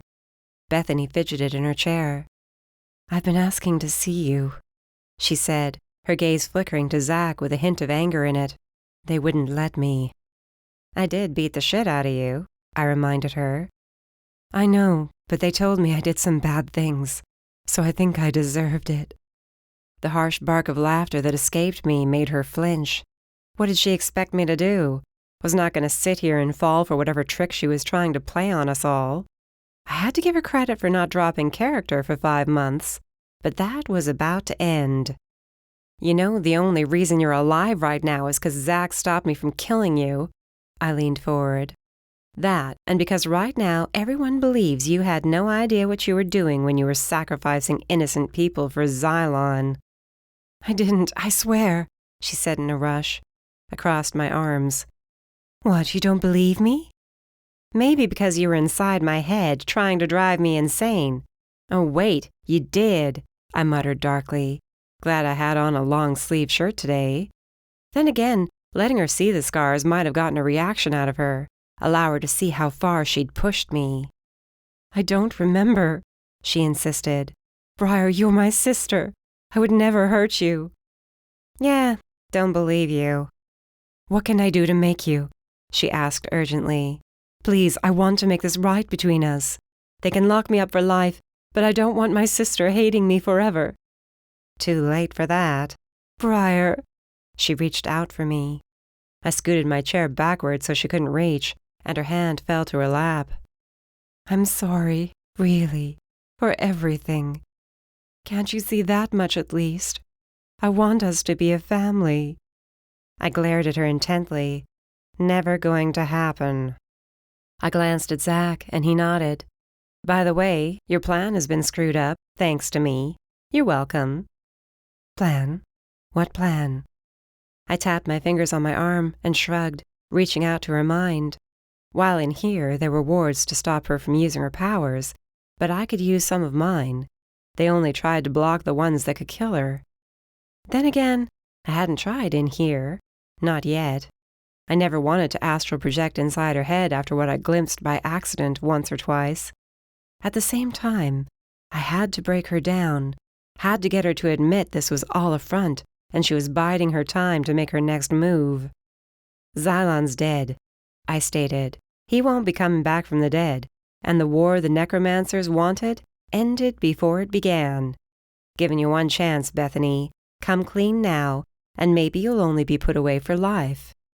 I don't know what you're talking about, she said, emphasizing each word. You have to believe me. Do I? At that moment, I wished Zach wasn't in the room with me, but I rolled up my sleeves one after the other, revealing the deep scars that would be with me for life. She wanted to play hard? We'd play hard. You drove me to do this. You did, Bethany. She shook her head, getting up from her chair as she paced away. No. Zach stiffened as he pulled on Spirit, but remained where he was. Sit down, he ordered. But Bethany ignored him, her eyes wide as she looked at my scars. Briar. What, you want to come clean? I rose and stalked toward her, feeling Zach's eyes on me. The altar is blown up, your book is gone, Xylon is dead. Your army is no more, I told her, taking a step with each declaration. Adam is free of the cage you placed around his mind. He won't carry out any of your plans of attacking anyone here. And neither will you. She was shaking her head, muttering no under her breath, over and over. I beat you. I've beaten you. Accept it, and let's get this over with. She turned away from me, and I reached out again, attempting to see what she was thinking, but I couldn't get in. I frowned, craning my head to the side as I tried again. Slowly, I took a step backward towards Zach as Bethany's shoulders shook. At first, I thought she was crying, but when she turned around, she was cackling madly, the innocent look gone, replaced by the hateful leer I'd seen in my mind too many times. You think this is over? Her eyes glowed dark red, just as Xylon's had. We will never die. Don't you understand? You will never stop us. Red lightning sparked at her fingertips, something that should not have been possible in this room. But then again, she was a Morris, too. I shoved Zach to the side as it shot out, aiming for him. It struck my arm instead. I grimaced at the sharp bolt of pain, but it was not enough to knock me down for long. I straightened, fire in my hands as well as spirit, forming a wall between us and her. I was tired of fighting, though, tired of getting hurt and watching others being injured. I was damn tired of it all. Shroud, what are you doing? Zach asked. I ignored him. My eyes closed and I reached out for the mind of my sister, the only flesh and blood family I had left in this world, aside from an aunt who was in jail and hated me anyway. Bethany was not the stronger sister, necromancer or not. I was. I was the one her master deemed would be the one who could bring him back. I was the only fire and spirit summoner that existed. She was nothing compared to me. Nothing but someone who needed to be put in her place for good. Unlike the other times when I'd been in desperate situations, my fire and spirit shield held, giving me time to center my thoughts and focus on what I wanted to do. I concentrated on fire and astral projecting it into another place. Another mind. Bethany's strikes against the shield hadn't stopped, but suddenly she froze and her eyes widened. What are you doing? She hissed, clutching at her skull. Get out of my head! She unleashed her fury on the shield, but it held strong. Briar, stop, Zach said from behind me. I shook my head. Not yet. You don't want to be the one that kills her, he whispered, and his hand closed around my arm. Don't do this. I didn't shove him off, but I increased the fire inside Bethany's head until she screamed and fell to her knees, her power flickering out at her fingertips. Her eyes returned to normal, and the amount of pain in them would never be enough to satisfy me after what she'd done. But it was enough for now. My shield fell, and I took a step closer, controlling the fire, wanting to rampage through her head and kill her. "You know what I could do to you right now," I whispered as I knelt in front of her. "As I said, Bethany, you are nothing. Not anymore." She curled in on herself. I could have ended her at that moment. But Zach whispered in my ear again, and I extinguished the fire inside her head before it could do what it had done to so many others. I stepped back into Zach's arms as the door opened and General Bastille walked in with Luke and Nick at his side, and 3 guards behind them. "Bethany Morris," General Bastille stated loudly, "you are hereby charged with murder, conspiracy to commit murder, treason, and the wrongful capture and torture of a list of people. You will be sentenced accordingly, and that sentence will be carried out within the week." I clenched my jaw as Zach's hands tightened on my shoulders. We both knew what that sentence would be. Bethany was too dangerous to be allowed to live. Zach guided me out of the door as Bastille ordered his guards to move in and bind Bethany's summoning until her trial and sentencing. She screamed my name over and over, but I kept walking. My sister died the day she was taken from Academy. Whoever that woman was in there, she was a stranger. "You all right?" Zach asked once we were a few corridors over. I stopped, leaning against the wall with my hands as I lowered my head. My stomach threatened to rebel, but I took a few steadying breaths and nodded. "Yeah, I'm good." "Let's get back to our rooms so you can rest." "No, I'm good. Where are you guys at with Mark and the other masters?" His brow arched as he took my hand. "I'll tell you after you get some rest. I'd say you should go back to Silent Heights, but I know better." I gave in and agreed to lie down for a bit. It had been a long day, and he was right. I wasn't about to go anywhere until Bethany was gone for good. At what had been Zach's room, that I now made use of, since I was here so much, he kissed my forehead, and I fell easily into bed. He shut the door, and I stared at the ceiling for a few moments before my eyes drifted shut. It was strange not having nightmares like I used to, but I thought, right before sleep took me, I heard a voice whispering in my ear that our problems were far from over. The trial of Bethany Morris was nothing compared to the joke mine had been. She was led out in chains and placed in the same cage, but she was to be judged by all 12 members of the council, as well as generals, and the only master able to bear witness, Kira. Without even looking, I knew she watched me until General Bastille slammed down the gavel and the trial started. There were hardly any questions posed by Jasper this time, as General Bastille and Kira asked almost all of them. Adam was brought forward, as were Dresden and Ivan. It was the only time Bethany made a noise throughout the entire trial. "I'll tear you both apart," she screeched through the bars of her cage. "Try it," Dresden snarled right back, his chains clinking as he lunged toward her. It took 3 guards to restrain him. "It's over. You failed him. You ruined everything." They argued back and forth until General Bastille yelled for the guards to take Dresden away.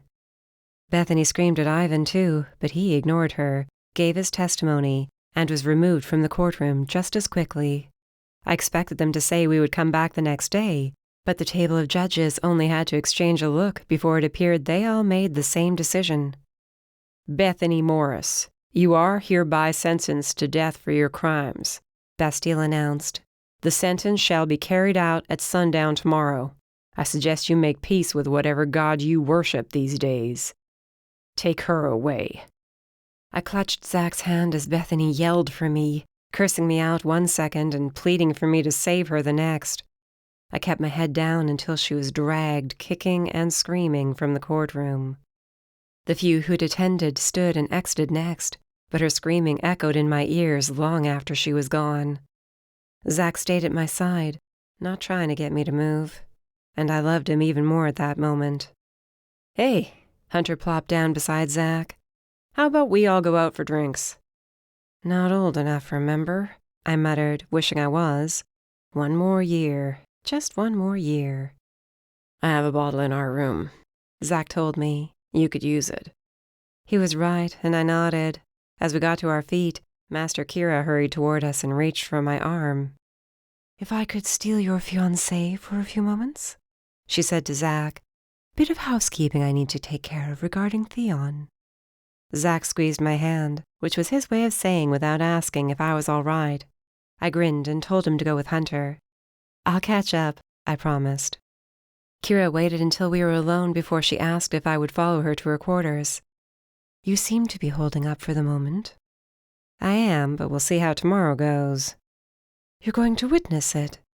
she asked, surprised. "Feel like I have to. Be wrong not to be there, right?" My sister was going to be executed, and I was going to watch. Part of me screamed what a horrible idea that was. But another part said I needed the closure. I needed to know she was officially dead and would not be coming back to torment me again. "How's it going with the council and the other masters?" I asked, wanting to change the topic from Bethany. Kira sighed. "As can be expected, the council wants more proof of Mark's crimes and this so-called conspiracy that is claimed to be brewing." "They don't believe Clarence?" "To them he is simply a soldier who is trying to get back at an unfair master," she muttered. "And the others, well, so far, we have no real connection tying them to whatever Mark may have been planning." "It's been months!" "And Mark has been at this for years. The others, possibly longer. We won't let them get away with anything." "Like torturing me?" I glanced at her sideways, and her eyes darkened. "Please tell me they're in trouble for that, at least. They nearly drove me to kill them." We reached her door, and she rested her hand on it as she said quietly, "They've been fined." "Fined," I repeated. "As in they had to pay money for torturing me?" "Yes." I really wanted to set something on fire right then, but aside from the building itself, there was nothing around. As my hands grew warm, I shut my eyes and focused on Zach and our waterfall, anything to calm myself down before I lost the control I'd finally found. "That's just great," I finally spat. Kira nodded in agreement. "Which is why I have the Pierce brothers switching from the Necromancer cleanup to Mark. They will be investigating everything that man has touched since becoming a master. Those 4 will find something, I have no doubt." "And Dijon?" I asked of the remaining necromancer. No reports came in of his being found at the tunnels or where we'd killed Xylon. "You're not worried about him trying to build another army?" "He's one man." "So was Xylon, and look at the crap he started," I pointed out. "I would let the Pierce brothers find and kill him first before you set them on Mark. But then again, I'm not in any position to order you around, so never mind." I mumbled when her brow rose. She grinned, and I relaxed.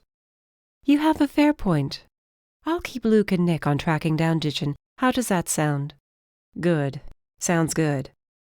If only the bastard had been there with the rest of them when that bomb went off. But I never recalled seeing him, and he tended to like being in the center of it all. He was alive, and until his body was brought in, I would keep believing he was alive and a threat to all of us." "So what did you want to talk to me about?" She held up her hand as if she'd already forgotten, then walked to the chest of drawers. "Theon managed to keep this for you, but was not able to give it to you before he was killed," she said softly, sniffing hard. She turned around with a small velvet box in her hand and held it out for me. I hesitated, but took it and lifted the lid. "I recognize this," I whispered slowly. "Morris's ring, the insignia for your family, fire and spirit melded as one. Theon believed you should keep it to remember your father." Tears burned in my eyes as I ran my finger delicately over the masculine silver and black ring. "Thank you, Kira. This means a lot to me. I thought they buried everything." "You know, he left everything to you," she reminded me. "Yeah, but Bastille said technically I can't have access to it with all this legal shit going on." I snapped the velvet box shut and held it securely in my fist, not even sure what everything included. I assumed Morris had a bit of money and maybe a house somewhere, but in all our talks, he never mentioned much of anything about himself. You let me see to that, she said with a wink. It's time the only remaining Morris returns to her home. So there was a house. I wasn't even sure I wanted to go there. If I could handle the pain that would be waiting for me, knowing I was the last one left of my family. It'll be the first time ever, I said quietly. I wasn't even born there. No, but it's your home. You belong there, especially once you graduate from academy. Every master needs a home away from all these bases and outposts. I held the velvet box tighter in my hand. I still think you're joking. But I'm not, she insisted. In a few years, with a bit more training, you could become a master, Briar. Have a little faith in yourself. I do, but becoming a master is insane, right? And there's never been one who could do 2 elements. How would that even work? The council will never accept me, and what would I even be doing? Going to meetings and making huge decisions about the fate of the world? Not sure I want that on my shoulders any more than it already has been. There's quite a bit more to it than that, she said with a gentle smile. What does Zachary think? I cringed as I shrugged. Haven't told him yet. Think he has enough going on right now. You might want to at some point. He could have good insight for you.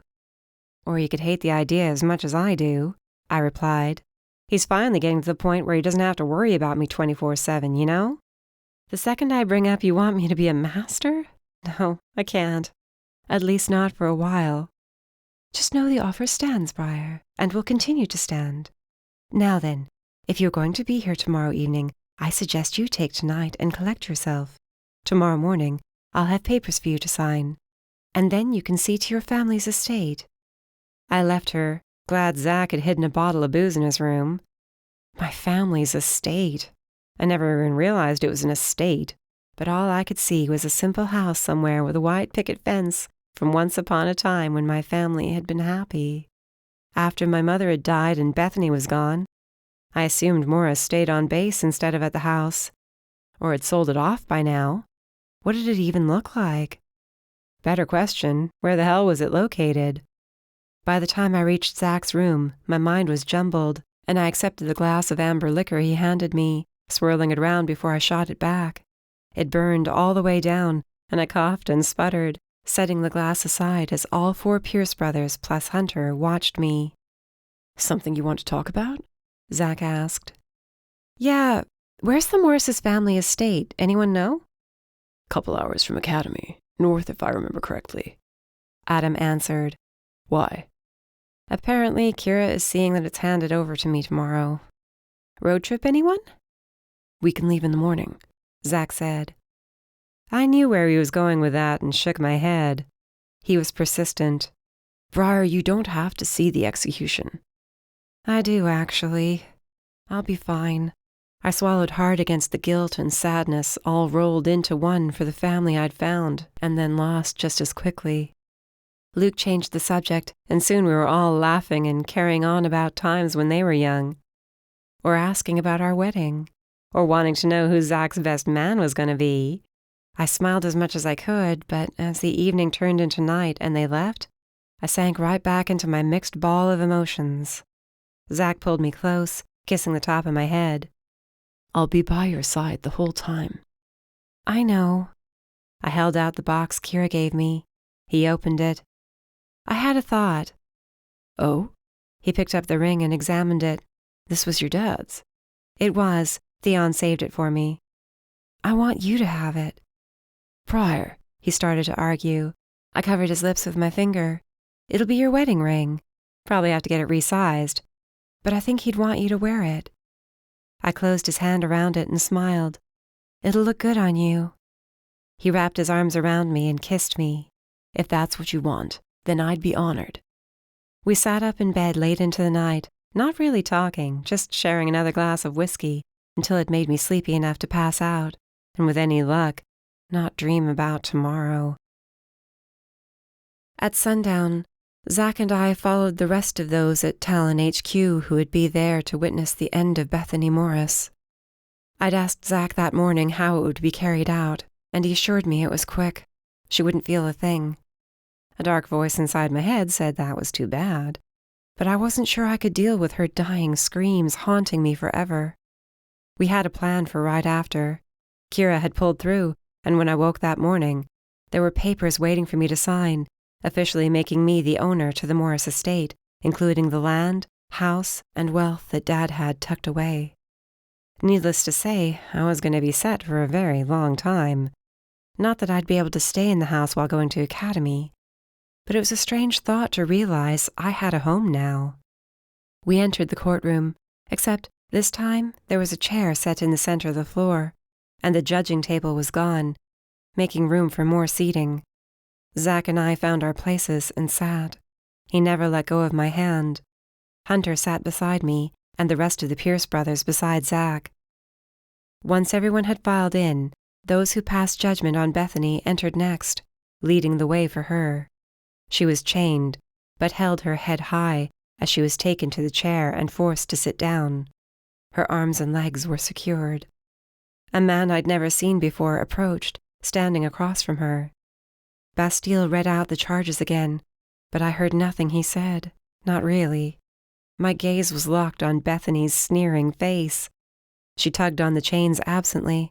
They held, and she seemed to know she wasn't going anywhere. There was no fear in her eyes when her gaze finally circled around to me. No fear, but there was a promise that made my warm skin turn bitterly cold. "This isn't over, sister," she said when Bastille had finished and stepped to the side. "Just you wait. I'll be back. Xylon will be back. The war he wanted will begin, and you will all burn. He will have what he seeks. He will. Nothing will stop him." She shrieked with maddening laughter, threatening that I would be the first one to die at the hands of her master. Zack's grip on my hand tightened. The unknown man stepped forward and reached out. Bethany's laughter turned into a scream, and she began begging for mercy. He flattened his hand against her forehead, and when he released his power, Bethany instantly fell silent, her body going limp in the chair. Just like that, she was gone. I let out the breath I'd been holding, found myself trembling. The man, a spirit summoner, had ended her life with a single touch. He checked her neck for a pulse, confirming she was gone. Bastille approached me. Zack started to tell him to give me a minute, but I shook my head. "I'm fine." "Where do you want your sister buried? We can place her beside your father." "No," I snapped, cutting him off. "No, she's the reason he's dead. Burn her body. Get rid of her. I don't want anyone remembering who Bethany Morris was." Then I was on my feet, excusing myself, not looking back at my sister's dead body again. Zack followed me outside, and we walked straight to the SUV we prepared a few hours ago. Our bags were in it, and we climbed in without a word. Talon HQ fell away as he drove as quickly as he could into the mountains, heading toward the Morris estate. Bethany was dead. I let out a shaky breath as the reality of what I just witnessed set in. I grabbed at my stomach and muttered for Zack to pull over. He did, and I was out of the vehicle, hands on my knees, as I lost what little food I managed to get down that day. Zack was beside me a second later, holding my hair out of the way and rubbing my back until there was nothing left to vomit. I was exhausted and shaky as I straightened. I didn't even realize I was crying until Zack reached out and gently wiped the tears away. "I was wondering when it was going to hit you," he murmured. "It's a few hours' drive to get to the estate. Get some sleep." I nodded against his chest, and he helped me back into the SUV. I leaned the seat back as he pulled onto the main road, and we started off once again. Eyes shut, I tuned out Bethany's final words the best I could. As if reading my mind, Zack turned on the radio, blaring it on some rock station. Eventually, I fell asleep as we headed toward my home. Chapter 9. Zack. The drive leading up to the Morris estate turned into gravel partway, disappearing around a turn beneath two lines of willow trees. Briar sat up, eagerly watching through the windshield, waiting for her first glimpse of what should have been her home all along. All I'd known about Derek Morris was his family name was old, and he had land somewhere. When we finally reached the main gate, and I brought the vehicle to a stop, Briar and I leaned forward to peer at the massive house beyond a stone wall, with 2 watchtowers flanking a black wrought iron gate. "Shit," she breathed. "Is that... This can't be the right place." "It is," I said, double-checking the numbers on the stone wall to the left.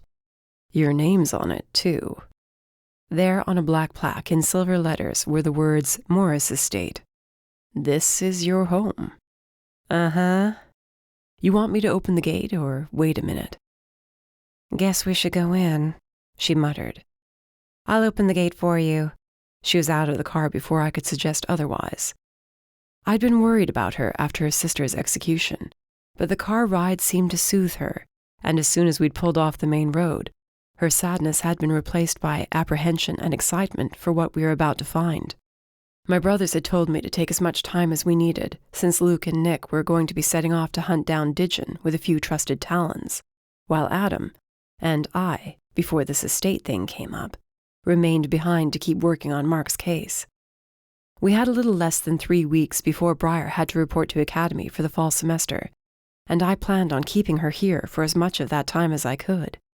Briar approached the gate, but when she went to push it, there was a bright flash of white light. I was out of my seat and rushing to hoist her back to her feet. The gate groaned as it swung inward. "You all right?" "Yeah, I think so," she mumbled. "Magical lock. Packs a bit of a punch." She shook out her hand, then took a few steps through the open gate. "How much land did the papers say I had now?" 100 acres, give or take a few. I admired the view. "Ready to keep going?" She nodded, and we hurried back to the SUV so we could drive past the wall and up to the main house. Several buildings of various sizes and styles were scattered around the property. "Your dad never mentioned any of this to you, ever?" I asked as we finally reached the front of the stone house and parked. "Never said a word," she replied after we were out and standing at the edge of the porch. The house was 2 stories, for the most part, with several towers sticking up at each end, and what looked like a widow's walk of some kind stretching between them. It was made of stone and dark wooden timbers, giving it a rustic medieval feeling. The front garden beds, that looked like they might have once held roses, were overgrown and needed to be weeded or redone completely. On the porch was what had once been white wicker furniture, but had yellowed now and was covered with spiderwebs and debris from being left outside for so long. Briar took her time walking to the wooden double doors, accented by wrought iron detailing. "Do you have a key?" I asked. "Nope, magical lock just like the gate. Maybe this one won't knock me on my ass." Her hand shook as she reached out. I placed mine on her shoulder to steady her. This time when she opened the door, I felt the rush of power at the same time she did, a jolt of warmth that rushed over us both, but she managed to stay on her feet. The door opened silently, and we looked into the dim foyer. The day was overcast, so there was no sunshine to flood through the windows covering the front of the house. "I guess we go in." "Might be a good idea," I agreed. She stood at the threshold, nodding to herself, then finally walked inside. I followed her, looking around for a light switch. I found several by the front door, and one by one flipped them all on. The place hadn't been lived in for quite some time. That much was clear from the dust and cobwebs hanging from the ceiling. But beneath the dirt and grime, it wasn't hard to tell Derek Morris had once lived here, or that Briar would fit right in. The decorations were all rustic and homey, not like my parents' house that was more Mom's taste of the finer things, furniture she didn't let certain people use. No, everything I laid eyes on as we moved deeper into the house had that happy, lived-in feeling. Once upon a time, this had been a home. Briar reached for my hand, and as soon as she had it, we moved into the house, taking a self-guided tour of the main sitting area, with a massive see-through fireplace in the center. The kitchen was insanely large, with all dark wood cabinets and hardwood floors. The far wall was covered in photographs of a woman who looked like Briar. She gently brushed away the dust and smiled. "That's my mom," she told me. "God, I wish I could have known her." "Maybe being here you'll get to, in a way." "Yeah, guess I will." She kissed her fingers, then pressed them to the photo of her mother. "Come on, we have a whole house to explore." With an excited laugh I hadn't heard in far too long, she took off through the kitchen and down another hall. I scanned the pictures first, my eyes landing on one of Derek and her mother. They were smiling as they held each other close under a willow tree. The look in their eyes was of sheer happiness, like nothing in the world could go wrong. "I'll watch over her," I assured them. "Promise." "Zach!" Briar called out. "Dad had a freaking armory." "Course he did," I mumbled, and went to catch up to her. The overcast day wound up bringing late afternoon storms that knocked out the power at the house. Briar had lit a fire in the massive fireplace, as well as every candle we could find in the house, and we'd managed to drag out every single box from Morris's study to pour over. For the last few hours, that was all we'd been doing, mostly out of curiosity. That and to figure out what he'd been up to all these years. I stretched my arms over my head, rubbing my eyes when I realized we hadn't eaten all day. I was going to ask if she wanted me to drive to the nearest small town and find something when the doorbell rang, a deep clanging sound that echoed off the stone walls as we both jumped to our feet. "Were you expecting anyone?" I asked her. "Nope. You?" "Adam said he'd call first, before swinging by, but I thought he'd wait a few days." She shrugged, and I followed her to the front door. Lightning flashed, then thunder shook the house. Briar jumped at the sound, and I smiled. She smacked my arm, but was grinning too, until she reached the door. I was more than ready to face whatever might have been on the other side, ready to attack us. But when she opened it, and a short, plump woman bustled into the foyer past Briar and me, shaking out an umbrella, all I could do was stare. "'Bout bloody time," the woman commented with a sharp accent and a bit of a laugh. "Thought you were going to leave me standing out in the storm. Nasty weather it is. Shame too, your first day here. I hoped you would get to see the grounds." Briar blinked a few times at the woman's rambling and the hand she held out. Hi?" "Hello, my dear," the woman replied with a bright smile. "Briar Morris. A pleasure to meet you, and I can't tell you how happy I was to get the call that another Morris would be taking up residence here again. Splendid, just splendid. Lord knows this place could use some care. What after your poor mother died and then your father gave up on the place. Shame, really. But no worries. We'll have it fixed up in a jiffy." Her bright green eyes flickered to me, and she placed a hand to her chest as she winked. "Well, now, she said there was a strapping lad with you, but she did not say that he was this handsome. How do you do?" she said as she held out her hand for me to take. "You must be the fiancé." "Yeah," I said, taking her soft hand in mine. "I'm sorry, who are you exactly?" Briar asked as another rumble of thunder made her jump and curse. She shut the door as the wind picked up, blowing rain into the house.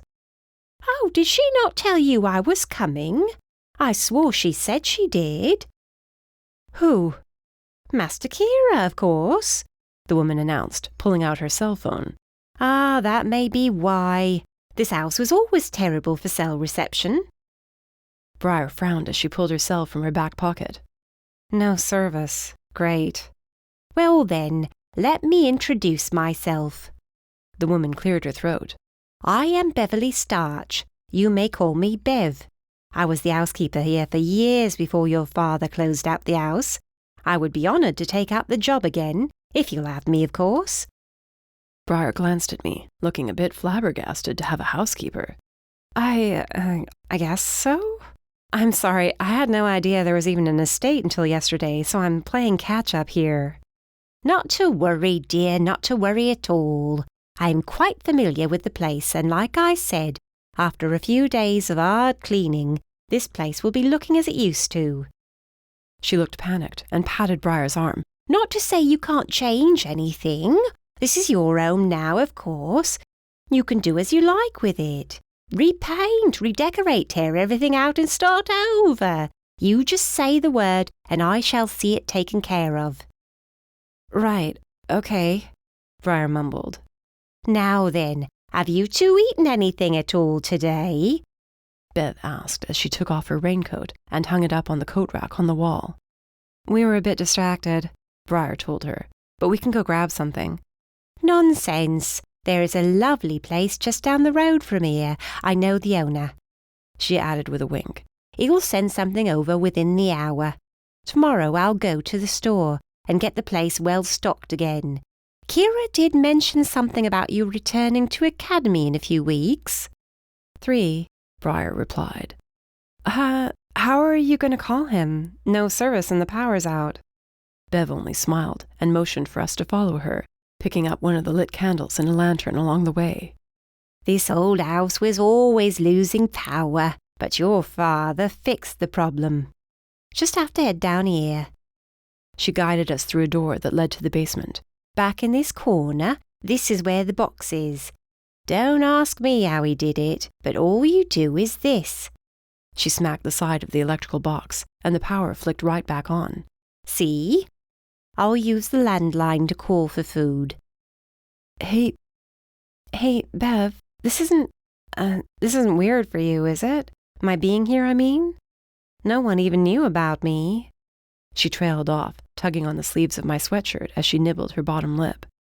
Bev took on the appearance of a sweet grandmotherly figure, pulling Briar into a tight embrace without any hesitation. You, my dear girl, are home.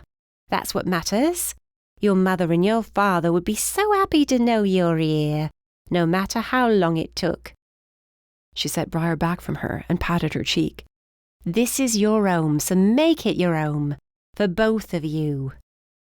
Now, I'll be upstairs ordering food, and then I'll be working on getting the bedrooms and bathrooms cleaned out, so you two have a place to sleep tonight that isn't covered in dust. Where do you stay?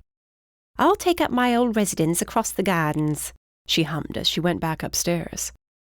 Well, this was not what I expected to happen today, at all. She seems nice, I said. Yeah, she does. And at least I know this place will be looked after when I go back to Academy. You think I should change it up a bit? Redo it? For us? I lifted her left hand and kissed her knuckles, admiring the ring on her finger. That is entirely up to you. We don't even have to live here if you don't want to. Hell, you could burn the place to the ground if you want, and we'll start over. This is your family's home, Briar, and I'll go along with whatever you decide. You know, you're pretty perfect. She snaked an arm around my neck and stood on her toes to kiss me. You're not so bad yourself, I replied against her lips. Our stomachs growled loudly. She sighed and glanced upstairs. I still can't believe this whole house is ours, she said, as we climbed the steps back to the kitchen. And the grounds. It's going to take us weeks just to see everything. Then it's a good thing I don't plan on going anywhere for a few weeks. No? She practically bounced with excitement. Nope. I'm taking every day until you go back to Academy and spending it with you. I promised, crossing my fingers behind my back that nothing would call me away.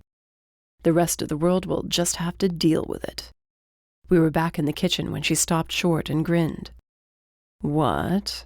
I asked slowly, not sure I liked the strange look of glee on her face. Briar, what are you thinking about? Just realizing that everyone who thought I wasn't good enough for you can shove it. You were always more than good enough for me. I'm the one who doesn't deserve you. I leaned in and kissed her. Sounds like food is on the way. Bev was talking to someone on the phone about making sure there was food for dinner, late-night snacks, and what sounded like food for tomorrow morning, too. She returned to the kitchen as she hung up the phone and clapped her hands. Now that that's settled, I'm going to start cleaning out the upstairs. Mind if I help? Briar asked. Haven't really gone up there yet. Bev smiled. You can do whatever you like, my dear. Come along then. Let's start getting this place ready for the new mistress of the house. You gonna come? Briar asked me. No, I think it's something you might want to do without me. I'm going to go back to your dad's study, if that's all right. She kissed my cheek, and Bev called over her shoulder to listen for the doorbell. Not like I could miss it. The damn thing was so loud. I returned to the sitting area, listening to Bev's and Briar's voices disappear up to the second level of the house. From what we'd been able to tell, there were at least 6 bedrooms up there, including the master, and a stairway that led to the widow's walk. We'd been about to explore the 2 towers, but the storm had rolled in before we could. Off the main sitting area was the wooden staircase, and past that, 2 wings that stretched out into another sitting area, parlor, a conservatory, and what had to have been a ballroom at some point in time. The other wing had Morris's study, the armory that Briar had found, and a room I didn't have a name for yet. It was filled with artifacts and paintings, pictures, and heirlooms I assumed came from the family over the years. It would certainly take more than 3 weeks to go through everything, but it'd be a start. Back in Morris's study, I walked aimlessly around the place, wondering what he'd say if he knew his daughter was finally back where she belonged. I worried a bit that though he might have approved of me as her boyfriend, he might think differently now that we were getting married. A picture fell over on the desk, and I startled, rolling my eyes at how jumpy we both were after all the shit we'd gone through. Just a draft, I told myself, but felt no air moving in the room. I moved to stand the photograph back up, but paused when I saw who it was of. Dad? Whoever took the photograph caught my dad and Derek Morris mid-laugh. They were clinging to each other, as if whatever they laughed at was too funny for them to stay upright on their own. I set the picture down on the desk and scoured for anything else I missed on our first trip in here. Our fathers had known each other better than I thought. I'd take that picture as a sign Morris approved of me after all. The storm finally moved on as midnight neared. Bev had excused herself a couple of hours before to see how dusty her old rooms were and to get herself settled in for the night. Briar had gone upstairs about an hour ago to take a bath and relax. I told her I'd be up shortly, and as my eyes struggled to stay open any longer, cringing at all the multitude of boxes and files to go through, I decided they could wait until tomorrow and headed upstairs too. Briar called down, saying the master bedroom was mostly clean and was as big as her old apartment. I walked in and stepped to the bathroom door, peeked in to find her wrapped in a towel, wringing out her hair and braiding it. Her hands stilled before she finished, and she held out her arms in front of her. I knew what she was looking at, and my heart clenched as I shifted enough to see the reflection of her arms, the puckered scars. What I didn't expect to see were the tears shimmering in her eyes. I walked in, gently running my hands down her arms as I kissed her shoulder. "You okay?" I asked softly. "It's been a busy day," she replied, and her voice cracked. "I was just thinking about the house and what Dad left behind. Part of me wishes Bethany, that we'd been able to save her, and that there was a moment when I almost wasn't here." "But you are, and you do belong here." I turned her around to face me, kissing each scar. "I don't want you feeling guilty over your sister. You tried to save her, but she was killed a long time ago. There was nothing you could have done for her." "Doesn't make it any less hard." "No, but I'm here for you, and we'll get through it." She buried her face in my chest, and I breathed in the sweet lilac of whatever shampoo she used. "I'll never try to leave you again, no matter what the reason."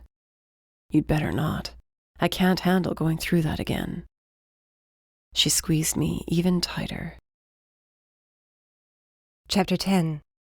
Briar. For a week we dug into the house that was now mine, and Zach's. Our home. Each room was emptied completely, and with Bev's help, we came up with a game plan for giving the house a facelift and deciding what to do with all that was left behind. Most of it was set up to be donated, and we temporarily started storing it in one of the many buildings on the land. I learned I had 2 greenhouses plus the conservatory, 2 barns, a stable that once upon a time had horses in it, quarters for Bev and any other house staff we ended up hiring, if any, a storage shed that was more like another small barn, a workshop, a forge, and a very run-down silo that had a tree growing out the top. It was pretty neat to look at, and Zach and I decided we'd keep it as it is, not wanting to disrupt what nature had already reclaimed. The estate was beyond massive. Some days I woke up convinced someone was going to show up and kick me out. Every day I started to feel more at home. We cleaned and rearranged. I worried that first day about how we would pay for everything, when Zach told me to take a second look at the papers Kira had given me. What does that number say?" I sputtered. Sure, I was seeing things. "That says you're going to be set for a very long time, as long as you're not stupid." Zach informed me shortly, "Which we both know you're not." "Yeah, most of the time at least," I'd muttered, and heard him agree before he quickly got out of hitting range, but not fire range. I smirked when he started cursing and stomping to put out the fires I'd started at his feet. "Why is it always the damned feet with you? he yelled back, but all I did was laugh.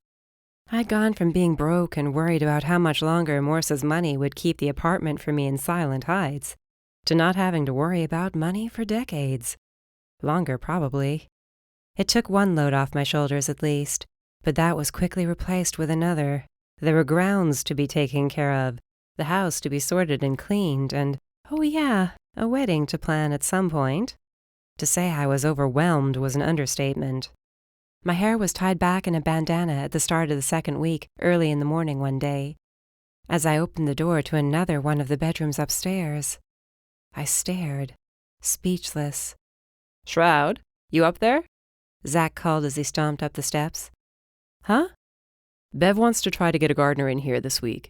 Well, a team of them, actually. What's wrong?" Nothing's wrong," I said quickly, and reached in to grab the door and yank it closed. "Right. What's in that room?" I pressed my hand against the door. A room that needs to be sealed off or burned. Bethany's? Yeah, that'd be it, I muttered.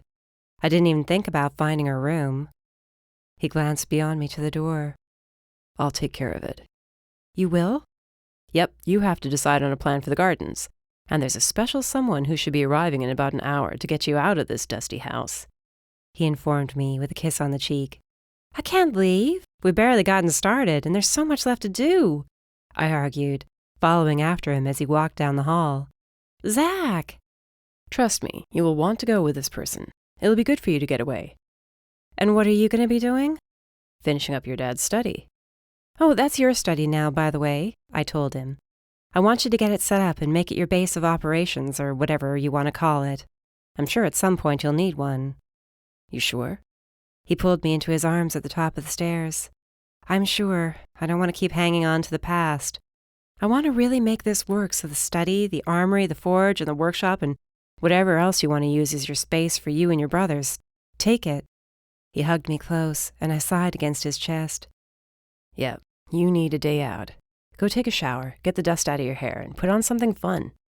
What's wrong with what I have on? I asked, glancing down at my torn jeans and raggedy t-shirt. Bev had seen all of our clothes and other necessary items were brought from Silent Heights and HQ the third day she was at the house. You don't approve of my new fashion statement? "I don't care, but Nyala might." He kissed my cheek and waved over his shoulder as he headed downstairs, and I bounded excitedly back to the bedroom to get myself cleaned up. I'd wanted to hang out with Nyala for months now, but things with Bethany and Adam made it complicated. That, and I was with the council for so long, proving I was not a danger and innocent of all the charges against me. There hadn't been a moment for me to hang out with her. As much as I loved Zach, having some girl time was not a bad idea. I took a quick shower, found one of my nicer tops and jeans, braided my hair back, and grabbed my boots on the way back to the kitchen. I heard Nyala talking with Bev when I reached the main floor, and when she spun around, I hugged her. "This place is incredible," she exclaimed. "But a tour will have to wait. You and I have an appointment to keep." An appointment? For what? I asked curiously. She shrugged innocently, a gleam in her eyes. You've been plotting with Zach, haven't you? I accused. She took my arm and tugged me toward the door. Nyala, where are we going? On an adventure. Don't you trust me? You'll have a great time, and if you don't, then you can be mad at me later. We'll be back really, really late, so I hope you told Zach not to wait up. I looked around for him and saw him coming out of the east wing with a scowl on his face. What's wrong? "I have to head back to HQ for the night," he muttered. "Adam thinks he's caught a break, and he needs my help checking out a warehouse over the next couple of days. Nyala, mind staying over?" "Like you even have to ask," she replied. "I'll take good care of her." How long are you going to be gone? I asked as he pulled me into his arms. We don't have much time left before classes start up. "Should just be a couple of days. It doesn't sound like it's anything dangerous."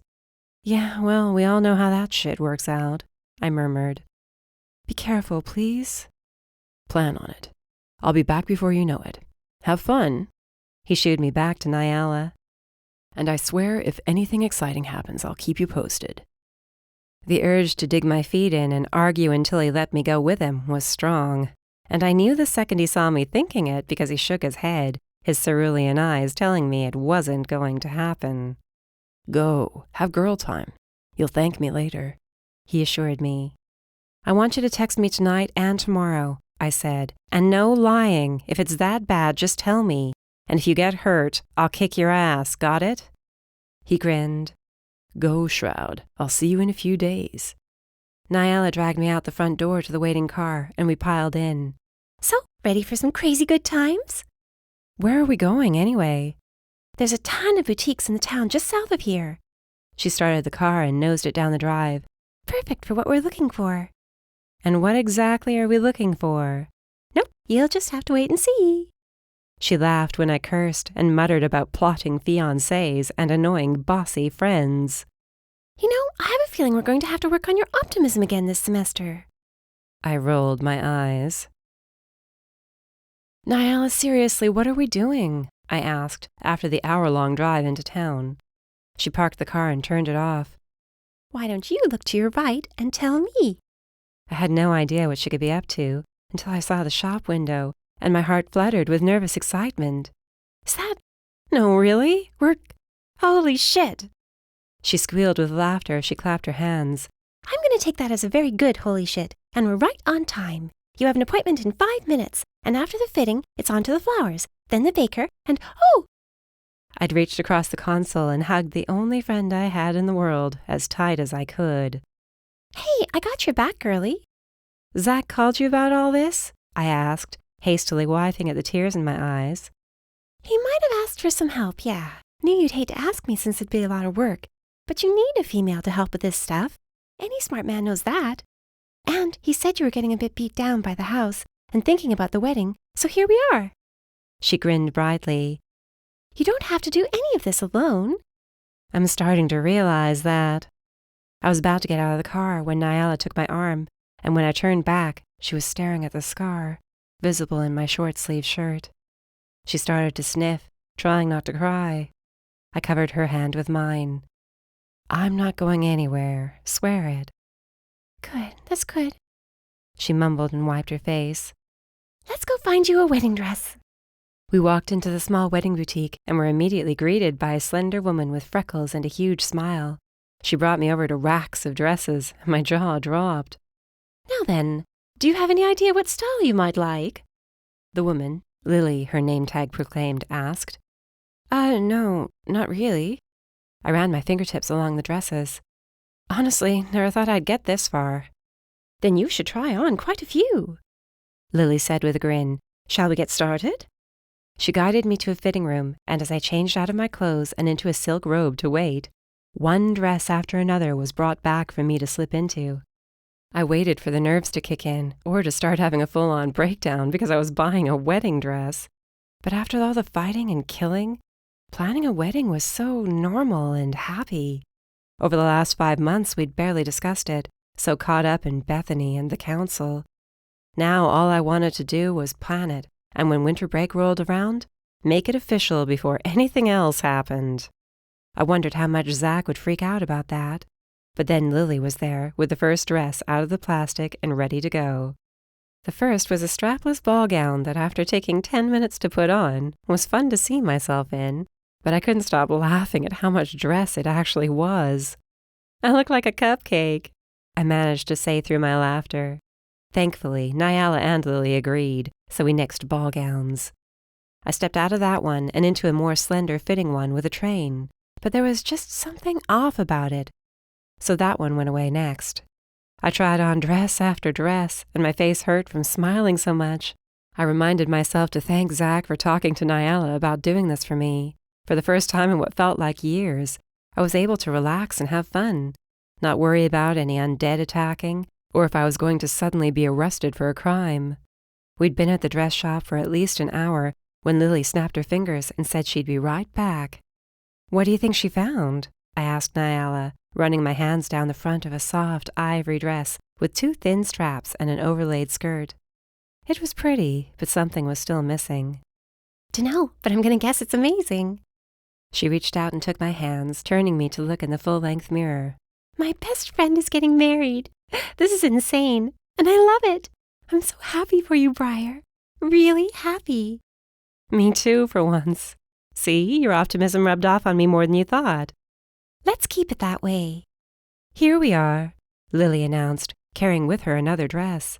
Now this one is going to be a surprise, so back to the fitting room. Nyala, you just wait right here." She pouted, but winked at me and sat down in one of the plush chairs, while Lily and I went back to the dressing room. I stepped out of the dress I was in, and when I turned around, saw the dress Lily brought back. "Oh, wow," I whispered, reaching out to feel the fabric. "That's just wow." "I'm going to take that as a yes. You want to try it on?" "Yes." She helped me step into the vintage lace dress with an open back. The front was intricate detailing of lace and beautiful pearl beading. There was a cinched waist, a bit of a trumpeted skirt at the bottom, with a slightly plunging neckline. It was beyond gorgeous, but Lily wasn't finished yet.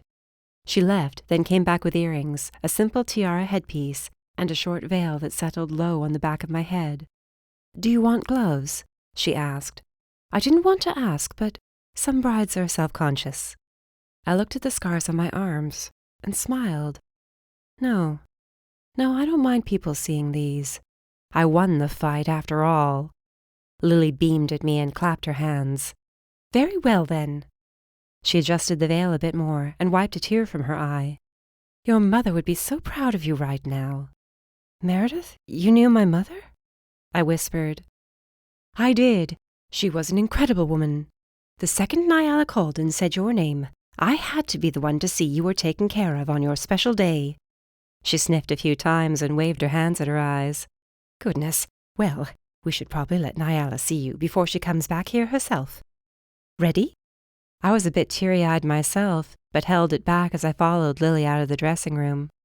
"Damn," Nyala whispered as she slowly rose out of her chair and came to stand beside Lily, while I took in my full-length reflection. You look incredible." This time when the tears started, I didn't try to stop them.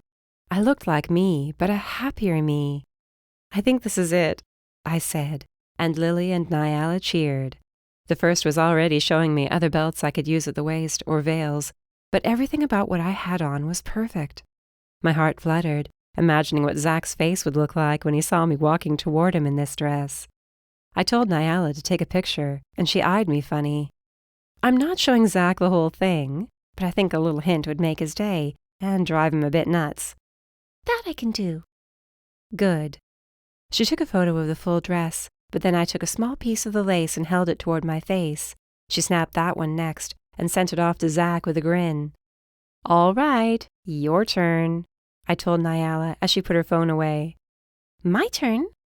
"My maid of honor needs a dress. Come on, might as well, since we'll be busy once classes start." Nyala hugged me so tightly I couldn't breathe, but then I was changing out of my dress so she could try on a dark silver one. She only had to try on 3 styles before we all agreed we found the perfect one for her to wear. As Lily rang us up, Nyala started going on about our next stop to the florist. Lily was offering suggestions and said we would schedule a full fitting whenever I had the time so my dress would fit perfectly. She'd hold on to them at the shop, too, so a snooping Zach wouldn't find the dress at the house. We stepped out of the dress shop, and Nyala wound her arm through mine as we strolled down the street to grab lunch before hitting the florist. Time passed in a lazy fashion, and it was amazing just to spend time with her, being girls and talking about girly things for a change. At the florist, the old man, Harry, knew me the second I walked in the door. "I did the flowers for your parents' wedding." He shook my hand heartily. "Don't worry, I'll take good care of you here." And he did. By the end of the hour-long session, I had my bouquet figured out, as well as Nyala's, and flowers that would decorate whatever tables or arbors, essentially anything I could ask for since I had yet to pick a place for the wedding. They were all lilies and hydrangeas, colors that matched who Zach and I were, bright and fiery, full of love. Nyala took a few more teasing pictures of me holding a bouquet and sent it to Zach. She hadn't heard anything back yet, but I forced myself not to worry. If they were in HQ in one of the conference rooms, his cell would be off. "You up to one more stop today?" Nyala asked after I put down a tentative date for the wedding. I had to talk to Zach about it, but something told me he'd be game for whatever I picked. "Yeah, what's left?" "Cake! Best part, 'cause now we get to eat."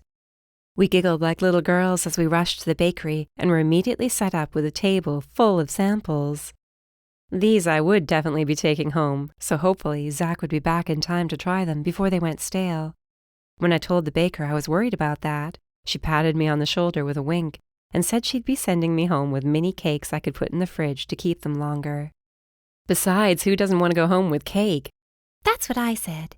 Nyala agreed, as the baker said she'd have them ready for us before we left. So, she said, after taking another bite of chocolate-on-chocolate cake. Any idea where you want the wedding? No idea. I was thinking about the grounds of the estate. It's big enough, but... But what? She urged. Oh, come on. You can't not tell me. What are you thinking? The waterfall, I finally admitted. But it's impossible, right? There's hardly enough space in there. Not like I want a lot of people at the wedding. And it'd be at Academy. That's weird, right? Yeah, too weird. Never mind. It would be a bit odd to get married inside a mountain, she agreed slowly. But then again, it's where you two really got to know each other. And that waterfall, it means a lot to you both. I know it does. Do what you want. You're the bride, remember? I set my fork down at that word. Yeah, guess I am. Still a shock sometimes, you know? Understandable. At least we got a lot done today. It's a good start. It was a damn good start. A lot more than I expected to get done. I was thrilled to be marrying Zach, but a voice in my head kept saying something was going to disrupt the wedding and it would never happen. That might have been what kept me from going and doing this on my own. But now that quiet voice was disappearing, and all that was left were daydreams of what the big day was going to be like, and I couldn't wait. We left the bakery with several boxes of cake and piled back into Nyala's car to head to the house. Bev was at the front door waiting for us to help unload the cakes and asked about our day. Nyala showed her all the pictures she had not sent to Zach, and Bev gushed over them. I found I loved having her around. She was so full of life, and listening to her was comforting. I couldn't believe how much she'd accomplished while we were away, and told me the gardening team would be starting work the following morning to get the grounds back in shape. The day was beyond perfect, and all I needed was a text from Zach letting me know if the situation was serious or if he was simply going to be at HQ for another few days. And that he was okay. I set Nyala up in one of the freshly cleaned-out guest rooms and said goodnight before going to the master bedroom around midnight. I was tired, but a bath sounded perfect, and the tub was like a small swimming pool. I was getting spoiled, and I was going to enjoy it for as long as I could before heading back to Academy and the old shower room. I tossed in some bath gel that made bubbles rise so high they almost overflowed. The water was warm, and I closed my eyes, letting out a deep sigh at all that I'd accomplished today with Nyala's help. It wore me out almost more than fighting did in the past, and before long, my eyes slipped closed. I heard booted steps in the bedroom and jumped a little in the water. Zach? Hey, he said as he came into the bathroom with a grin on his face. Heard you had a great day out. He sidled in closer and sat on the edge of the tub. I did, actually. Calling Nyala was a perfect idea. Wait, you're back already? The hair on the back of my neck stood on end, but it looked like Zach. Those eyes, that smile, it was all Zach. So why did this feel off? Yeah, turns out the threat wasn't about Mark after all. His smile fell away, and his eyes turned bright red as he snarled, "It was about you." He shoved my head under the water as I fought to scream and get out before I drowned. Through the sloshing water, all I saw were those glowing red eyes, and when he let me up for a second, Zach was gone, and the man under the black hood was back. "You think you can kill me that easily, do you?" I screamed, or tried to, but it was cut off when he shoved me back under the water again. I was going to die. I couldn't get free. I gasped as my eyes opened and I grabbed the edge of the tub. Another damned nightmare. "Briar, are you all right in there?" Nyala was calling through the bedroom door. "Briar!" "Yeah," I yelled back, clearing my throat to yell again. "What's up?" "Thought I heard you scream. You sure you're all right?" I stood and grabbed a towel, wanting out of the water that had just helped kill me in my dream. I was shaking, but by the time I reached the bedroom door and opened it, I had a smile on my face and calmed myself down. "Good. Slipped on the bathroom floor is all. Wet, you know." Her crossed arms and raised brows said she didn't believe me, but she shrugged. "All right. You know where I am if you slip again. Night." "Night, Nyala," I called after her and ducked back into my room. Too real. That damn dream had been way too real. I dried off and put on Zach's sweatshirt, then curled into the huge bed, leaving the light on. My cell rested close by, and the second it buzzed, somewhere around midnight, I checked it to find a text from him. "Tell Nyala, teasing is not nice."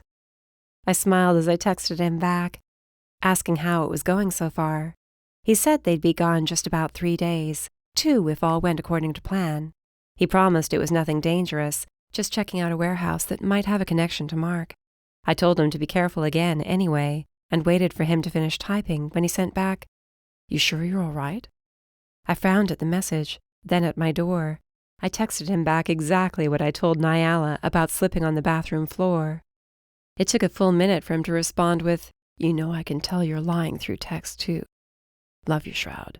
Just do me a favor and don't bottle it all up. Promise?" I grunted in annoyance, but told him it was just a bad dream, nothing like the ones before, and I promised I would talk to Nyala in the morning. We said our goodnights, and I fell back on the pillows. I told him the truth. The nightmare had been nothing like the other ones. This one felt like I was living it. I tugged the blankets up to my chin and looked at the bathroom until I finally fell asleep. Chapter 11. Zach. I glanced at the pictures of Briar again, glad to see her looking so happy as she held up the lace to her face, then the flowers. I was going to be marrying that girl, sooner rather than later. The lace was a hint, and my mind started envisioning what she would look like in a dress I assumed was made of lace. I spent all last night dreaming of when that day would finally roll around. That and wondering what had really made Briar scream. She said a nightmare, but I sensed it was far from normal. Not like the one she had, meant it could be worse. A lot worse. "You ready to head out?" Adam asked, coming up behind me. "Lace, huh?" "Looks like it," I said roughly, shoving my cell away, my face growing hot. "With any luck, it'll be a perfect day for you both, especially if Mark is locked up for good, and there's no one left to threaten either of you." "That'll be the day," I muttered, and followed him out to the courtyard. "How far of a drive is it?" 4 hours. Phillips has another team meeting us there, along with a recon team that's been there for a couple days now."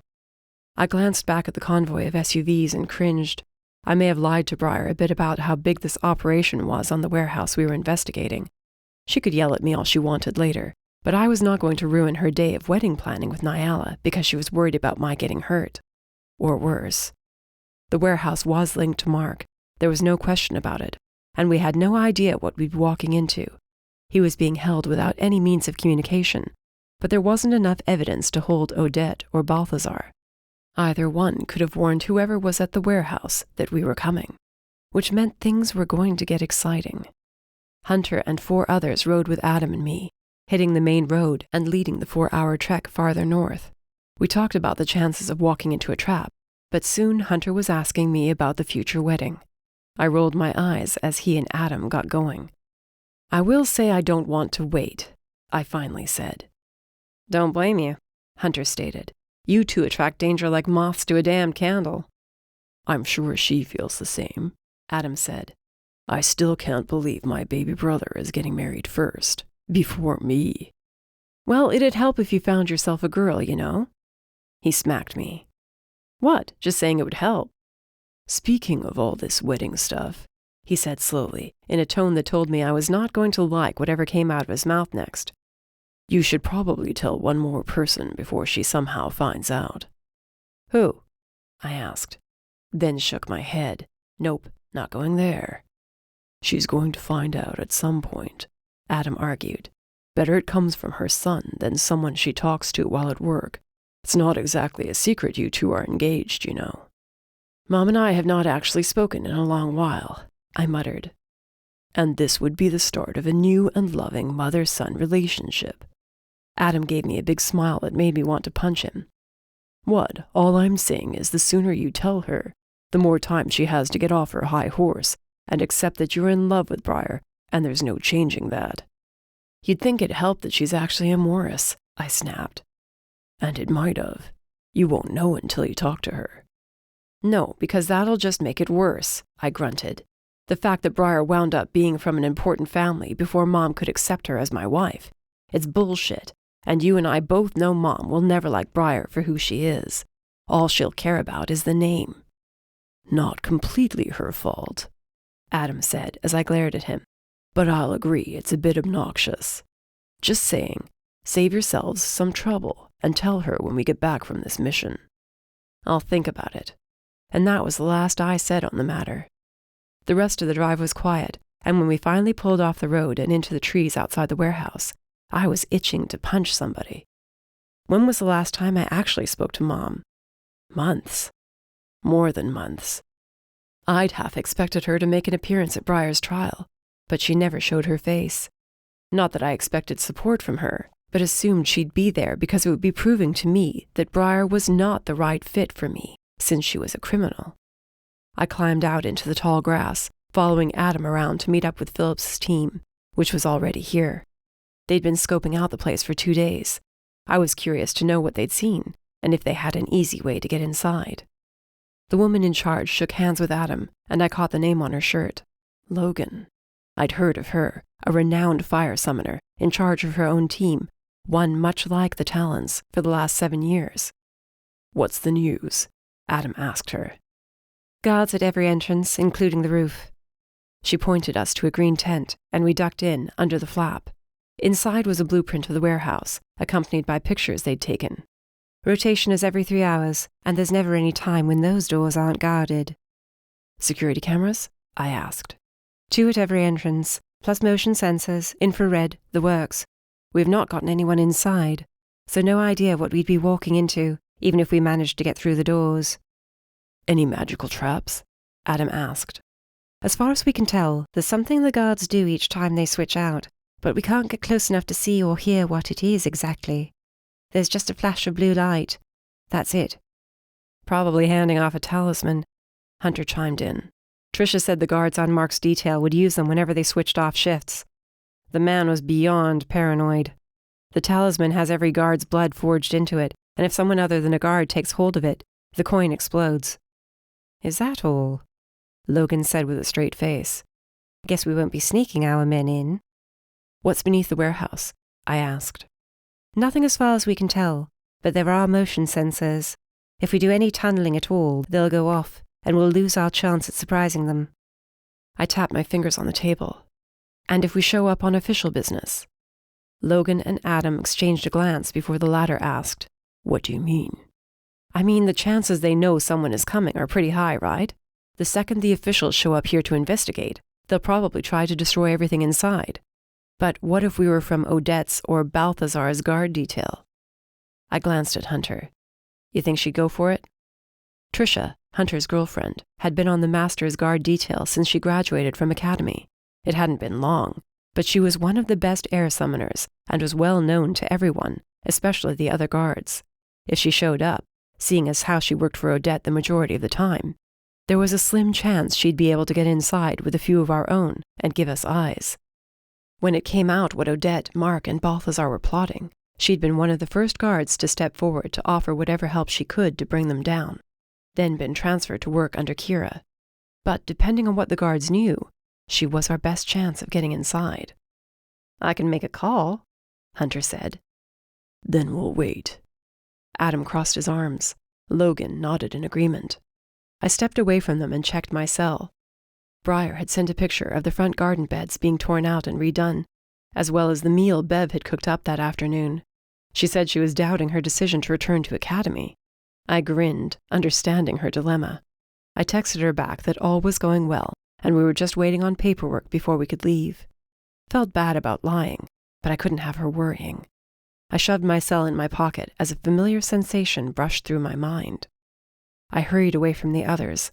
Honestly, I was surprised she'd lasted this long before checking up on me. You are a horrible liar, she whispered in my mind. What's with all the troops? The warehouse seems to be fortified. Just a precaution. Fortified? As in there are guards who are going to try to kill you? Zach, you said this was a simple mission. And you said your nightmare was nothing to worry about, I replied softly. I don't want you worrying about me right now. Take care of the house and let yourself enjoy what free time you have left. Gonna be hard to do that when you're about to walk right into danger. I thought I heard her huff, and I grinned. Tell me the truth. Are you more annoyed that I lied because I'm putting myself in danger, or because you're not here about to kick somebody's ass? It's a hard choice, she finally replied. I stifled a laugh. Guess I have to get used to this, huh? She said in my head. Something like that. Fine, I'll leave you alone. But you better be careful, Zachary Pierce. I plan on walking down an aisle in December, and you better be at the end of it. December, huh? I wondered exactly what our wedding would look like. I had no idea if we could pull it off, but there was only one place I wanted it to happen. My thoughts exactly, she agreed quietly, and a warmth spread through me. December, at the waterfall. Agreed. Think Hook will go for it? We saved his ass, remember? Think he owes us. See you in a few days, Zach. Love you. Love you more, Shroud, I thought, then felt her slip away from my mind. December. I just had to get through to December. Now that we had a tentative date, Adam was probably right. I'd have to call Mom as soon as I got back and let her know what was going on, lay down some ground rules of how she would behave, or she wouldn't be allowed to attend. It was not a conversation I was looking forward to, but I was not going to let Briar and Stephanie Pierce in a room alone together until I talked to her first. You just had to volunteer us, Hunter grumbled beside me. Trisha shot him a glare over her shoulder. You're supposed to be quiet. Hard to be when we're walking into a potential death trap. So you'd rather your girlfriend go in alone? She shot back. My girlfriend can take care of herself and kick everyone's ass with one hand tied behind her back, he replied. I caught Trisha's beaming smile before she turned serious. You'll be fine. I won't let anyone hurt you, she promised him, and Hunter pursed his lips. You started it, man. I pulled my hat down lower over my eyes. Trisha had brought extra guard clothes with her, so we blended in with everyone else, letting her take point while she led our small trio inside. Her face was the only one anybody would recognize. Logan and Adam argued about sending in more people, but Trisha said more bodies would make it harder for her to convince the guards at the door that she was sent by Odette. Quite a few knew she requested to transfer under Kira, and we were already taking a chance that the guards here might be aware. The second she showed her face, either our plan would be blown, or we'd get inside. And it seemed to be a toss-up. We approached the front doors, and the two guards flew into an attention stance. I held my breath, readying myself for an attack. Trisha held out her ID. Odette sent me to check on the facility. The guard on the right took the ID. We got word she would be sending someone. Inwardly, I sent out a breath of relief. The guard handed it back without question. The other teams are already here. Other teams? Trisha asked stiffly. Yeah, Balthazar and Mark sent their people too. You're the last to arrive. Surprised there's only 3 of you. She didn't see a need to send more, Trisha said without missing a beat. Can't say I blame her. Come on in. I'll take you to the others. I exchanged a quick look with Hunter, but his gaze was directed at the floor, probably for the best. I waited for them to check us or pat us down, but neither happened. I turned my head slightly to the right as we entered the door, keeping my face away from the guard's view. He was too busy watching the main road to pay much attention to me and Hunter anyway. Once through the main door, I took a look around and had to dig my fingers into the palm of my hand to stop myself from making any reaction whatsoever to what I saw. Hunter muttered under his breath, but fell quiet, and Trisha looked over her shoulder at us both. Adam, do you copy? I breathed, waiting to see if my brother would be able to pick up my quiet murmurings as the guard led us deeper into what I could only describe as a nightmare. Adam. Copy, Adam replied, but there was static on the line. Camera feed is just coming up now. All 3 of us wore tiny button cams, so the others outside the warehouse would be able to see what happened. Shit, Adam whispered. Are those cages full? So far, I uttered quietly. Stand by. The warehouse was lined with cages, forming 4 aisles through the center of the building. Above us were catwalks that led to walled-off areas we couldn't see, but there were guards everywhere, all from the master's details. The people within cages peered out. Their eyes were glazed over, and none of them even noticed as we walked by, as if they were used to these happenings. or they just didn't care anymore. The guard kept walking until we found ourselves at the other end of the warehouse. He motioned to the door and told us the rest of the guards waited inside. Tricia thanked him and did not hesitate for a second before she walked in, and we followed. "About damn time," a familiar voice said. "I nearly broke character right there. Those sneaky bastards." I looked across the room at the guard who'd spoken. He had a heavy scruff on his cheek, and his hat was low over his face. He'd lowered his voice to a growl, but I'd know my brother anywhere. He nudged the guard beside him, and my other brothers sniggered. Nick and Luke. "Leave it to Odette's team to be freaking late. Can we get started now, or what?" Nick growled. "What the hell are they doing there?" Adam snapped loudly in my ear. I had to cover up my flinch with a round of coughing. When I was done, Adam continued. "Sorry, just figure out what the hell they're up to." I planned on it, but it wasn't like I could just go over there and ask them. Another man clapped his hands. "Our orders are simple. This warehouse needs to be emptied within 4 hours, and all are to be taken to a new location before it's raided by those generals coming after Mark, Odette, and Balthazar. Bastards. So far, they only have proof of one master being involved. Our orders are to make sure the other two don't have any connections to this place. Trucks are out back. Get the prisoners loaded up, you three." He pointed to Tricia, Hunter, and me. "Since you three were late, you get the boring job of packing up the paperwork. Do not leave a scrap behind. Nothing. Clear?" "Yes, sir," Tricia said sharply. "Good. Get to work, people. Time is short." I made eye contact with Luke and held up 3 fingers subtly. I scratched my nose, tapped my ear, and exited the room with Tricia and Hunter. We reached the staircase and hurried to the office. "What idiot thought it was a good idea to keep paperwork?" Tricia snapped as soon as the door was closed and we were alone. "And were those your brothers?" "Yeah, they were," I muttered, waiting to see if Luke or Nick could get on the same frequency. "Zachary, I'm going to assume Adam's here too?" Luke's growling voice came through my earpiece about a minute later. "Damned right I am. What game are you two playing at?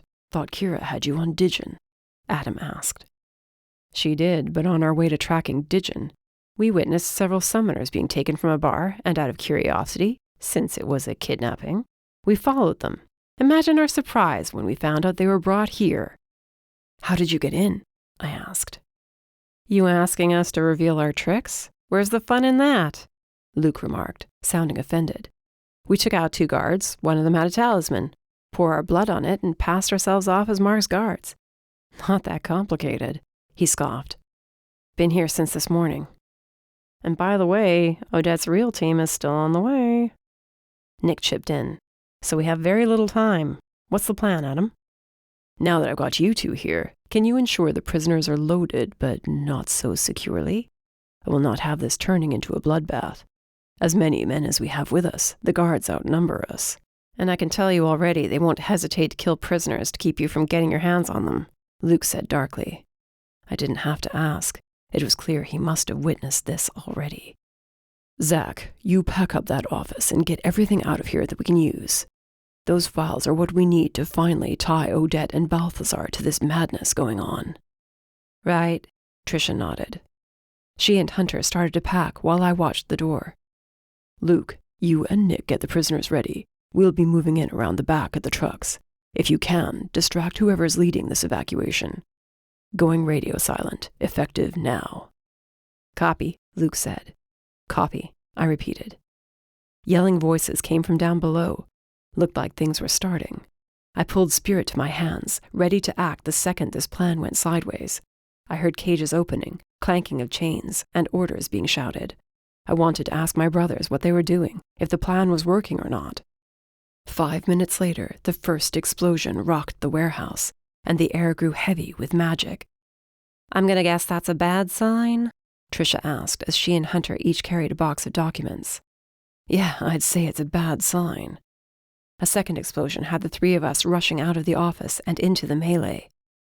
I ditched my hat and had spirit swirling around my hands as I charged down the stairs, coming face to face with 2 of the other guards.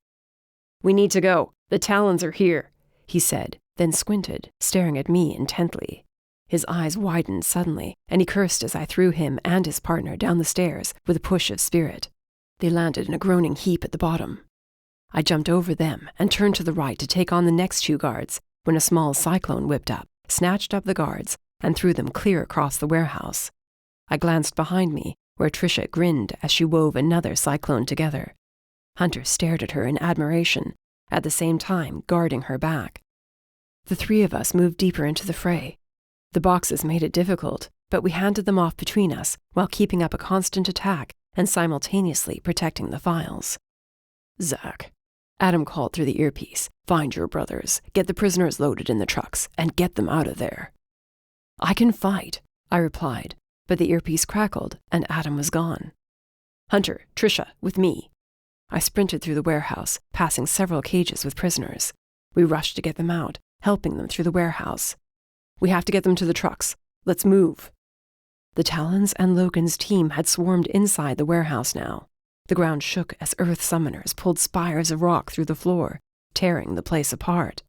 Waves of ice washed over the now empty cages, but I couldn't tell if it came from one of ours or one of theirs. We pushed through, our focus on getting the victims outside. Once through the doors, I spotted Nick at the back of the trucks, waiting for us to get a move on.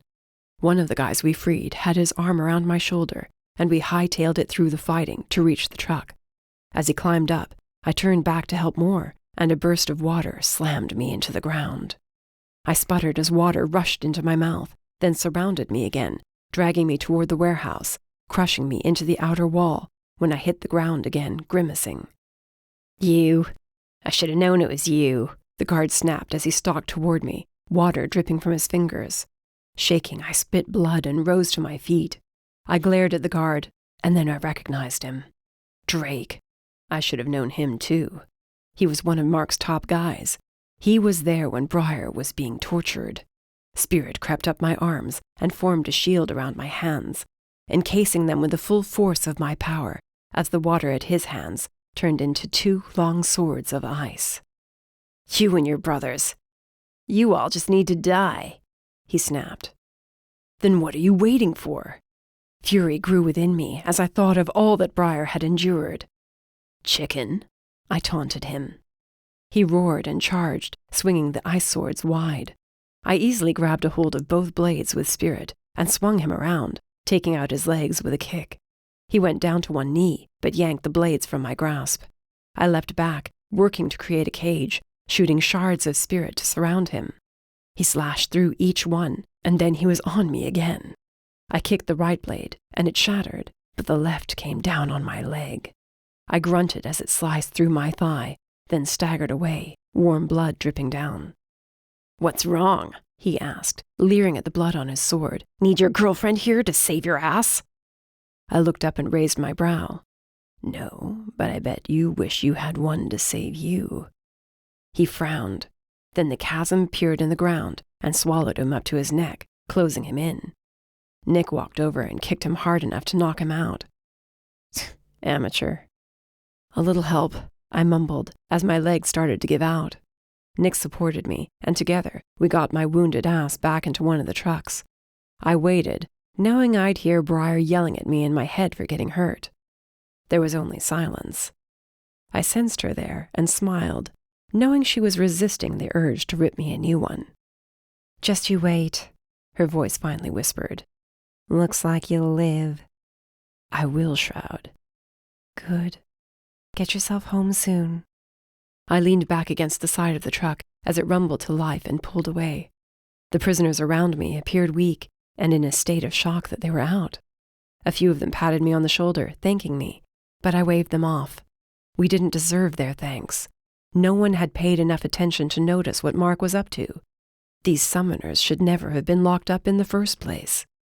As we drove away, the warehouse crumbled and fell in on itself. No one would ever be kept in a cage there again. With my legs stitched up, I gingerly scooted off the bed and glanced around at the other patients. Most of those we rescued from the warehouse were simply dehydrated and exhausted. Only a few had injuries that needed to be seen to. "How many?" I asked Adam when I reached him, where he watched with a pinched face from the doorway. 54, he muttered.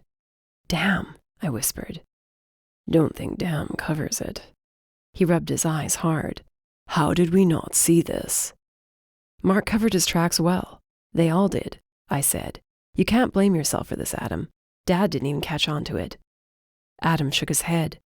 No, because he was too busy dealing with another issue that went unnoticed. When did we become so corrupt? I don't know, but it's not too late to make things right. We have our proof. We can put a stop to all this now. 54 witnesses would be more than enough to present to the council as evidence of what the masters had been up to, including the files we salvaged.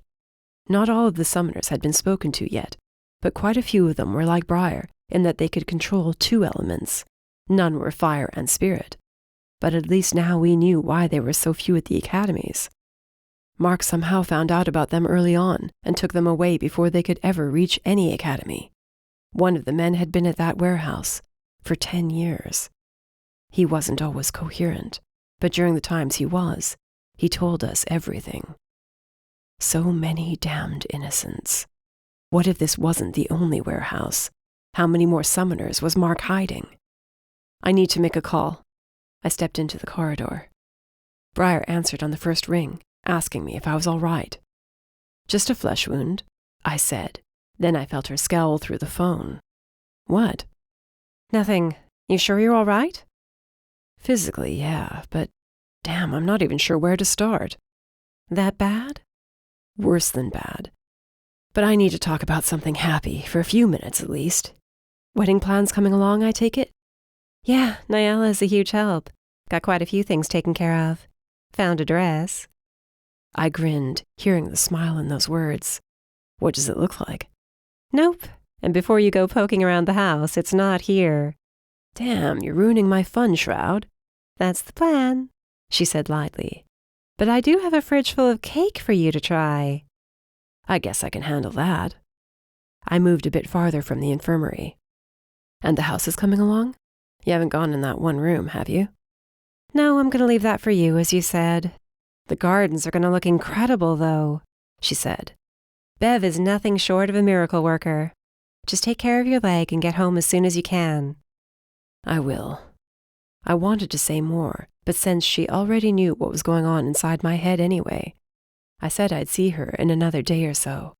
I hung up when I noticed Luke and Nick coming toward me. Where are you two off to? Back to picking up our trail on Ditchin. You guys are crazy, I hope you know that. Nick shrugged. What we're good at. Tell Briar we said hi. Zach? Kira intercepted me. Do you have a minute? She pulled me to the side and clasped her hands before her. Has Briar spoken to you recently? I just got off the phone with her. About what exactly? About a position she has been offered. I understand her hesitation to speak to you about it, but with this new proof against the other masters, I'm afraid she may not have as long as I hope to make up her mind. Position? What are you talking about? It is, in my opinion, and that of several council members and generals, that with Theon's spirit position open, Briar would be a good candidate to take over.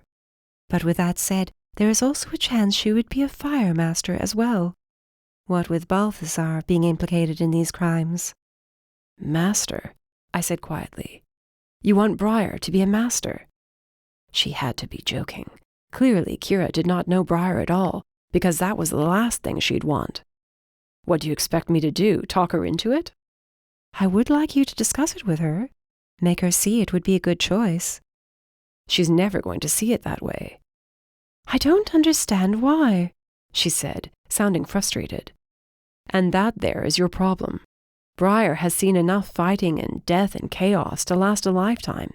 If you want me to talk to her, I will. But I'm not going to try to convince her to take a position she would loathe. If you'll excuse me, Master Kira, I have work to take care of before I return home. I turned on my heel and walked away, wondering if Adam did need me for much more, or if I could head out. A master. Yeah, that was never going to happen. I placed aside my worries about whatever Kira might be trying to do, and set my mind to helping the recent victims brought in and building a case against the fallen masters. Anything else would just have to wait. Chapter 12. Briar. Shit! I shot up in my bed, my fire in my hand, ready to attack. But I was alone, and the darkness outside the window told me it was the middle of the night. There was no red-eyed, evil version of Zack trying to strangle me in my sleep. Xylon was not hiding behind the curtains, about to kill me. And not for the first time. I realized how lucky I was Zack could not get inside my head any time he wanted to. It wasn't a pretty sight the past couple of nights, pretty much since he'd been gone. I punched my pillow a few times and flopped back down, shutting my eyes and yelling at myself to go back to sleep. The last few days had been awesome, but for some reason, at night all those feelings fell away, and I was left in a nightmare I didn't wake up from until I was killed. Zack was supposed to be home today, well, yesterday now, but his text said he was needed to help process people they saved from the warehouse. As much as I wanted him back, he could help there, so I told him to stay as long as they needed him to. His wound was healing, but the last time I talked to him, he sounded off. Like there was something he wanted to ask me but was worried he'd piss me off, or worse, that he was upset about something I did. I fell asleep eventually and woke up when sunlight touched my face. By the time I got my butt downstairs to the kitchen, Nyala and Bev were already there, laughing about something or other. "Ah, there she is," Bev said brightly and handed me a cup of coffee. "Ready to hit the rest of the upstairs rooms today?" "Yeah, guess so. Want to get them finished so you don't have too much of a mess to deal with on your own." I sipped my coffee and sighed. "How do you do this every morning, Bev? Seriously, this is insanely good." "Just coffee?"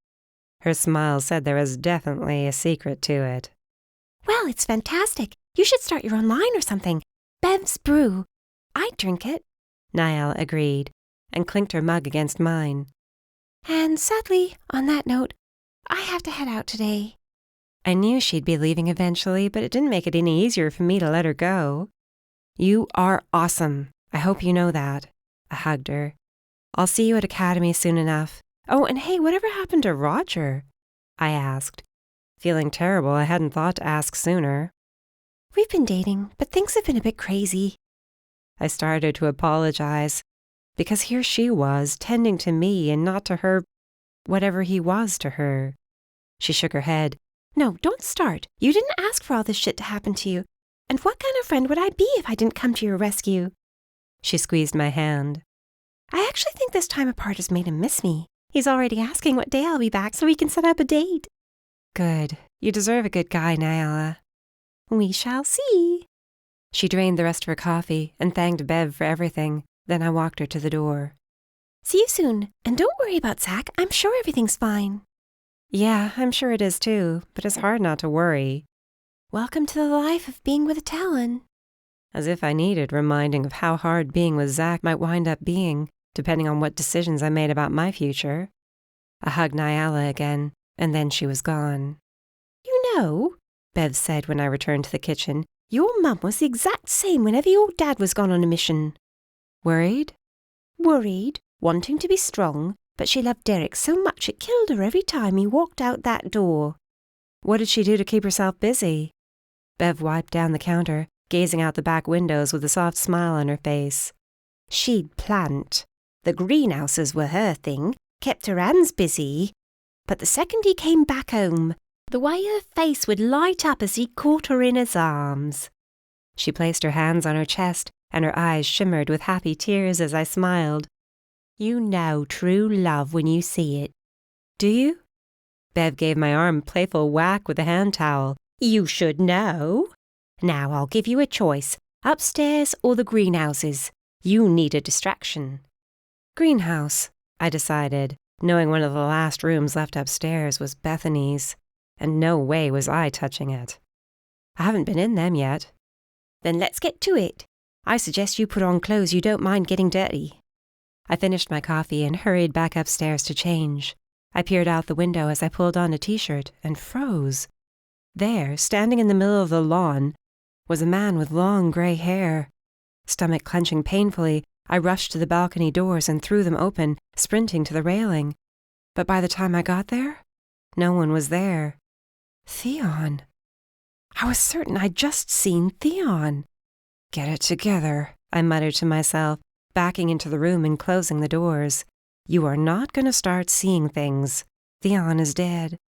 Xylon is dead. Bethany is dead, and none of them are coming back. I shut and locked the doors, threw my hair into a ponytail, and slipped into my boots. A distraction. That was exactly what I needed. I was going to think happy thoughts, like the wedding, and how this house was coming along. How thrilled I was to be so much closer to spending the rest of my life with a guy I loved. Nothing. No nightmares. No pent-up emotions manifesting in weird hallucinations. Nothing was going to keep me from marrying Zach and having a happily ever after. But the fun is just beginning. I clenched my jaw and shut my eyes so hard they hurt. You are alone. There is no one here with you. No voices, no visions, nothing. I held my breath and waited, but no more words rushed through my mind. The war was over before it began, and whatever Mark was trying to start, Zach and his brothers were putting an end to it. I had nothing to worry about, except getting this estate back up and running and finishing my training at Academy. That was it. End of story. You know, I told Bev as I peered into the fridge, if Zach doesn't come home in the next few days, these damned cakes are going to be fair game. She nodded in agreement. I won't lie, I've been a bit tempted myself. Well, if he's not home by tomorrow, feel free to dig in. I'll just go get more. I tapped my fingers on the fridge door, irritated. I texted him a few times during the day, but he hadn't replied. I resisted the urge to reach out to his mind, not wanting to bug him. And it wasn't that I didn't trust him, which I did. But the longer I went without his answering, the more I worried something was wrong. Really wrong. I finally closed the fridge, but opened it up 5 seconds later as Bev laughed behind me. Don't judge, I said with a grin. No judging here, just a familiar sight is all. There is ice cream in the freezer, she added in a whisper. What? When did we get ice cream? I had groceries delivered this morning while you were still sleeping. I sensed there was more behind that statement. Nyala mentioned something. Oh? I asked as lightly as I could, pulling out the tub of chocolate and peanut butter ice cream. Bev handed me a spoon as I set the container on the counter and opened it up, digging right in. I know you have been through a lot, Briar, and I'm not asking you to tell me everything, but I've seen the scars, physical and mental. I just want you to know if you ever need someone to confide in when Zach's not here, you can always talk to me. Meredith came to me for everything. When she left with her sister, it was heartbreaking, and I blamed myself for it all, I did. The sadness in her tone gave me pause. What? Why? I was gone that month, taking what I thought was a long overdue vacation. Meredith had her sister come and stay, and when I got back, she was just gone. And then when I heard she died months later, tears rolled down her cheeks. I hurried around the counter to hug her. I'm sorry. I wasn't here when your mother needed me. But I'll be here for you. Swear it. We cried together in the kitchen, mourning the loss of a mother I never got to know, and a dear friend Bev felt she failed. I had no problem seeing how Mom would have loved Bev. I reached into a nearby drawer and pulled out a spoon, offering it to her, and she burst out laughing. I might tell you all about it one day, I told her a while later as we ate our ice cream. And I will be here for that day. Did Nyala say something about my screaming? I asked slowly, picking at the ice cream. I'd suddenly lost my appetite. She might have mentioned hearing you a few times, but I would say nightmares are understandable. She set her spoon in the sink and was putting the ice cream away when the doorbell rang. We both paused, staring at the foyer. It was nearly 9 at night, and Zach wouldn't have to ring the bell. After moving in that first day, we changed the magic, so the house recognized him too. Not that it had forgotten Bev. Were you expecting anyone? Bev asked. For the first time, I saw a hint of her fire summoning in her eyes as I shook my head. Stay here. I did as she said for about 5 seconds, before I pulled fire and spirit easily to my hands and followed. The deadbolt on the front door slid back, and it creaked open. Bev seemed confused when she asked if she could help whoever was there, but the angry voice that replied had me running to Bev's side in a shot. The second I saw the woman, I cursed vividly and wished I'd done as Bev had asked and stayed in the damned kitchen. Too late now. Stephanie Pierce spotted me and pushed her way into the house, looking furious as ever, with her own personal whirlwind tailing her. My first thought was, how'd she get in the gate? But I never had a chance to ponder that for long. Shit hit the fan quickly. "Now listen here, you can't just barge in," Bev said. I held up my hand. It's all right, Bev. I have a feeling Mrs. Pierce won't be staying long, I said stiffly, forcing myself to shut down so I wouldn't inadvertently reach out and call for Zach. Something told me he did not know she was here. You are right on that count, she snapped, her gaze flickering all around the living room. Your son's not here, but I'll tell him you stopped by. I willed her to move for the door, but instead she planted her feet and crossed her arms. I wasn't sure what she expected me to do after our first and only meeting. Then her gaze trailed to my left hand, and her jaw dropped. "I knew it. He couldn't even tell his own mother himself." "Oh yeah, by the way, we're engaged," I said flatly. "There, now you know. You can leave." "I recall a conversation you and I had not too long ago about you staying away from Zach." "I remember," I said with a shrug. "What can I say? Zach and I are meant to be together, so why don't you accept it and stop being such a bitch?"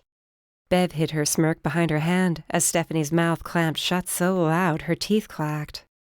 "How dare you? You will not marry my son. I will not have it. You are a convicted criminal. You attacked the masters. You've gotten yourself in over your head, and you dragged my poor son through all this mess. All right, for starters, the charges against me have been dropped. I fought to keep myself from setting her feet on fire. Second, your son is following your other sons and doing his job. If you haven't heard, we stopped a war from starting with the Necromancers, so get your facts straight before you come into my home and start blaming me for shit that is way out of my control." Stephanie aimed her finger at me, and a brisk gust of wind whipped my hair around. If she was trying to scare me, she'd have to try a hell of a lot harder. "This wedding will not happen. Do you understand me?" "Your son has a great reputation right now," I pointed out, not sure what her problem with me was anymore. And if you haven't noticed, I'm not a no-name. Never was. Pretty sure the Morris name is more well-known than Pierce, but I could be mistaken. Her face turned a vibrant shade of red. "How dare you?" "You can say whatever you want to me. It's not going to change the fact that Zach and I love each other, and we're getting married." "I will not let this happen.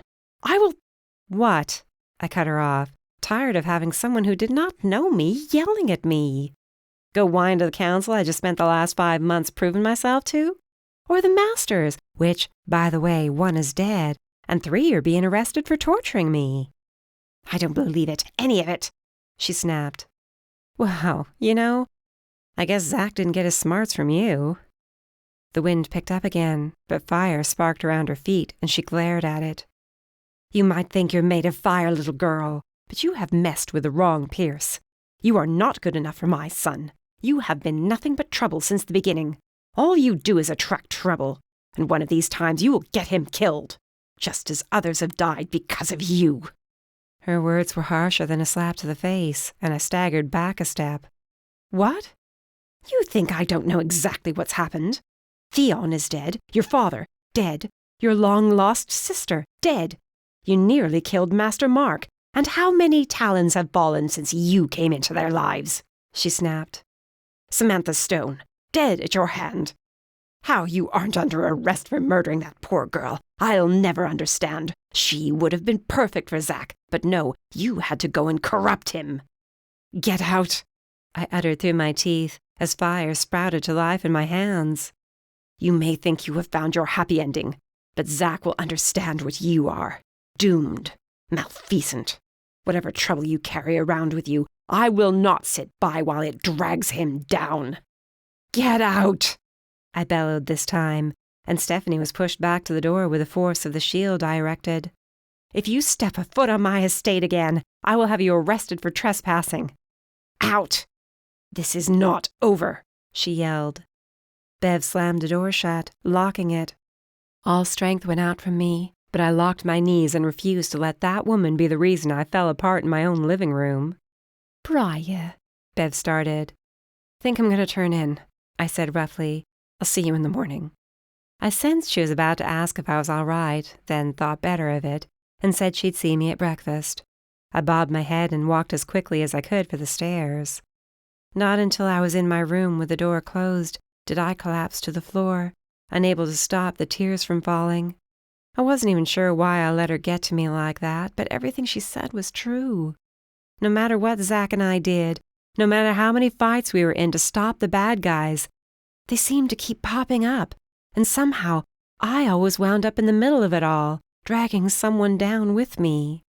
The raid on the warehouse was because of Mark torturing me. If I hadn't gotten away and then come back and told my story, he would have kept doing it. At the same time, Zach got hurt because of what he and his brothers learned. It all came back to me, all of it. No matter how many times I told myself the fighting was over, there was still that lingering doubt in the back of my mind that we missed a vital piece to the puzzle. And we'd find it too late. I pulled my knees to my chest, watching the stones of the engagement ring glimmer in the overhead light. What did I have to do to prove myself to his mother, to everyone who kept doubting me? I wasn't my sister. I was me, and I'd saved a shit ton of people. All they cared about was the blood on my hands. "Who are you kidding?" I muttered to myself, alone in my room. "You're not a hero. You've never been a hero. Heroes don't break, and they don't kill innocents." I wiped my face on my shirt and dragged my sorry ass to bed, pulled the covers up over my head, and prayed for a night with dreams. When I woke up drenched in a cold sweat a few hours later, I flipped over and burrowed even deeper into the bed, wiping fresh tears from my eyes. I wasn't even sure what I dreamt about, but I was hollow inside. Like the wedding I spent the last few days planning was never going to happen. Like my life with Zach was just a cruel joke that was going to fall apart as soon as the sun rose again. I clutched my pillow to me and waited for the night to be over. Chapter 13. Zach. I was mentally and physically worn out by the time I pulled up outside the Morris estate, my new home with Briar. The wound on my thigh stung, but the second I stepped out of the SUV, I sensed there was something off. I called Briar first thing this morning, but she didn't answer, and I left her a couple of messages before remembering there was a house phone now. I called it next, and Bev answered, but Briar hadn't been able to come to the phone. The whole drive home, I was worried about what mess I was going to walk into. I hesitated on the front porch, then reached out. The door opened at my touch. "Shroud? I'm back," I said loudly, shutting the door behind me. "In the kitchen," she replied, and I set my duffel down, then went to find her. "Is everything okay?" I asked as I walked in, kicking off my boots as I went. "You never returned my call, and Bev said you weren't—" "Wow," I said, blinking with confusion at the spread of food on the kitchen counter and table. "Are we expecting company?" Briar hurried over to me, and I hugged her, kissing the top of her head. She barely met my gaze as she pulled me to the table and sat me down. "How's your leg?" "Hurts, but I'll live. What is all this?" "These are our choices for the wedding reception," she explained, rubbing her hands together. "You got home just in time. Oh, and you have about 6 cakes waiting for you in the fridge. Hope you're hungry." "Where did all this come from?"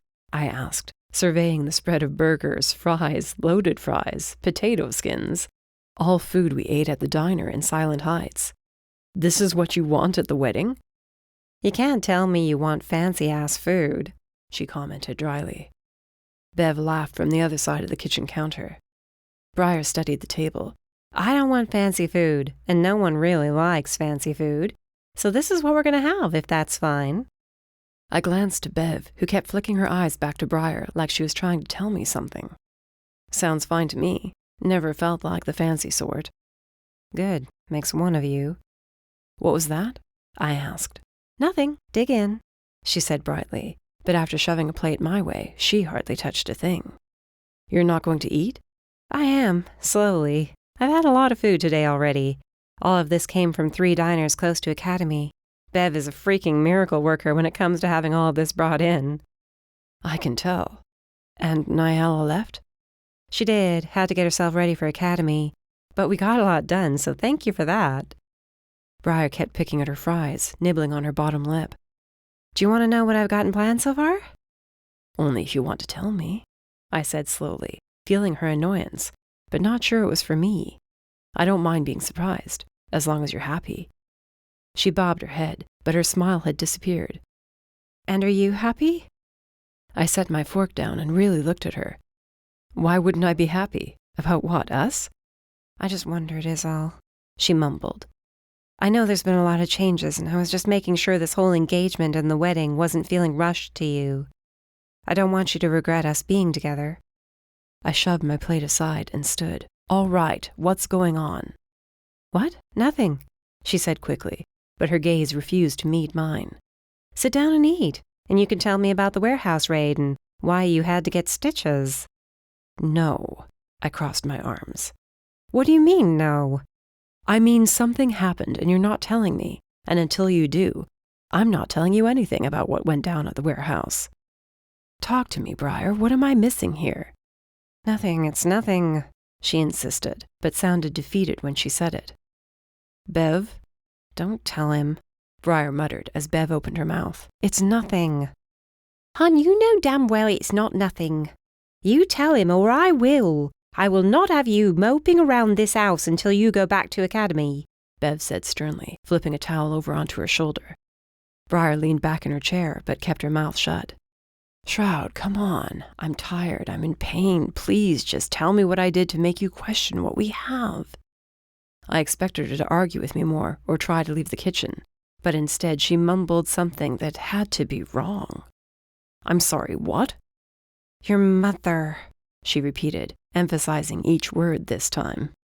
I glanced at Bev, who was nodding in agreement. My mother was here. When? Yesterday, Bev replied, when Briar couldn't seem to get the words out. She came by and, well, let's just say it was quite a whirlwind of a visit. Overstayed her welcome by just pushing her way inside this house. What did she say? I asked Bev.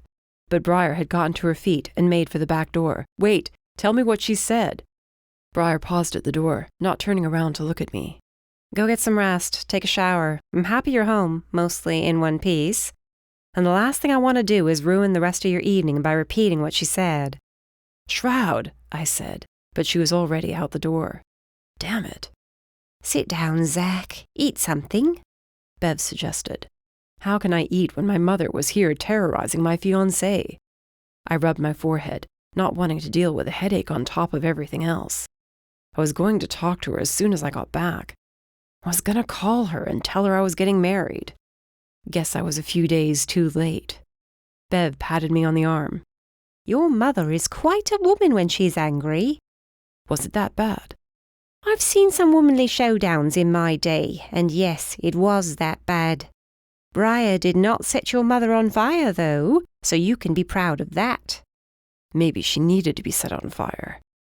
Bev tilted her head back and forth, then nodded. Maybe. I considered sitting back down and trying to eat, but couldn't eat while Briar was upset like this. I told Bev I was going to take a shower and then get changed and go talk to Briar.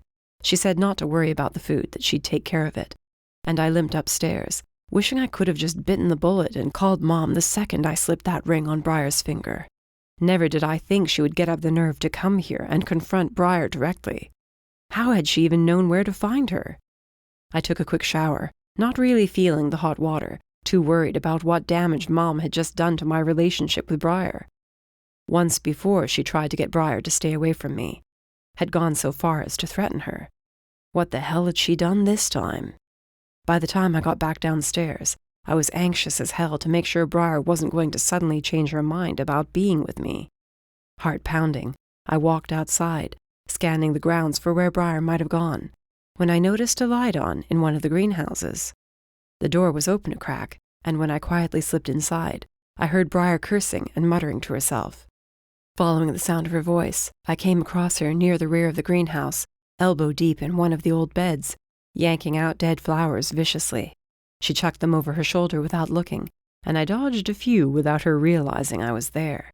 I caught one that came soaring toward my face and sidestepped another, letting it hit the ground.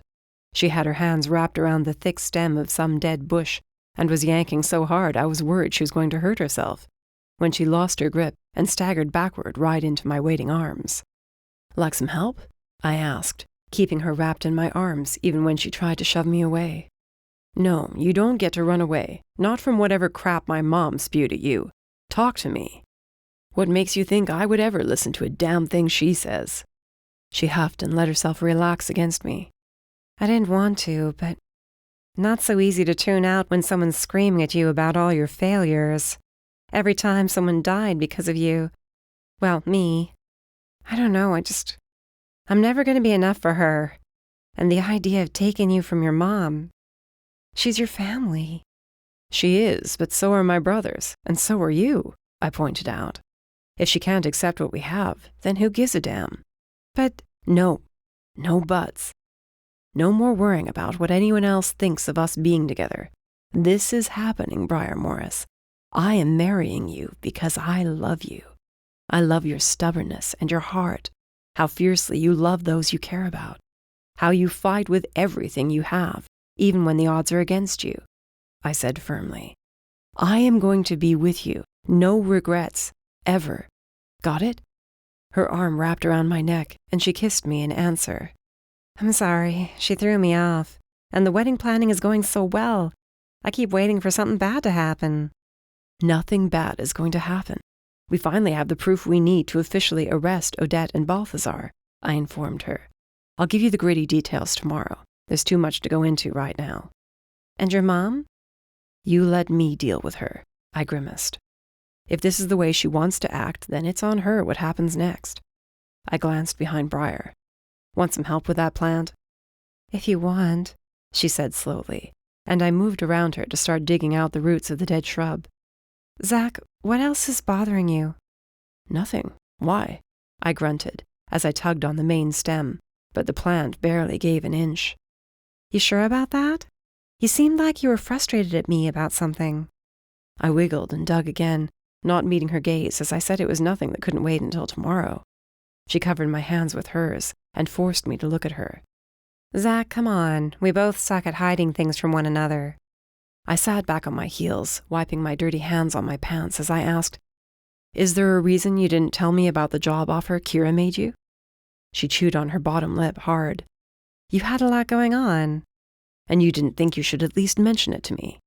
What's the point? I'm not going to do it, and she's just going to have to accept that. I can't be a master, not after all the shit that's gone on, she muttered, stalking away from me. She asked you to talk me into it? She did. Guess she doesn't know us as well as she seems to think. I laughed with Briar as I got up and stopped her from pacing. No, she doesn't. This decision is all up to you. I hope you know that. Just tell me next time, so I don't get completely thrown off. Everything's happening so fast sometimes, she murmured. If you want to wait to get married, we can, I assured her, but she shook her head. No, that is the one thing I feel isn't happening fast enough. I want us to get there, be happy, have our lives together, you know? I don't want to deal with the council or the masters anymore. I'm not even sure if I want to work with the military once I get out of academy, she said slowly, seeming almost surprised to hear her own admission. Would that be okay? You could ask for a special order relieving you of 2 years of service. I know exceptions have been made before. Rarely, but I didn't want to tell her that. Her circumstances and powers were pretty rare after all. I shrugged. You do whatever makes you happy. Out of curiosity, what would you do? I asked, trying to picture Briar doing something other than kicking ass all day long. She shrugged with a crooked grin. Not sure. I enjoy taking care of this place. Maybe convince Bev to open up a cafe with me so we could sell the amazing coffee she makes. Hell, maybe I'd even go back and teach summoning. I smirked at the idea of her as a professor at academy. Those poor future students of yours. She smacked my arm, but grinned as she did it. It could work. It could, and I will be happy with it whatever you decide to do. I rested my forehead to hers, knowing I'd never grow tired of simply holding her close. No one can argue that you've seen enough fighting to last a lifetime. And you? You really want to keep working with the talents? Let me finalize this latest ordeal, get you through academy, and we'll go from there. Who knows? Maybe I'll retire from the fighting life early and teach, too. I could see it now, the two of us driving hook nuts, she said with a mischievous grin. I say we put that plan on the side of great possibilities. I turned us back to face the difficult plant. Did you want to still keep working on it, or? With a flick of her fingers, she set the stubborn plant on fire, and we watched it burn to ashes. She gave me a wink, then took my hand and tugged me after her out of the greenhouse and back to the house. With Briar's days quickly slipping by before she had to be back to academy, the last thing I wanted to do was spend another one away from her. But I was not going to let my mother think she got away with her tirade. I pulled up outside my house, my old house, and braced myself for what was to follow. Briar tried to come with me, but she'd endured the wrath of my mother more than enough. I told her I'd be back in time for dinner and dessert. I'd left her in the greenhouse again, but she seemed better than when I got home yesterday, and no nightmares, at least none that were bad enough to wake me up if she had them. I raised my hand to knock, then decided just to walk in. "Mom?" "Zach? In the kitchen, dear?"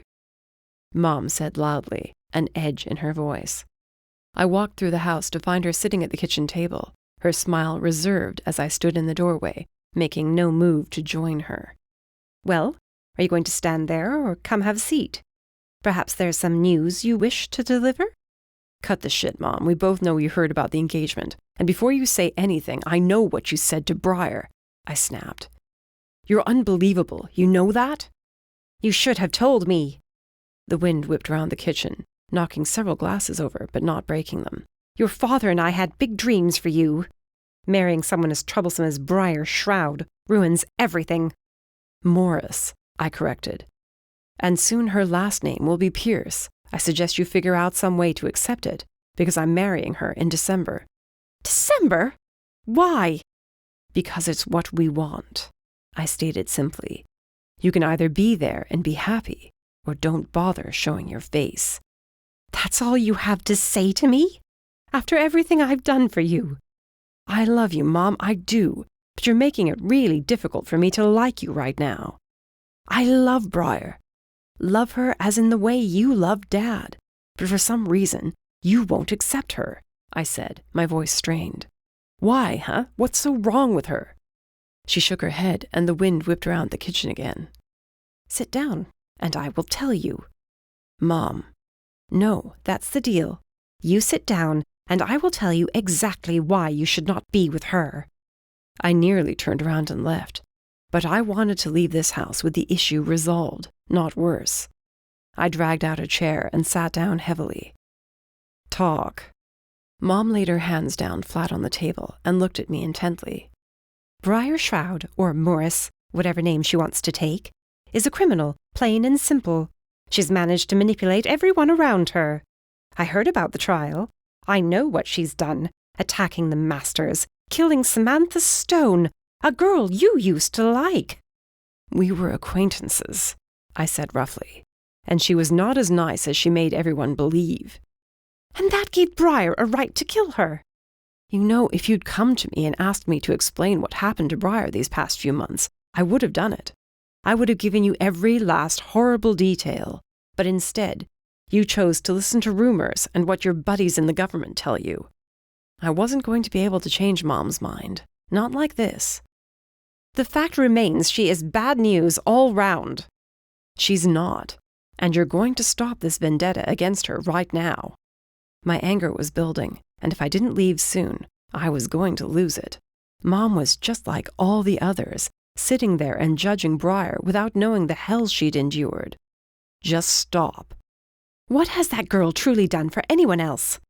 Mom snapped. "Aside from getting people killed, all she does is cause trouble wherever she goes."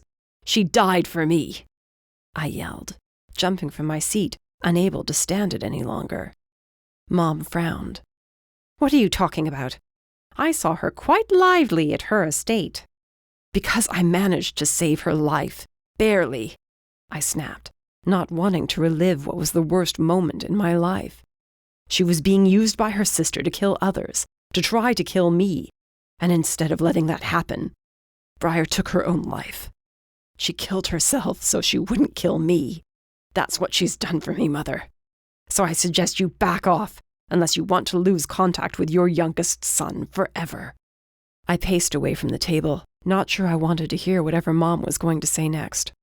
I wasn't even sure that I cared right then. My mother had walked into what was now my home and tore Briar apart, the woman who gave her life for mine, because she still didn't think she was good enough. "I don't have to explain anything to you," I said without turning around. "Briar and I have been through more than you will ever understand, and I'm tired of you thinking I need your approval."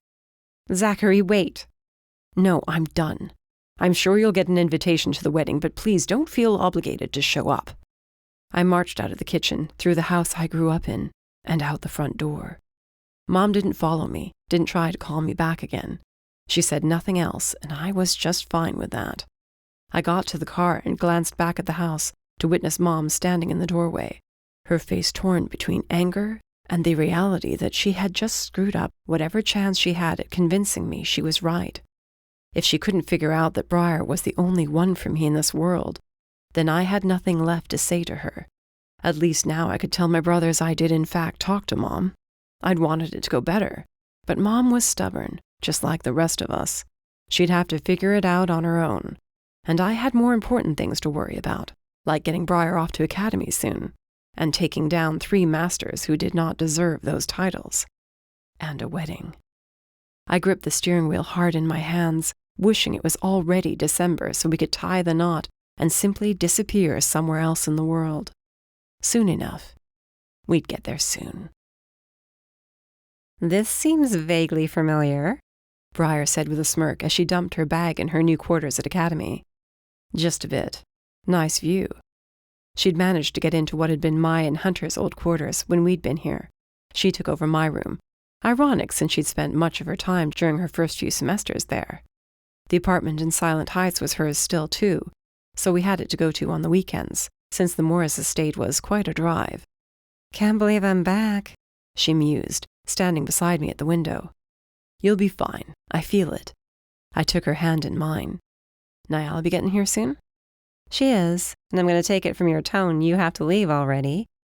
"Don't want to, but yeah. Adam's been hounding me the last 2 days, something in the files pointing to there being more locations we need to check out sooner rather than later." "Then go. I'm good here." I hugged her tightly and kissed her until our hearts pounded and fire sprouted around our feet. I'm going to miss that. "You know where I'll be this weekend. If you can get to Silent Heights, I'll be there." I grunted, not wanting to leave her, but duty called, sadly.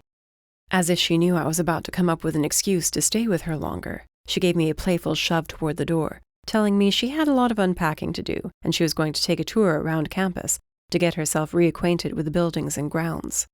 She said something about the spirit circle, but I knew where she was going to end up instead. The waterfall. If only I could join her for a bit.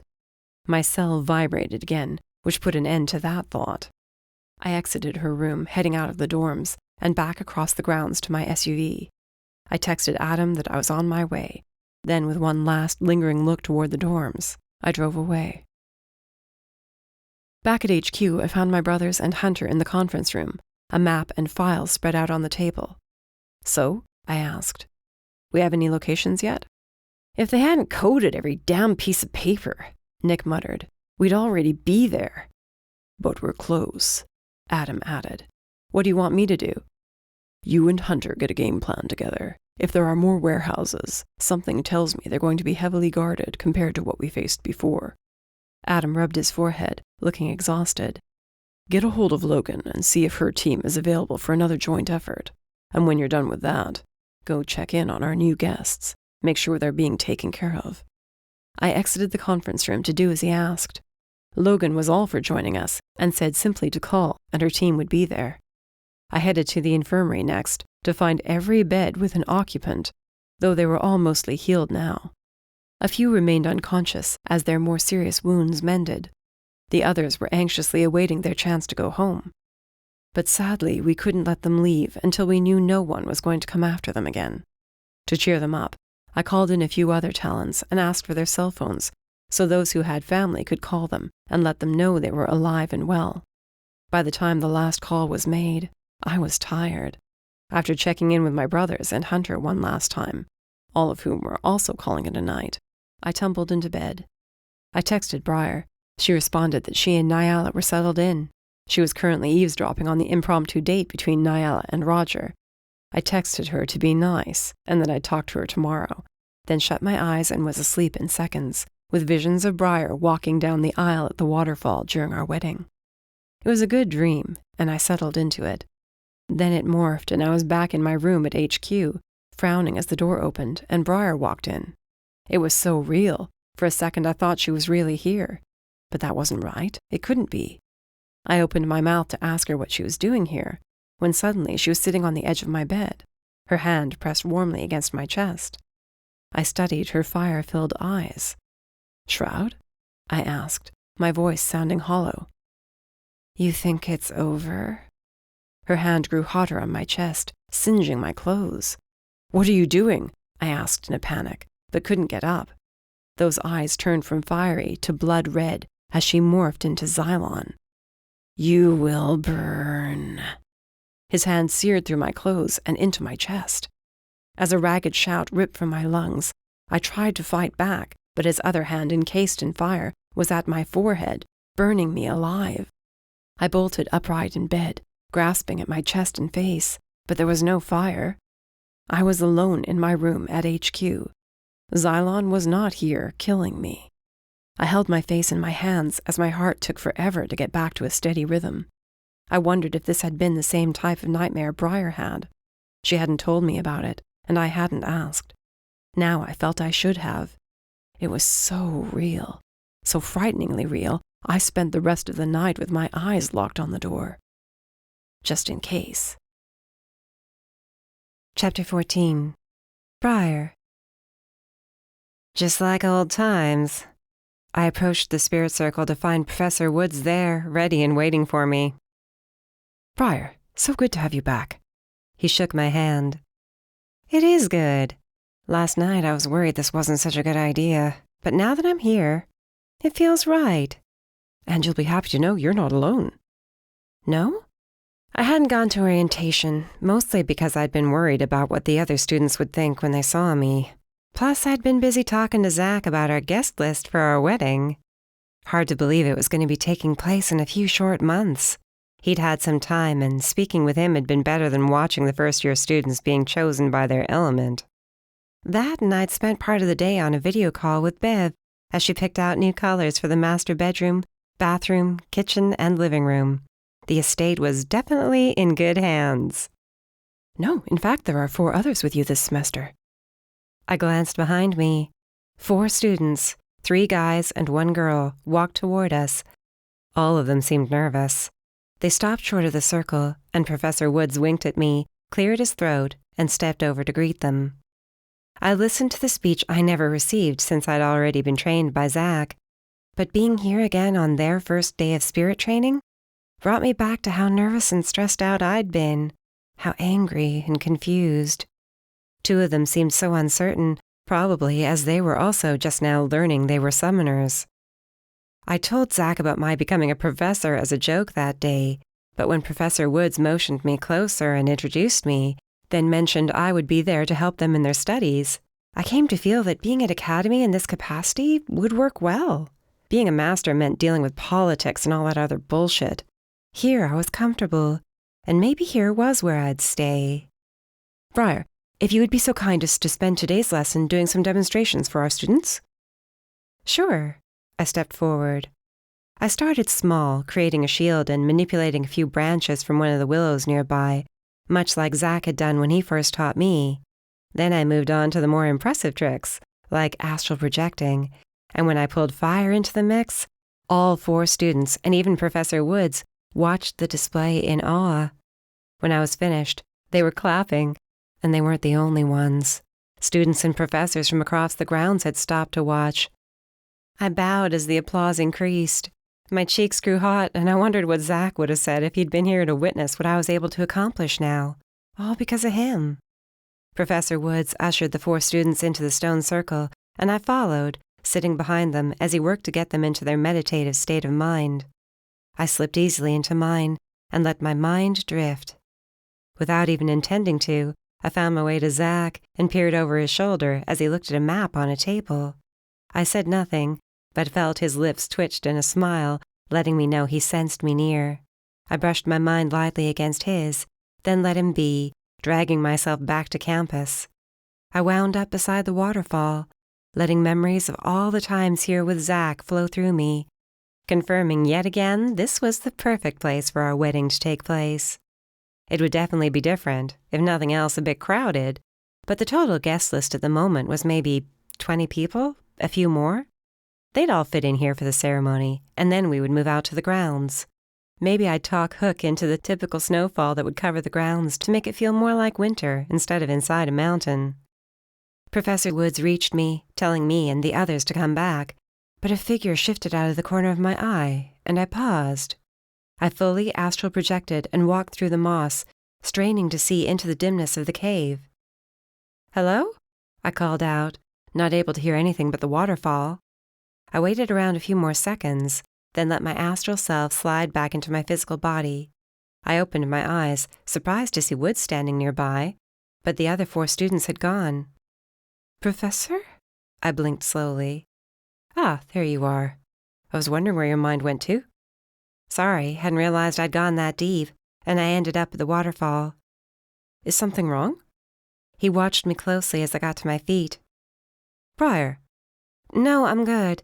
It's been a while since I was able to let my mind wander like that, I guess. It was nice."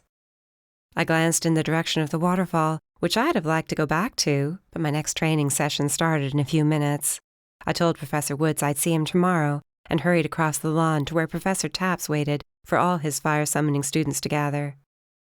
As Woods had done, Taps had me and several other fire summoners put on a display for the first-year students. This I did remember from my first day, and easily fell into a sparring session with another second year, since technically I never finished my 3rd semester here. She was good, but I got the drop on her a few times. I had been nice and not used spirit either. When she was stronger, I might start throwing some of that in. But for now, my new sparring partner, Gretchen, would only have to deal with my fire. Which, to be fair, was above and beyond hers. I had been trained by General Derek Morris. I had the skills of a trained soldier, not a second-year student, and it showed. After our session, I promised Gretchen I'd teach her some moves. Then I wandered around campus for a while until it was time for dinner. I considered going to the waterfall, but being there without Zach only made me want to be beside him even more. I'd agreed to come back to Academy and finish my classes. I wasn't going to start off by leaving campus any time I wasn't in training. This was going to be my life. That was what I wanted. At dinner in the hall, I sat with Nyala and Roger, listening to them flirt and hiding my smile behind my hand as they shared a few kisses before they finally headed away. I catcalled after her, and she glowered at me while Roger laughed. I finished my dinner alone, then went back to the stone circle. No one else was there, and I settled inside it, taking deep breaths and centering my mind. This time I did not let myself wander, instead concentrating on forming shields and working on the cage I'd seen Zach make so many times. Despite my using abilities in fights, I was rusty from a summer of only summoning when told to. And with nothing attacking me for the last 5 months, I was tired before long. But still I kept pushing forward. After I'd run through the basics for about an hour, I pulled on fire and combined them, twisting and shaping forms around me in the circle, lighting up the evening that had turned into night. After that, I decided it was time I strengthened my astral projecting. I'd been told once I was strong enough, my spirit would allow my astral form to be solid, as if I was actually physically there. It would take time, but I had all the time in the world now. When I released the last bits of spirit and fire in my control an hour later, I sagged back on my butt in the grass, wiping sweat from my forehead. Not too shabby, I told myself, and got to my feet, ready to hit the showers and bed, when a shape pulled away from a tree a few yards away. I paused, thinking maybe it was Woods or Taps checking up on me. I hadn't spoken to Hook yet, either, but whoever it was had turned around and walked away from me. "Hey!" I called out, running after him. He paused under one of the gas lamps, turning his face slightly, so I caught a profile, and my heart slammed into my rib cage. I slid to a stop in the dewy grass. Theon! I shut my eyes hard and opened them again, but he was still there. Without thinking, I broke into a sprint as he moved around the trees, weaving in and out as though he didn't want to be caught. I called his name a few times, but when I cleared more trees, expecting to encounter him, there was no one. I was alone, panting for air as I spun around, searching for any sign of him. I rubbed my eyes, then searched again, but there was no sign of Theon anywhere. Great, your first day back and you're going crazy, I whispered to myself as I backed away, then turned and walked to the stone circle to get my things. Guilt, that's all it is. Survivor's guilt is not really here. Let it go. I slung my bag over my shoulder and barely managed to smile at the other students I passed on my way to my new rooms. I was so lost in thought, I opened the door and made it 5 steps in before the giggling registered, and I turned to see Roger and Nyala entangled on the couch. God, sorry guys, I muttered as they laughed. I'll just be in my room. Nyala was laughing hysterically, and Roger was muttering apologies, but I waved them off. Dumping my stuff on the floor, I fell into bed and texted Zach about what I'd just seen in the living room on the old couch that we'd made out on a few times ourselves. My fingers hovered over the letters, ready to tell him I'd seen Theon for the second time. But that would lead to his worrying and getting annoyed that I never told him about the first time. It was nothing. That's what I convinced myself, and sent my message, leaving out any mention of seeing a dead man wandering around campus. He texted back telling me how much he missed that couch. Wanting a distraction, I shut my eyes and reached out to his mind, reminding him quite vividly about those nights. It only took 5 seconds for my cell to ring. Yes, I answered with a laugh. You're trying to drive me nuts, he muttered through a yawn. Only slightly. How goes it there? We're close to breaking the code for the files, but that's all we have. Odette and Balthazar have not officially been taken into custody yet, and it's got all of us on edge. You can't detain them? Not without a good enough reason. I heard his bed creaking and figured he was exhausted. Get some sleep. You can catch me up tomorrow when you're not about to fall asleep. In a minute. I'm wide awake, swear it. He mumbled. Training today, was it good? Not too shabby. I did a couple of displays for the professors. Show off. Probably just made those poor first years all nervous. He teased, his voice quieter than before. Give them something to aspire to since there are more spirit summoners now. I think I was being serious when I said I might come back as a professor. It'd be different, but I don't know. I feel at home here now. I waited for him to give me a hard time, but he said nothing. Zach? Quiet snoring met my ear, and I grinned. Not tired my ass, I whispered, and told him I loved him. Even in his sleep, he replied, and then hung up.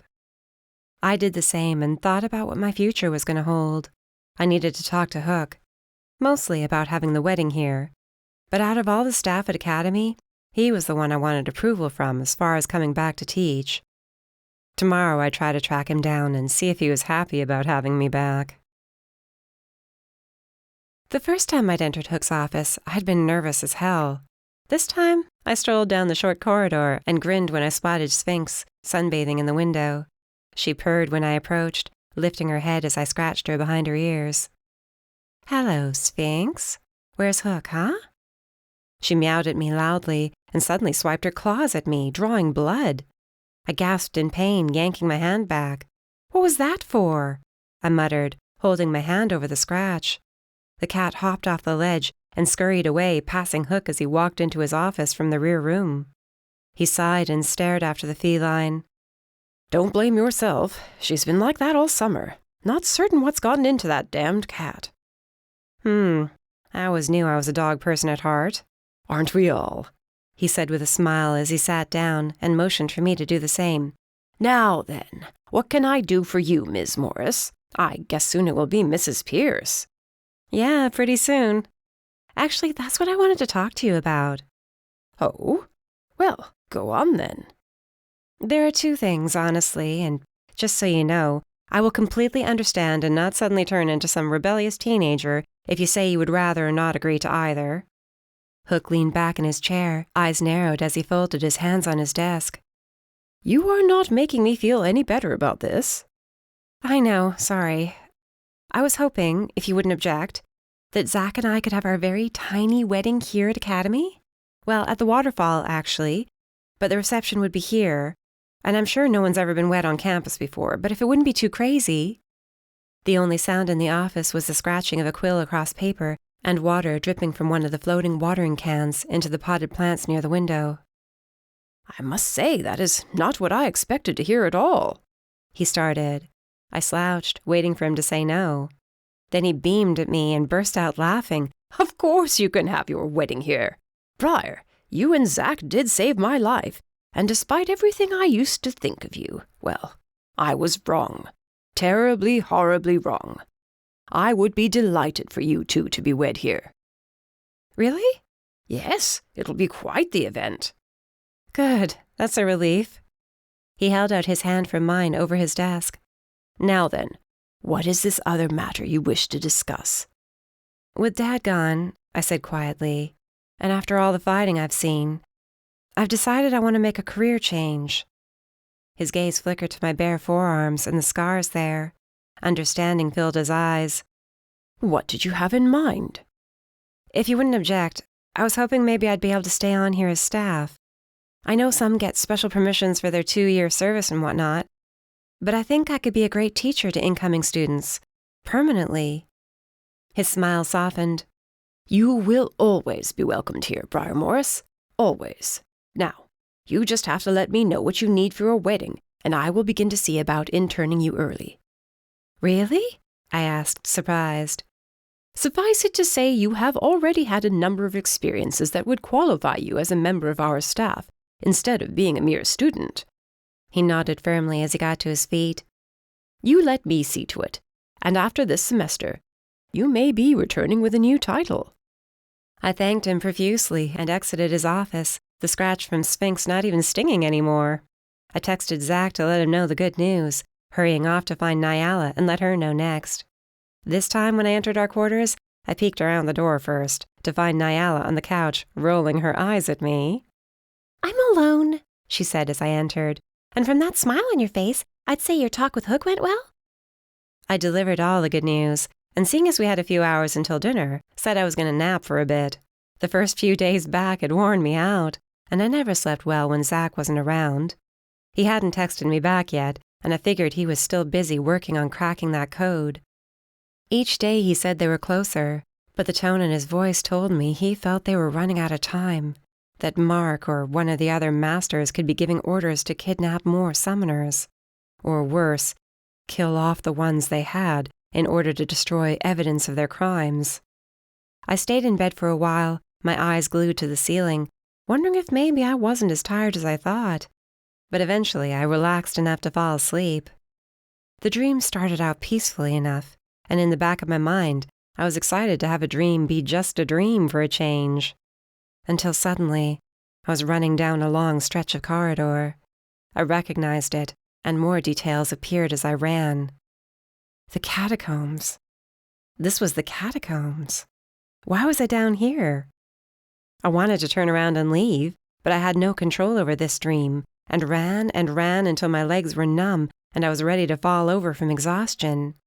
Finally, my feet stopped before a large stone sarcophagus with the form of a woman carved into the lid.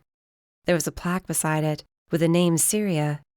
I had no idea who she was and thought about waking up now, when a cat leapt onto the top, meowing and hissing furiously. I backed away as the cat lunged from my face, claws outstretched. Briar! I shrieked as I shot awake.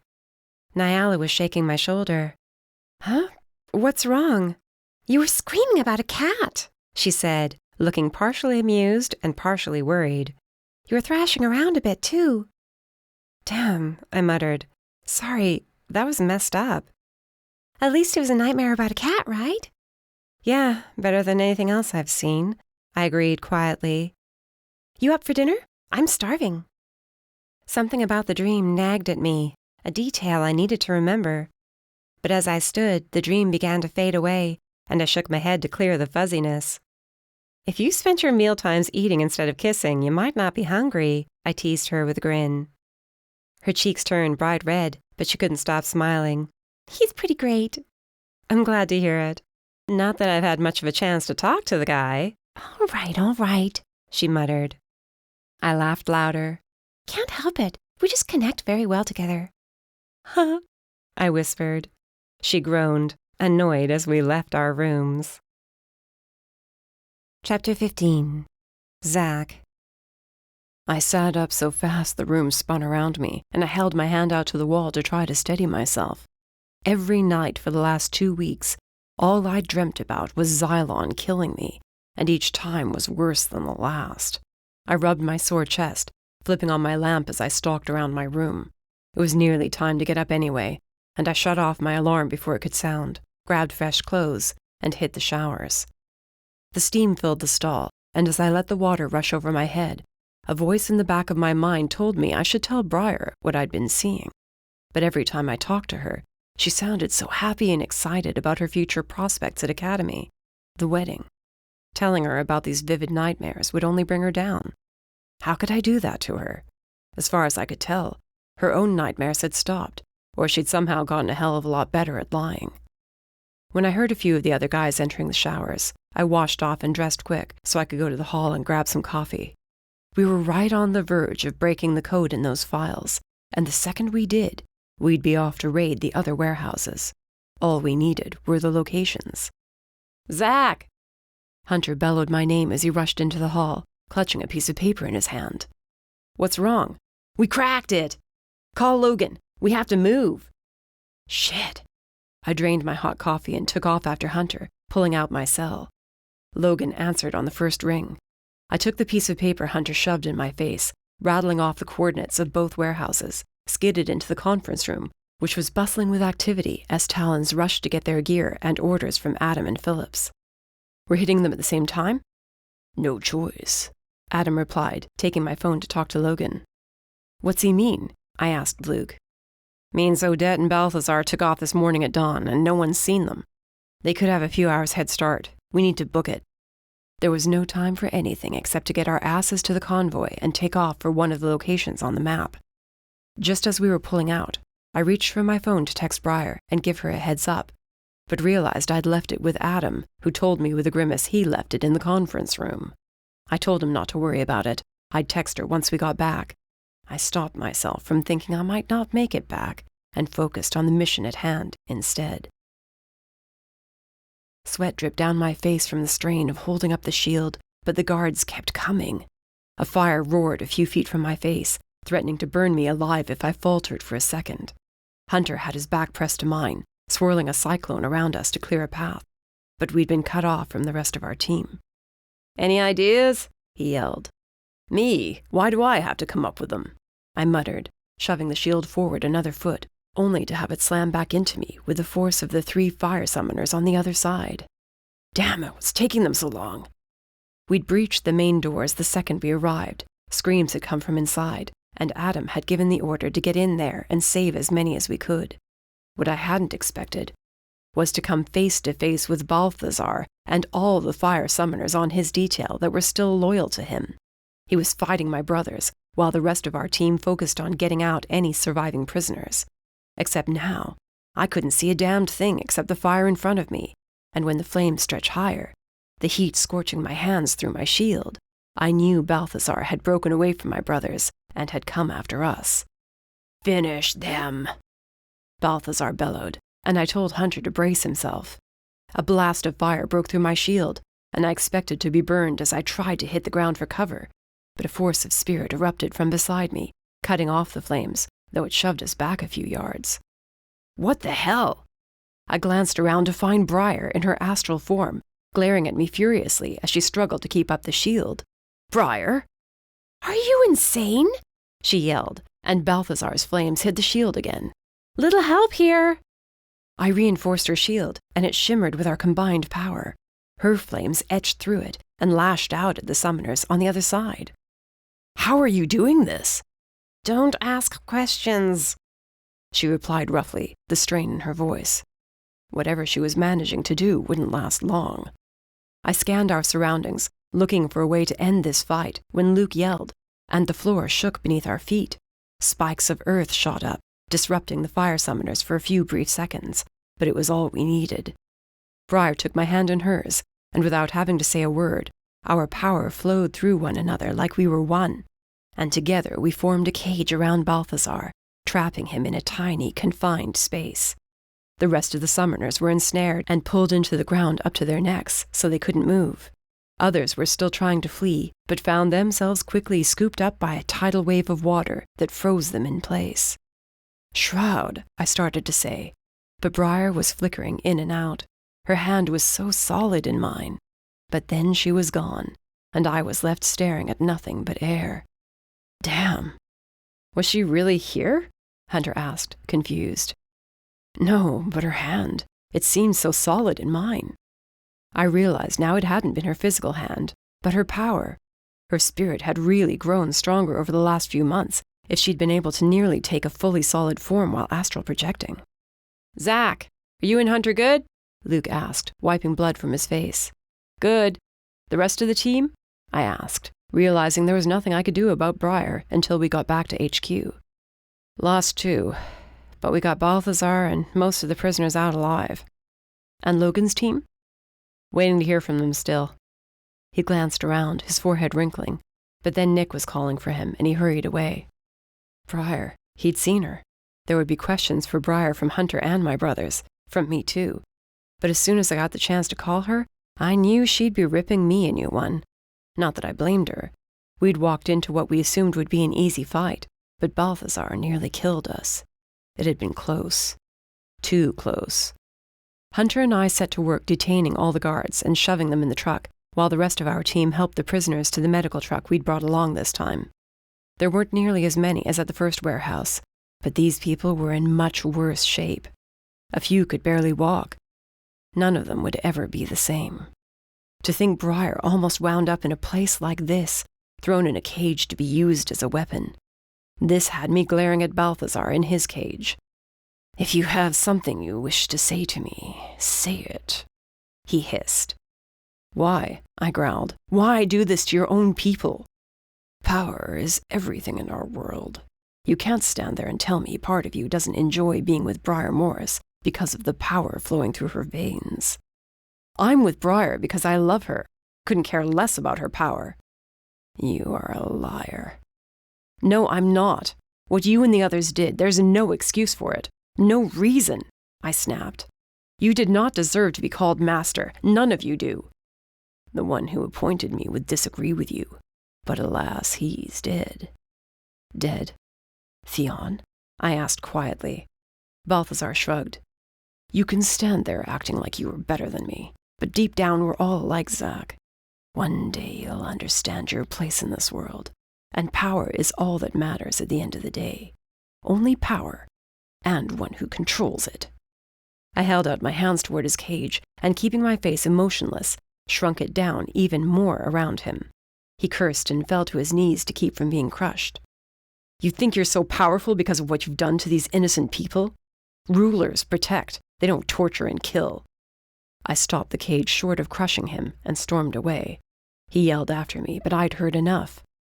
Briar's idea of no longer being part of the military sounded more appealing by the moment. I'd seen too much horror caused by people who were supposed to be trustworthy, seen them corrupted. I wanted out of this life of violence, wanted to live out my days with Briar on the estate, teaching future generations of summoners, and nothing more. I made one more lap around the warehouse to ensure no one was left behind, when I caught a glimpse of something in the concrete floor. The markings were rust-colored, and I was sure I'd seen shapes like those before, intersecting circles and triangles. Too much had faded away for me to make out anything definite. Hunter called me, and I hustled out of the warehouse to hitch a ride with the convoy. After we arrived at HQ and officially arrested these assholes for their crimes, I'd be having a long talk with my brothers about my future with the Talons. I was finished. Done. This had broken me down past the point I was willing to go. It took every ounce of control I had left not to turn back around and finish off Balthazar to avenge those he'd killed. If we'd been alone, I might have done it, but my brothers would stop me. Hunter would. They wouldn't want that blood on my hands. I couldn't care less.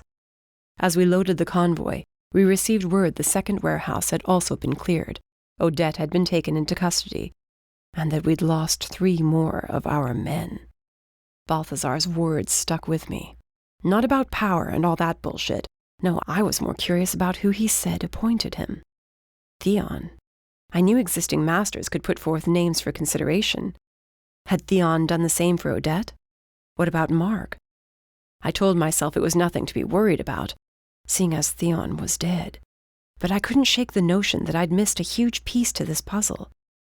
By the time we were back at HQ, the notion that Theon was somehow involved in this mess had dug its claws deep in my mind. I was about to ask my brothers about the old master when Hunter grabbed my arm. "Think you're in trouble," he muttered. Trouble? I whirled around. Briar stood at the entrance to the main building. She shot me a long glare, then she hurried to help get the injured prisoners inside. Yeah, I was in trouble, but her yelling at me would have to wait at least a few minutes longer. A few minutes turned into 2 hours as we settled the newcomers into the makeshift infirmary. Briar said nothing to me, not even in passing, but it wasn't hard to see she was pissed. When Balthazar and Odette were dragged through HQ in chains, the entire base fell silent. Now 3 masters were currently under arrest. The very foundations of our society were falling apart. The members of the council and several generals disappeared into the main conference room. They'd probably be in there for days, figuring out their next move. From across the room, I caught Briar's eye. She turned on her heel and stormed off, but something in that look told me to follow. Bracing myself for a lecture, I followed her through HQ toward my room. The door was left open, and when I stepped inside, she was staring out the window. I closed the door and let out a deep breath. "Before you say anything," I started. She was across the room and had me in her arms, her lips crushing mine before I could finish my sentence. I held her just as hard, feeling her solid form here with me after one of us almost lost our lives. Again. The kiss ended far too quickly when she punched me in the gut. "What is wrong with you?" "I had no time."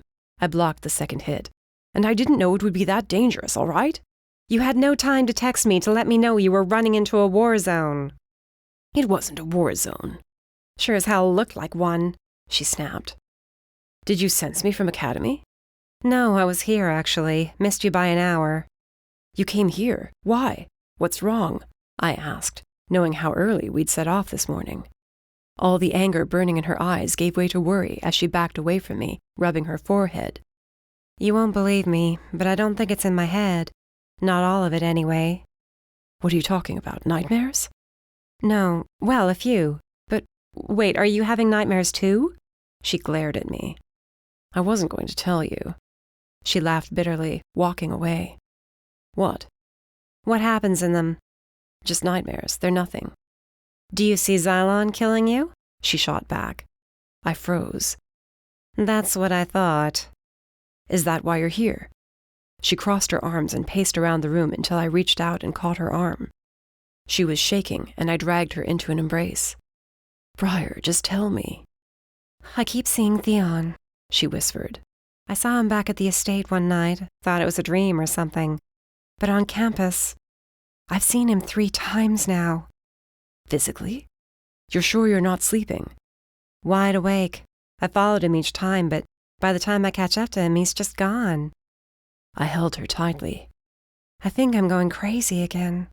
No, you're not," I said firmly. "I think we've both hit our breaking points, and it's time to get out of this lie for good before it drags us down any further." She leaned back, studying me closely. "What are you saying?" I blew out a heavy breath. "After what I've seen in those warehouses, I'm done. Finished playing whatever shitty game this is. Once the case is wrapped up, I'm leaving the Talons, leaving the military. I have no idea what I'm going to do, but I'm tired of fighting, tired of looking over my shoulder, tired of you worrying about my coming back alive, or having to step in and potentially harm yourself to save my ass." I ran my fingers over the scars on her arms. "I say it's time we work toward a less chaotic life."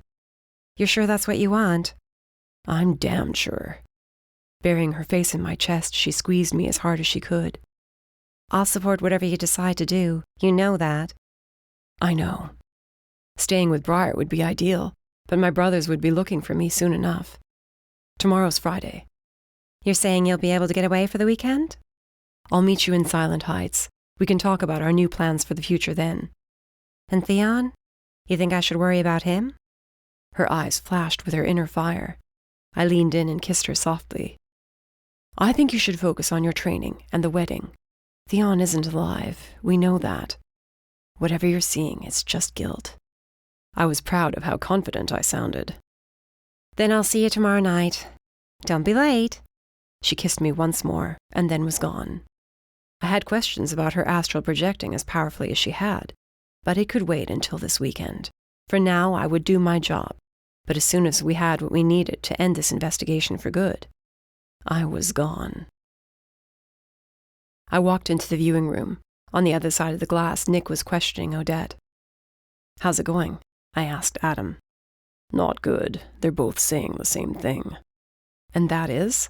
They were following orders. He muttered. What? Whose? Don't know, but they won't say. We thought it was Mark, but get this, suddenly he's claiming he was not the brains behind this operation. Adam slammed his hand into the nearest wall with a curse. We still have no idea who's behind this mess. Course not, I whispered. That would be too easy. I turned around and looked into the other interrogation room, where Luke questioned Balthazar.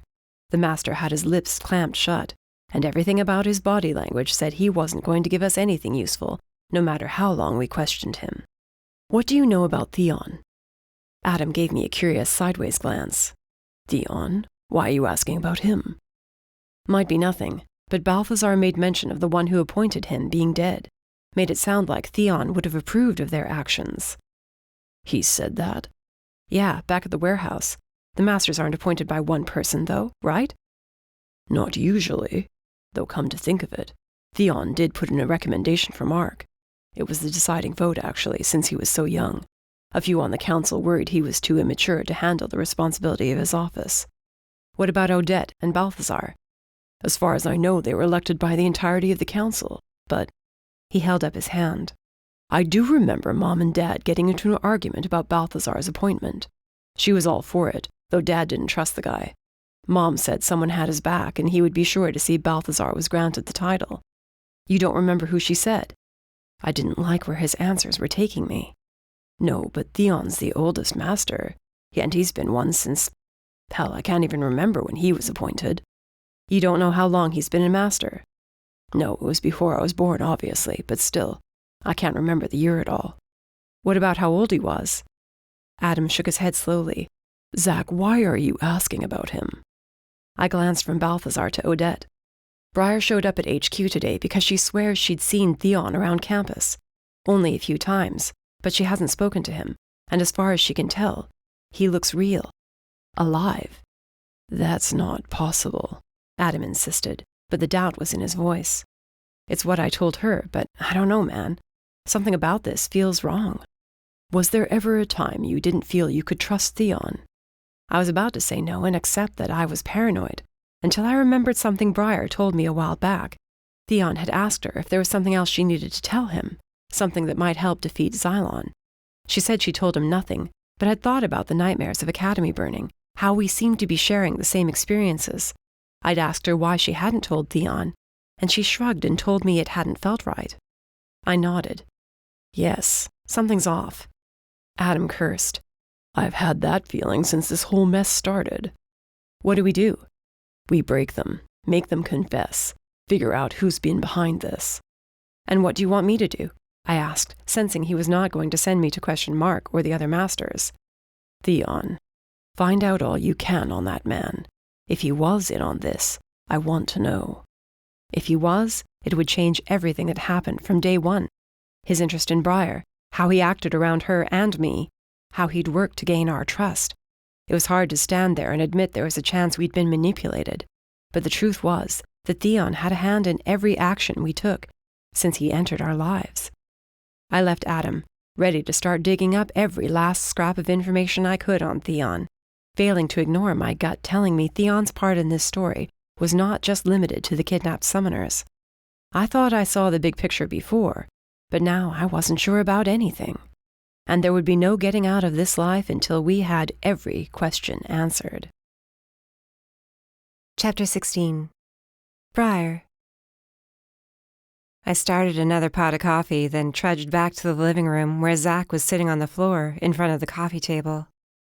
"You're sure about this?"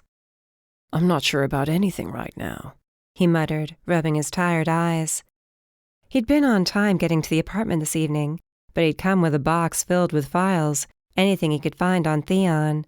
Considering how old he was and how long we'd assumed he'd been a master, there wasn't much in it. We hadn't even found an official date of birth. We'd called several members of the council and generals, even Kira, but no one can tell us when Theon was born or even when he'd become a master. All they said was it was decades ago. I shivered and went to grab Zach's sweatshirt from his bedroom, reminding him there was more coffee coming. He flipped to another page, grunting curses. I'd hoped when he got here tonight we'd be able to celebrate the official arrests of Odette and Balthazar, but he told me what they said in their interrogations. Then he told me his theory of Theon being involved after all. I'd been replaying every conversation I ever had with Theon, and though there were times I wasn't ready to trust Theon, I'd never sensed I was in danger around him. Now I wasn't so sure. As much as my head had been messed with, something told me it wouldn't be too hard for Theon to get in there to manipulate me. But for him to kidnap summoners? Torture them? I didn't want to think it was possible. Zach's sweatshirt wasn't on the floor, and I opened the closet to see if it was hanging up when I spotted a box I remembered from my first 2 semesters at Academy. We'd lost everything on the students who had been missing, but it appeared the info we gathered on necromancers and the generals killed in the line of investigation survived. Not sure why, I grabbed the box and pulled it down. I spread out the papers around me, flipping through the files on General Addie's death and that of Zach's dad.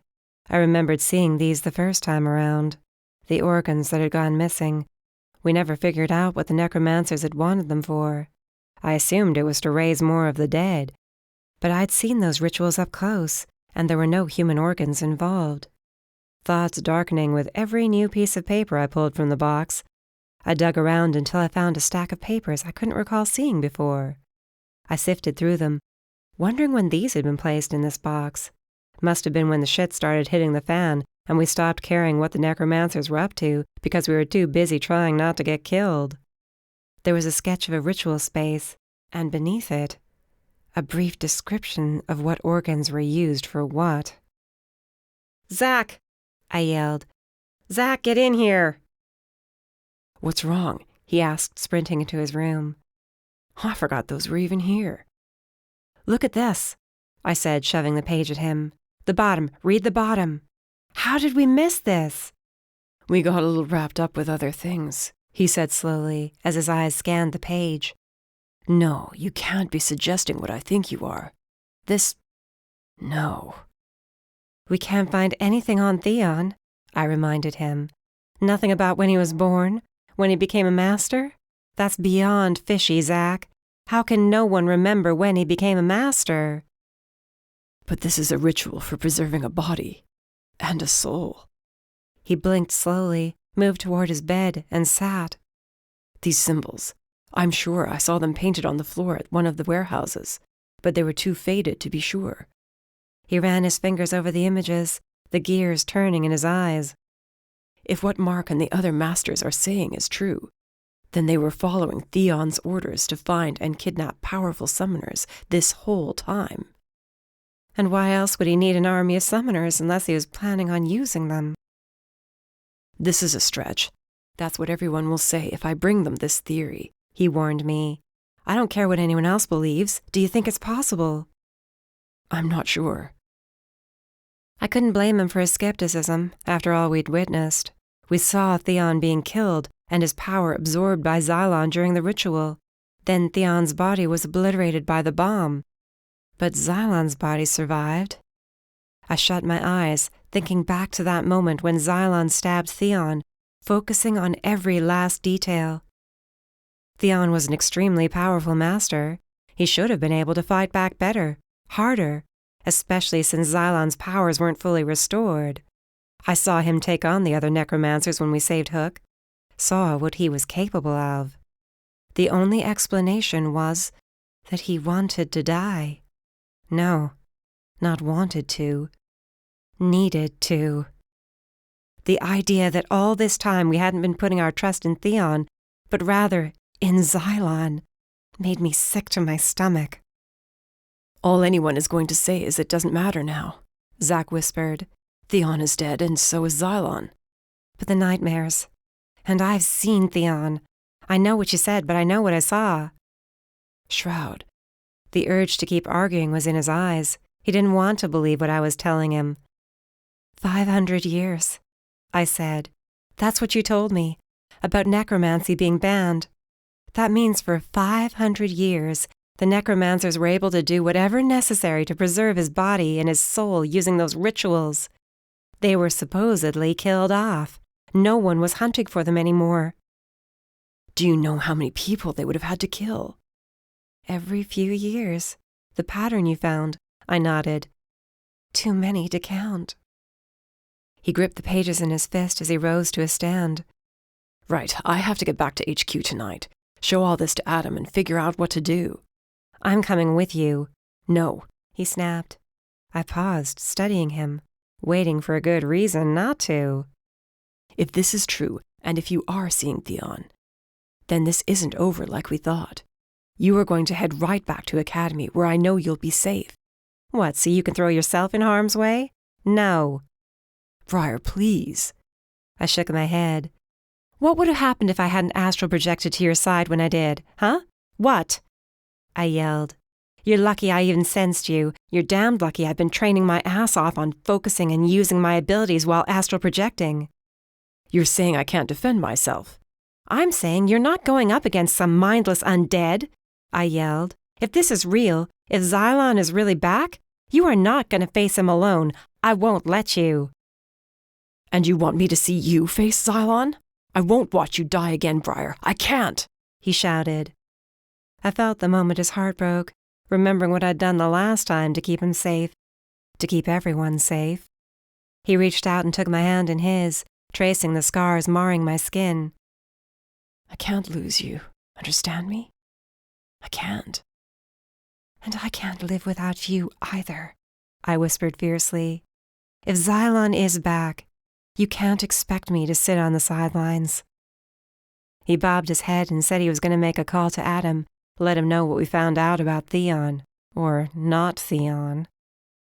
I was working out the details the best I could, but as Zack left the room, I was too riled up by our fight to even comprehend what I was reading. I had no idea how much time passed. I heard a knock at the front door and Zack talking to someone. When I reached the living room, I frowned when I saw Hunter and several Talons. What's going on?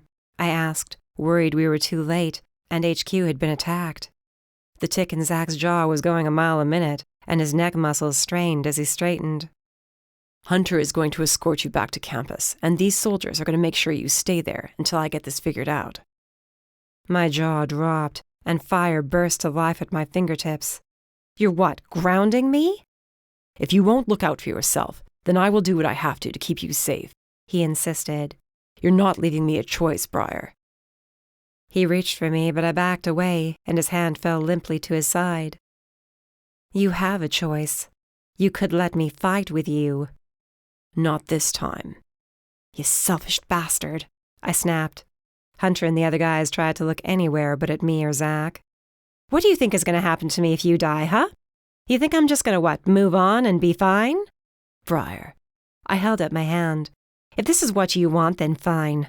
I turned on my heel and stomped back to his bedroom, flung my clothes in my duffel, picked up my boots, and stormed past him out the door. Let's go, Hunter, I yelled when he took too long to follow. I wasn't sure if I was glad Zack didn't follow me in case I decked him, or if I was more pissed that he didn't chase after me and tell me he changed his mind. Hunter and the Talons piled in the SUV after me, and we drove away from Silent Heights, me not saying a word. When we finally pulled up in front of the main building at Academy, I got out, marching toward the dorm, with Hunter following me. Briar, wait. Hunter grabbed my arm. What? You can't agree with him. He shrugged. Look, I know you're strong, and so does Zack, but he's scared, all right? He's terrified. Xylon and all these assholes have been after you this whole time. Just give him a break before he loses his mind. I can help him, though, I said quietly. You can, but at what cost? He thought it was over, and now there's another threat coming for you. All he wants is for you to be safe. And I can't want the same for him? Hunter, if Xylon is back, who do you think is going to stand in front of him? Zack, that's who. He'll throw himself right into the line of fire if he thinks it'll save me. And as much as I don't want to say it, one of us is not going to survive this fight. Hunter's eyes darkened as he stared at me intently. You can't know that. Maybe, maybe not. Ask Zack about his damned nightmares. Don't push him away for long, he requested as the Talons caught up to us and took their stance outside the dorm. Great. More bodyguards. I'm sure he'll call you once we get this figured out. We've got it figured out, that's the problem. Night, Hunter. Be safe. Zack was going to get himself killed. I considered finding a way to sneak away from those guards, but what good would that do me? I was the one who kept seeing Theon, who I realized could no longer be Theon. No matter what Zack wanted, the fight was going to come to me, because I was the one Xylon had been after this whole damned time. I loved Zack, and I understood he wanted to protect me. But I could protect myself too, and if this was going to be the death of me, I'd rather die by his side than watch him getting murdered by Xylon. My cell went off again, buzzing on the kitchen counter, but I ignored it as I made breakfast on Sunday morning. Nyala was on the other side, glancing from the phone to me. "Really?" she finally said. "What? He started it." "Now you're being petty," she muttered and picked it up. I tried to snatch it away, but she answered it before I could. "Zack? Yeah, she's here. Hang on." She held it out to me, but I refused to take it. "Fine." She put it on speaker and hopped off her stool, bounding from the room. I glowered at her until she was out of sight. Briar? Zack's voice came through the phone. "What?" I snapped. How long are you going to be pissed at me? "Depends. How long do you plan on keeping me a prisoner at Academy?" "You're not a damned prisoner, and you know it," he growled. "Adam and the other generals believe our theory might have some substance to it. They've looked into Theon's background, and any records they all thought they had on him are gone, like they never existed." "Surprise," I mumbled sarcastically. "I understand you're frustrated, but this is for the best." "For who? You or me?" "I'm protecting you." "Yeah, well, maybe I don't want to be protected." I waited for him to argue, and then I thought he hung up when he said nothing for a long while. "I accept your anger," he finally said roughly, "and I will keep you posted as promised." "What for? Not like I can do anything here." "Shroud, for the love of God, just let me do my job, please." My resolve cracked at the raw worry in his voice, and I picked up the cell, taking him off speakerphone. "You swear to me right now, Zachary Pierce, that you will be waiting for me at the end of the aisle on our wedding day," I demanded. "You understand me? You better be there." "Or what?" he asked, and I heard the smile in his words. "Or I'll do whatever I have to do to make sure you get there." "Swear it," he said seriously. "Nothing's going to happen to me." I puffed out my cheeks with a breath, wishing it was easy to believe this mess would work itself out with both of us getting out of it unscathed. I exhaled. "I want to be kept in the loop." "You will be. Just don't try to ditch the guards. I can feel you plotting something already." "I might have had a few ideas." "Of course you did," he mumbled. "So they believed you?" I asked, pouring myself a fresh cup of coffee. "The more we can't find on Theon, and the more we dig into necromancer rituals, yeah, the pieces are sadly falling into place." There was a lot I wanted to tell Zack at that moment, but all I did tell him was to be careful. "Love you. If you need me." "We won't," he assured me. "Love you too, Shroud." Then he was gone, and I was left holding my phone, torn between annoyed, angry, and afraid. There was no way Theon could actually get onto campus without the alarms sounding or the statues coming to life and attacking him, right? But if that was the case, then somehow the bastard was getting inside my head again, making me see what he wanted me to see. Why? To throw me off balance? It would be stupid for him to even come here. Zack might have said there were only 2 talents here, but I picked out at least 10 walking around today, trying to blend in with the other students. They all failed miserably. I had no doubt by the end of the week there would be a small army here, ready and waiting, just in case. All there was to do now was wait, and I had grown really tired of waiting. Too bad your estate isn't more heavily warded, Nyala said by midweek of my house arrest, as we were calling it. She glanced over her shoulder and sighed. He really is worried. I didn't have to turn around to know there were at least 4 Talons following us. Do they have any news yet? Nothing, at least nothing that he's decided to share with me. And I even tried to get inside his head last night, but he put up a heavy ward against me, the brat, I muttered. Nyala grinned. It's not amusing. It's a little amusing. I just want to know what's going on. Why? To make you even more antsy to sneak off campus? I shrugged. I promised I would stay put. Yeah, and we both know that's bullshit the second you feel Zach's in trouble.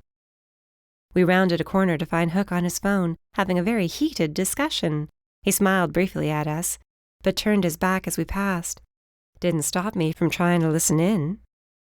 I understand, but I'm telling you, it's as safe as it's always been. I frowned at his words and slowed my pace, waiting to hear more. I will check the wards, but as far as I can tell, it's holding. There's no way for it to get out on its own. It would take a massive amount of power. I pursed my lips when Hook suddenly turned around and walked out of hearing range. What was he talking about? Campus? No, that didn't make sense. He was trying to keep something in? Something he sounded almost afraid of getting out. Nyala was telling me about her and Roger's date last night, and I threw myself into the conversation the best I could, all the while wondering who Hook had been talking to, and if it had anything to do with the necromancer on the loose. A sound woke me up a couple of nights after the day I'd eavesdropped on Hook. I'd gotten nowhere with what he'd been talking about. I sat in bed listening for the sound again, but didn't hear anything else. I brushed it off as Nyala getting in from her latest date with Roger. She was falling for him, and I was happy for her. I teased her earlier that if things kept going as well as they were for those two, we'd be going to her wedding next. She'd simply shrugged, but I saw the excitement in her eyes that I might be right. I rolled over, ready to go back to sleep, but I couldn't get my eyes to stay closed. My legs were itchy, and I sat up, reaching for my cell to text Zach. When he didn't text back, I started to dial him until a whisper calling my name pulled my gaze to the window. I hung up, got out of bed, and walked to the window. It was only 4 a.m, and Academy's simulated sunrise was a few hours away still.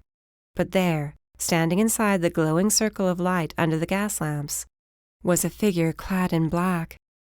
And when he turned around, my cell dropped from my hand. This wasn't a dream. I wasn't dozing off. I was wide awake, and there, down on the lawn, was Theon.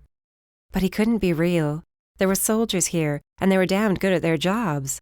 Whatever I was seeing, it had to be in my head, and this time I confronted it. Let Xylon or Theon or whoever know that he wasn't going to get to me that easily. Not bothering to put shoes on, I rushed out of my room, through the dorms, and outside into the early morning. The grass was wet beneath my feet, but I didn't care. I had to see. I was tired of catching glimpses of Theon out of the corner of my eye, tired of swearing I saw him and each time being wrong. This man, hallucination of a man at least, was Theon. And at the same time, when I stopped a few feet from him, every instinct inside me screamed to run back inside, bar the door, and call Zach. Something about him was wrong. Terribly wrong, aside from the fact that he was a figment created by my mind. Briar. His voice made my skin crawl.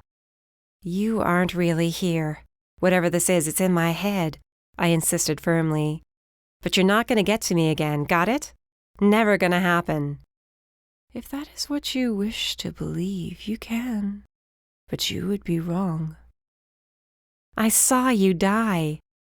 I shook my head as he put his hand toward me. I took a frantic step away.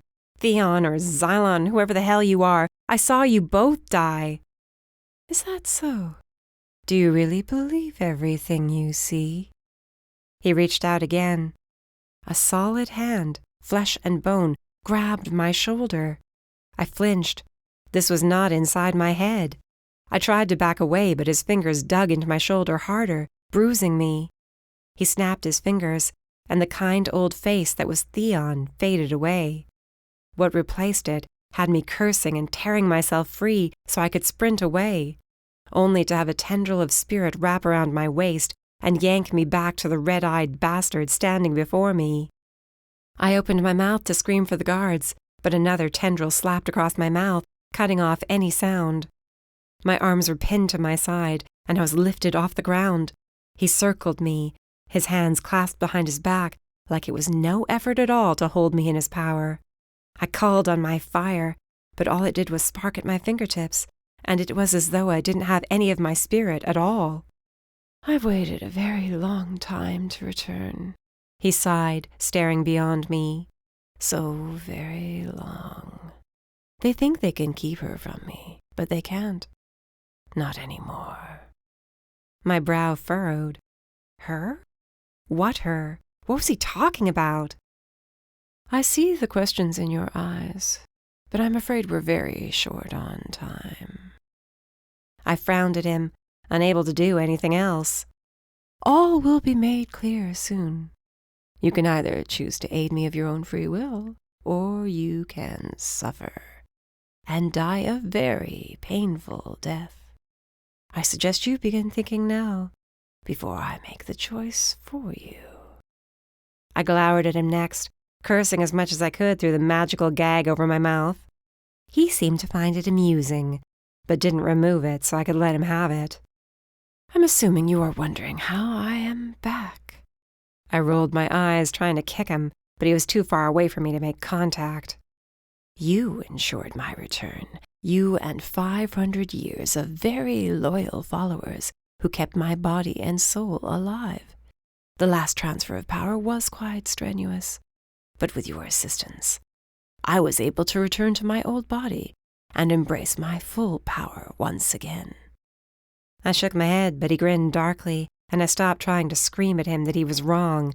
I hadn't killed anyone for him. There was no way he could be back. No one ever said whose blood would be spilled to allow me to return, he explained. My heart sank in disbelief. How many did you kill that night, Briar? How many did you end? Their blood soaked into the ground beneath my body, and all I had to do was wait for my loyal servants to steal my body and wake me fully. He spread his arms wide and backed away from me. And here I am. But I am not alone. I struggled again to break free, but then I saw who was approaching from the shadows. My eyes widened in horror, and I stilled.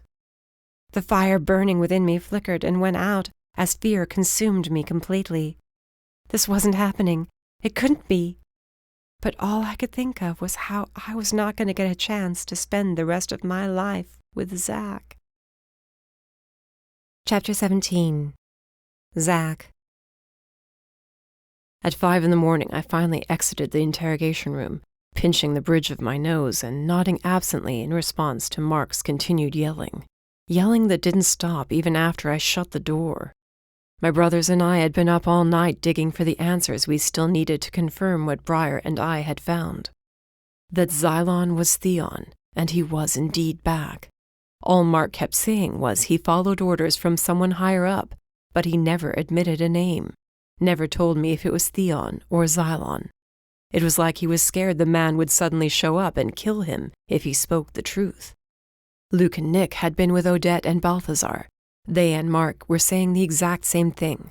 They'd been following orders from someone else, but none of them were willing to give us a name. Each time we asked, it was like some curse made them all tongue-tied.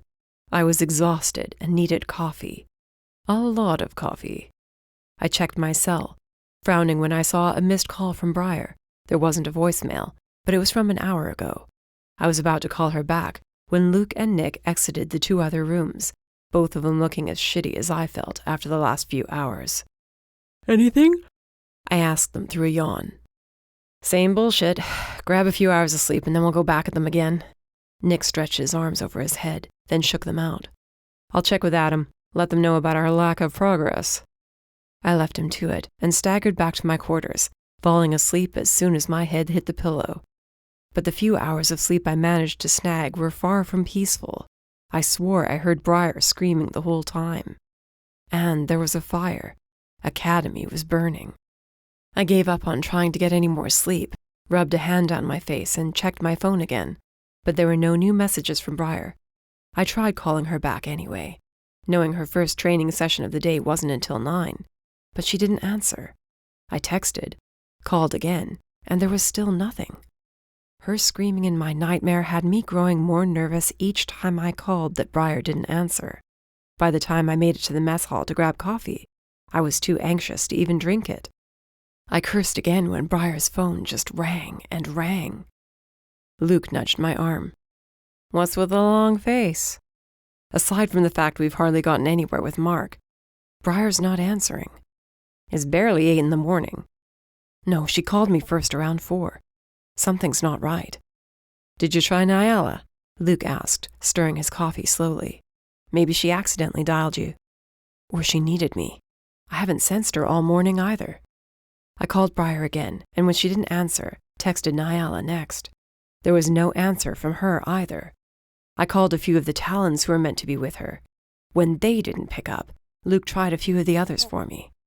I was starting to call Hook as a last resort when a guard came running toward us. "Adam needs you both. Now," he snapped, then took off again. "Hurry!" Ditching my coffee, Luke and I ran after the guard to the main conference room. "What's wrong?" Luke asked as soon as we walked in. "We finally got the video unscrambled from the last warehouse," Adam said as he pointed to the large monitor on the back wall. "Just watch." The video was grainy, but I was able to make out several of the guards we arrested from the first warehouse. Mark appeared to be walking through the main floor at one point, as did Odette and Balthazar. I was about to ask Adam what had him so riled up, when 2 more figures entered the frame. Between them was a body on a gurney. A very familiar body, with a face I never wanted to see again. The room went deadly silent as I stalked closer, shaking my head. "It's not, no. It can't be him." "It's him, Zach. But that's not even the best part." Adam handed me a still frame of the image on the monitor, pointing to the bottom corner. "Check the date." I did, and everything about that fight at the altar with Xylon, watching Theon die, it rushed back to me as I attempted and failed to make sense of how this was possible. This was 4 months ago. "You said you killed Xylon," Bastille stated. "Saw him dead. Triple-checked on him." "We did. He was killed in the explosion. When we got back, what happened to Xylon's body?" I asked suddenly. "What happened to it?" "As far as we know, it was taken away with the others and disposed of," Bastille told me. "And you saw it destroyed?" "Well, no." "Who had access to the morgue, to the bodies brought in?" Bastille's eyes widened as he said, "Nearly anyone who can get on this base. Damn it, they stole his body." "Which means our theory. It's right. Clarence mentioned something about it being too much of a coincidence that there were 2 cover-ups happening at the same time. It was always the same game. Theon was always Xylon." "All this time it was Theon playing us," Adam said, hanging his head. "I'm not sure he was ever Theon. Xylon, it's been him this whole time. The ritual," I muttered to myself. "He said there would be blood spilled by Briar.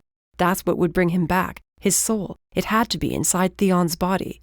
And whatever was inside Xylon was a placeholder. That's what the ritual spoke of." "But the sacrifices needed to keep Xylon's spirit intact in his body. You saved them all." Luke argued. "She never killed them." "No, but she killed necromancers that night." I grabbed my cell and called her again. Come on, pick up, damn it." "She called me this morning, but I can't get a hold of her now. Can't get a hold of anyone." "Get the team together now," Adam ordered. "We're going to Academy." "Why would he go after her?" I muttered to myself. "She's nothing to him now. Why would he go there?" I meant it as a rhetorical question, but Bastille suddenly looked extremely uncomfortable. "General, something you need to tell us?" Bastille rubbed his forehead as he sat down heavily in a nearby chair. "I have been sworn to secrecy. I cannot." "What do you mean?"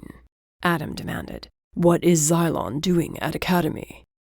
Bastille shook his head. I can't. You're going to, or we're going to start having problems, I yelled. He was wasting time we needed to get to Briar and save her. Tell us. He can't. Kira's voice came from the doorway. But I can. She hurried into the room, face pale, and I assumed she heard everything we said about Theon not being who we all thought. There is something Xylon wants at Academy. He needs Briar, but she's not the reason he's there. Then what is? I asked impatiently. The body and spirit of Syria, Xylon's murdered wife. His wife? 500 years ago, when Xylon's power and army grew too strong, there was a war. During it, his wife, the more vicious and bloodthirsty of the two, was taken out. It was what inevitably led to his killing himself and his prophecy that he would return, she explained in a rush. But we kept Syria's body under guard and trapped her spirit in a form it could never break out of. No one trusts such a malevolent force out in the world. And they're at Academy? I asked. Why weren't they taken to a base? Academy used to be a base a long time ago, hence its location within a mountain, she told us. Her body is in the catacombs. It's not warded to keep students from using their powers. It's warded to keep Xylon out in case he ever returned. And her spirit? Adam asked. Have you ever noticed a cat in Hook's office? Sphinx? She was turned into a cat? That stupid cat. That cat had been at Academy forever, it seemed. In my years there, rumors had surrounded the cat. So Xylon's going to get her. Why does he need Briar? It took nearly 500 years for his body to be restored. It will take a few years at least for him to do the same to Syria with his power, and until then, her spirit needs a place to reside. Unfortunately, Briar is an extremely strong summoner.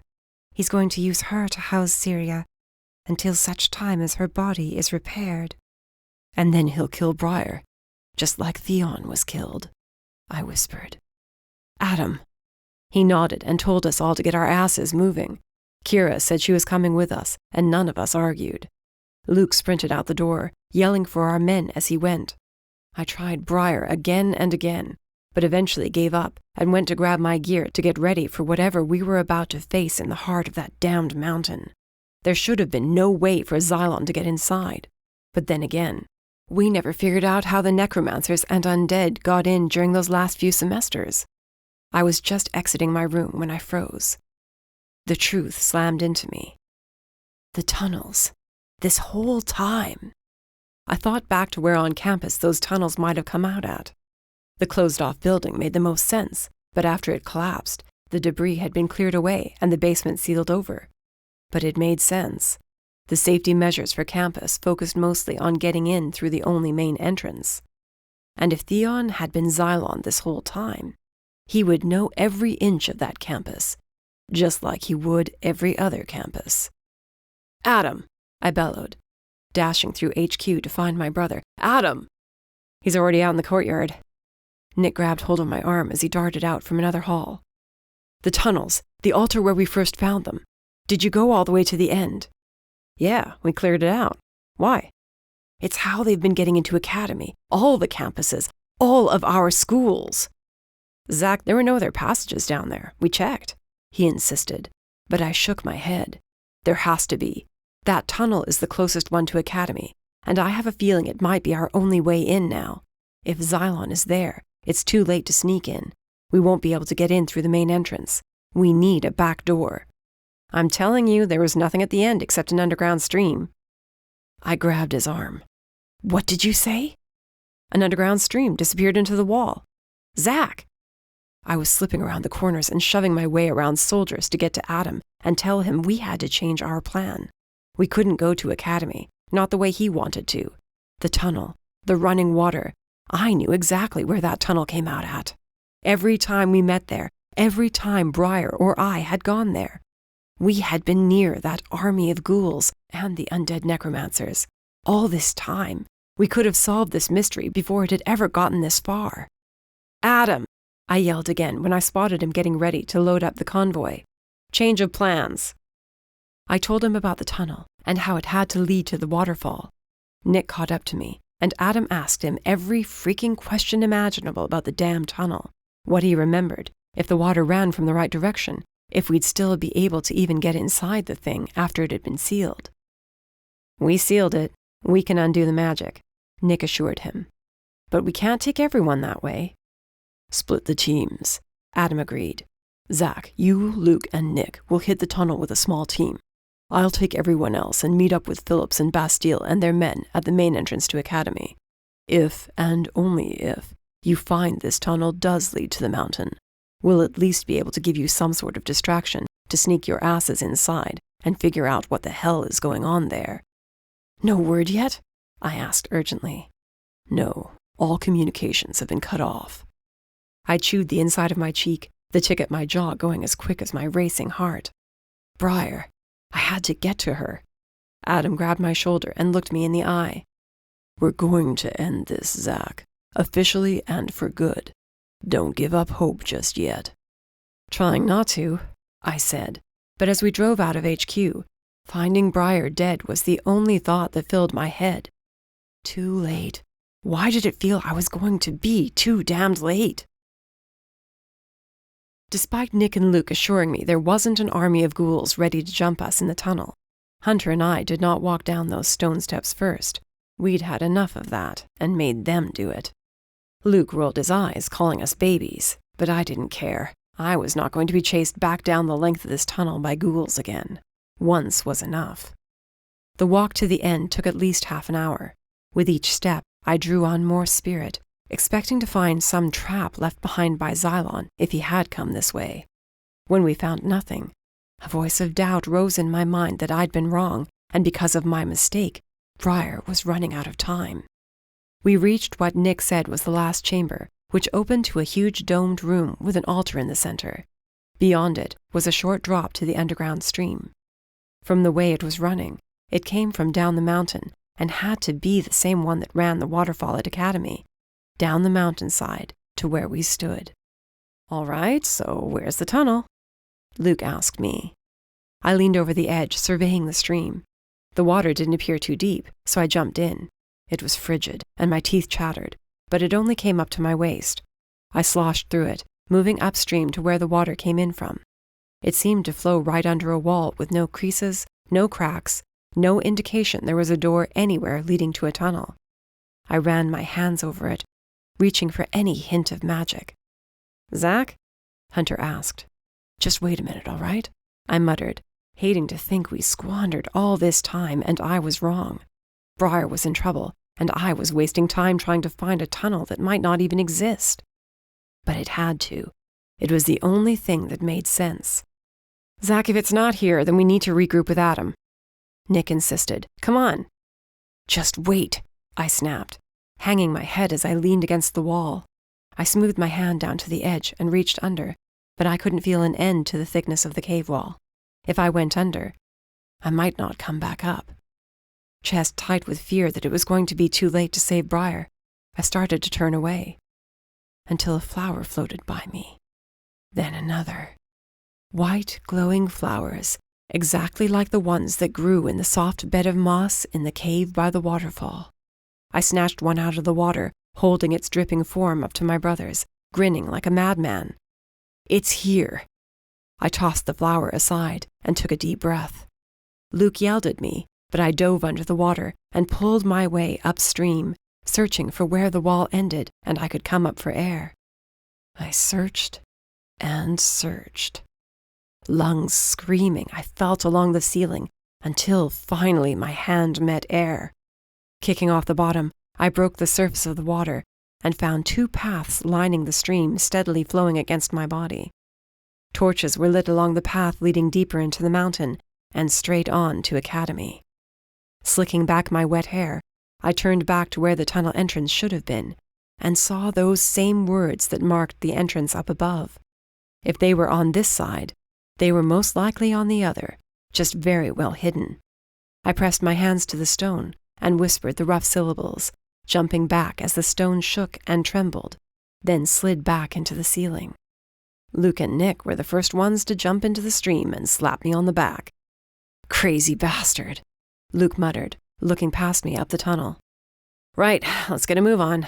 Send a message to Adam. Let him know we found the tunnel. Zach, care to lead? Nick offered. I climbed on the path to the right and set a quick pace, worry for Briar pushing me to move faster and faster. Zach? I stopped suddenly, and Nick ran right into the back of me with a curse. Hold on, I whispered to him, then shut my eyes, searching for a presence I knew almost better than my own inside my head. Briar, answer me. It took too damned long, but eventually her voice whispered again, cutting in and out, like there was something messing with the frequency between us. He's here. Trouble?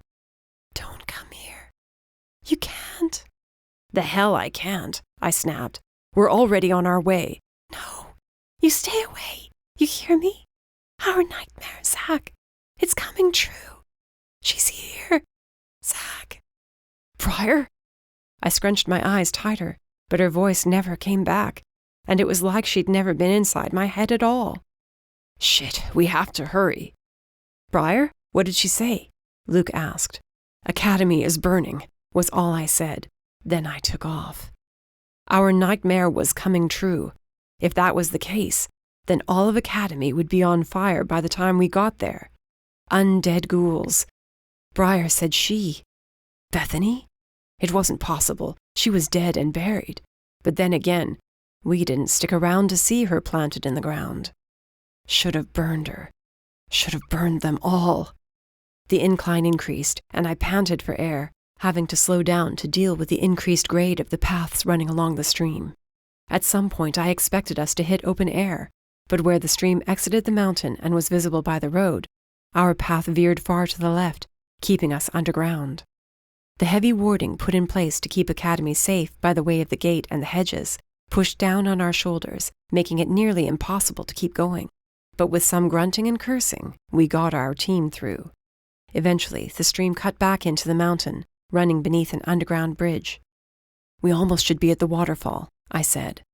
Nick grabbed me by my shirt and yanked me down and back around the bend in the tunnel. He pointed ahead. I nodded slowly. I hadn't caught the voices over the sound of the rushing water, but the stench was unmistakable now. Ghouls. Why was it always ghouls and undead? I pressed myself to the wall to make way for our 2 fire summoners. Cassie and Vic sidled their way to the front of our group and came to a stop. Cassie peered around the bend. She held up her hand to Vic, and he mirrored her motions back to us. At least 6 ghouls blocked the path ahead. Vic turned back to his partner, and she tapped him on the shoulder and made another motion I couldn't make out. Vic's eyes narrowed. He crossed his arms, then tapped his forehead. Not just ghouls, necromancers too, blocking our exit. If we were going to take these guys out, we had to do it quietly so they couldn't alert whoever was on the other side of the exit. Cassie and Vic glanced back at my brothers, waiting for instruction. To my surprise, they were looking at me. What did they want me to do? Luke raised his brow as if to say they were waiting, and I glowered at him, until an idea did pop into my head. But I had to be so careful. If I could get a shield to follow along the walls, I might be able to enclose them and cut off whatever noise killing them would make. I held up my hand to Cassie and Vic, motioning for them to wait, then rested my palms on the ground. Shutting my eyes, I tapped deep into my well of spirit and let it flow easily through me like the stream moving down the mountainside. The nearly transparent glimmer of a shield crept out from my palms as I directed it to spread along the walls and ceiling, then creep down the tunnel toward the exit. If the necromancers were strong, they would sense my power, and my plan would be shot to hell. As the shield drifted closer, I waited for calls of alarm, but nothing happened. Closing my eyes, I saw the shield as it surrounded the ghouls, and finally reached the end wall, running back along the floor until it completely encased this end of the tunnel. Sweat beaded my brow. My hands shook. I shot a look at Nick, hoping he understood I couldn't hold it for long, and he gave Cassie and Vic the go-ahead. Fire swarmed their hands. They twisted and formed it into orbs that grew as they pulled their hands apart. They exchanged a quick glance, then stepped out into the open, unleashing hell. Fire roared down the tunnel, filling it from floor to ceiling. It wasn't as impressive as the flames Briar produced, tinged with the power of her spirit summoning. The heat bore down on us, and I had to shut my eyes to seal them from the brightness. Shrieks from the dying ghouls pierced my ears, followed by cries of dying men, but the shield held. When all sound cut off abruptly, I opened my eyes. Luke and Nick rushed around the bend. "Hurry up," I uttered, my voice strained as the shield started to falter. "Clear," Nick yelled back. "Silence, people. Zach, drop the shield." I lifted my hands from the ground, wincing as I nearly toppled over into the stream. Hunter caught me and helped me back to my feet. "You good?" he asked. "Yeah, perfect," I mumbled as he pulled me along to the end of the tunnel. On the other side, I could just make out the rushing of the waterfall and realized why no one ever noticed the door. It was behind the falls itself. "We need eyes on the other side," Nick whispered, pressing his ears to the stone. Too bad I couldn't astral project. I could, however, track auras. "Get me to the wall," I whispered to Hunter, and limped to it with his aid. I pressed my hand to the stone and focused on reading the auras beyond the stone. I never tried to do it before, but there was a first time for everything. And Briar had passed this last barrier. A wall was not going to stop me from getting to her. I shut my eyes, focusing only on the colors that made up the auras of all living beings, and forced my mind to go through the stone.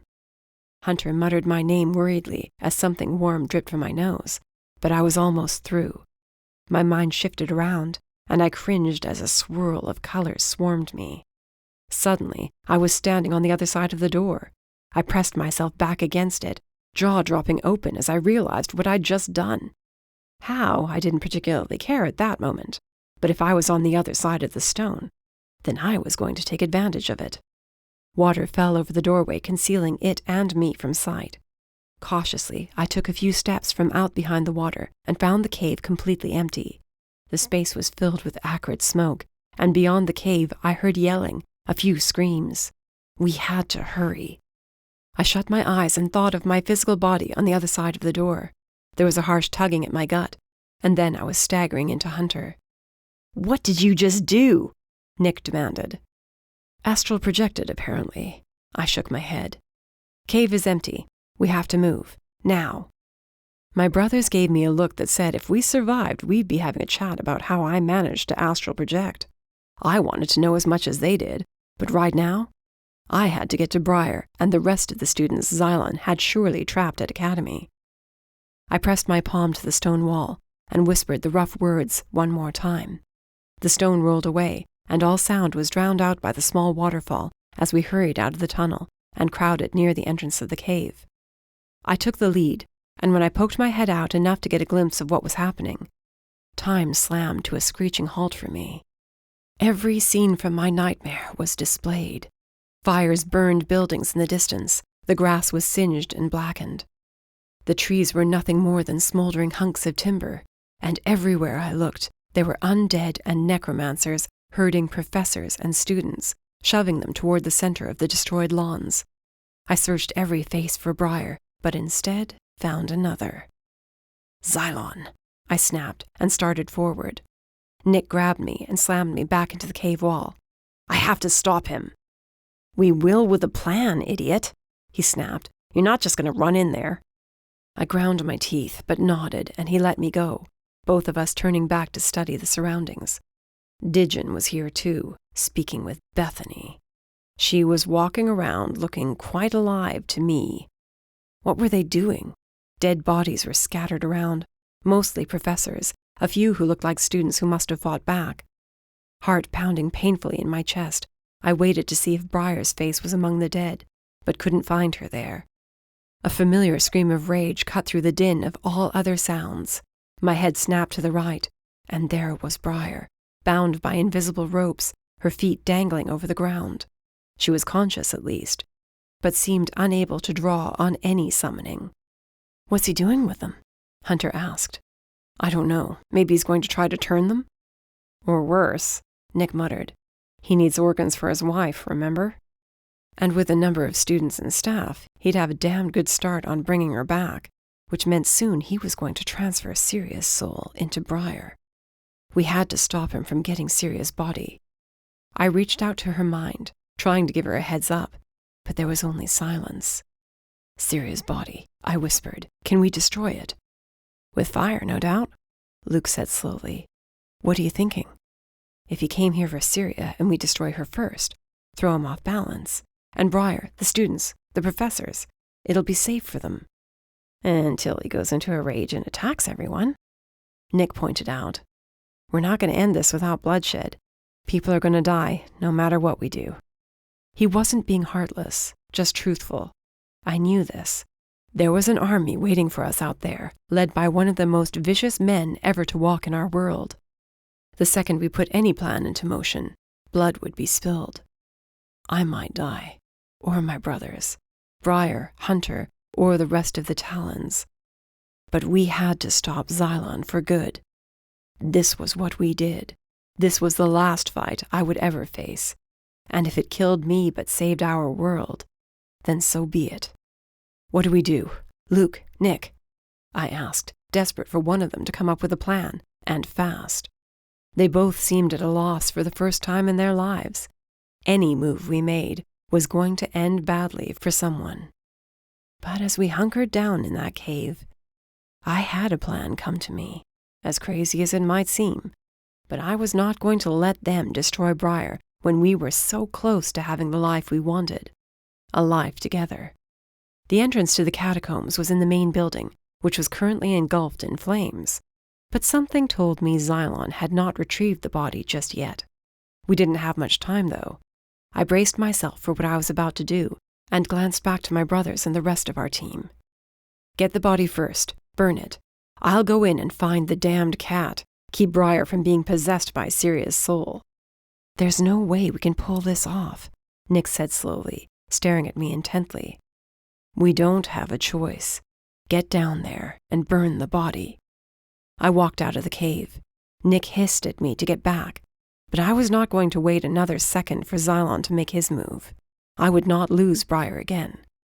I managed to astral project outside a stone wall. With any luck, I'd be able to do it again, and maybe have the advantage in this fight. The chances of my flimsy plan working were beyond slim to none, but it was all we had. I walked easily through the ranks of undead, all of them too focused on their master to notice someone else moving slowly through them. Keeping a careful eye on my surroundings, I grabbed up a cloak off a dead necromancer and drew it around my body, the hood covering my face. I slipped through more necromancers and undead, nearing the inner rim of the circle they'd formed. I tried to pretend this wasn't exactly like my nightmare, but it was. Except in my nightmares, Briar died, and I was left holding her cold body right before Xylon killed me, too. Not this time. My hands curled into fists, and I encased my entire body in an invisible shield of spirit as I reached the front line of necromancers and undead. Xylon was across from me, and Sphinx, or I guess Syria, walked around his ankles, hissing. Briar was on the ground, but remained trapped in his power. In the very center, the students, professors, and Hook glared at Xylon. Well, Xylon demanded, but he wasn't staring at Hook. He was looking at Briar. Why would I ever join you? She snapped.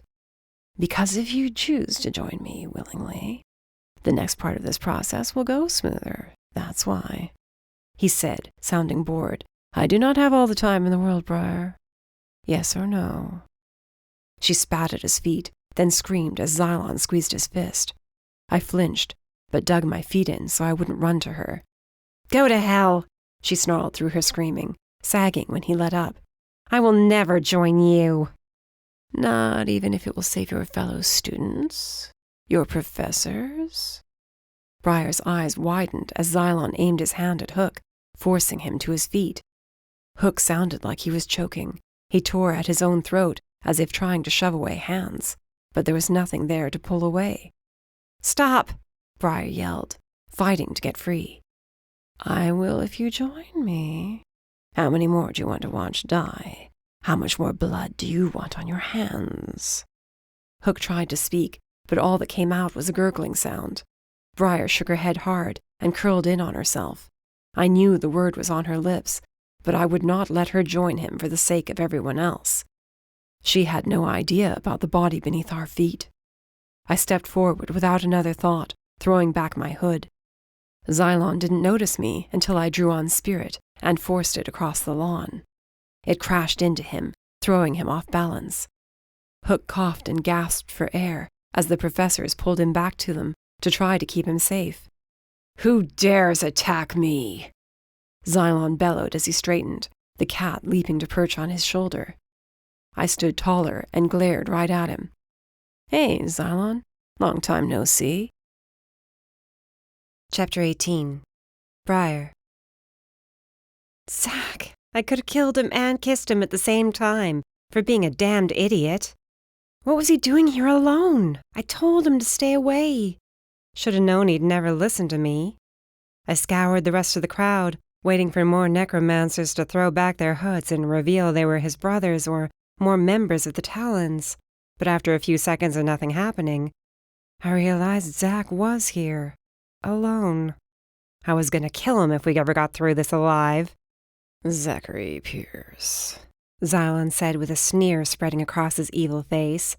"I half hoped you would make an appearance, if only so I could end you for trying to blow me up. Who uses bombs when we have such power within us? I wanted to be sure you were dead." "Well, you missed," he snapped. "Why do you think I'm here? You think I'm going to miss a second time?" He glanced at me briefly, then away. "You won't get what you want. Just give up now and go away before you hurt your old man body any more."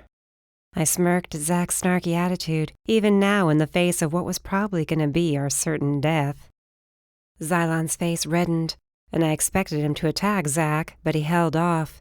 Sphinx, the traitorous cat, lounged on his shoulder like she belonged there. It made me uneasy, and I had no idea why. She was just a damned cat. Xylon's smile was grim. "I'm glad you're here.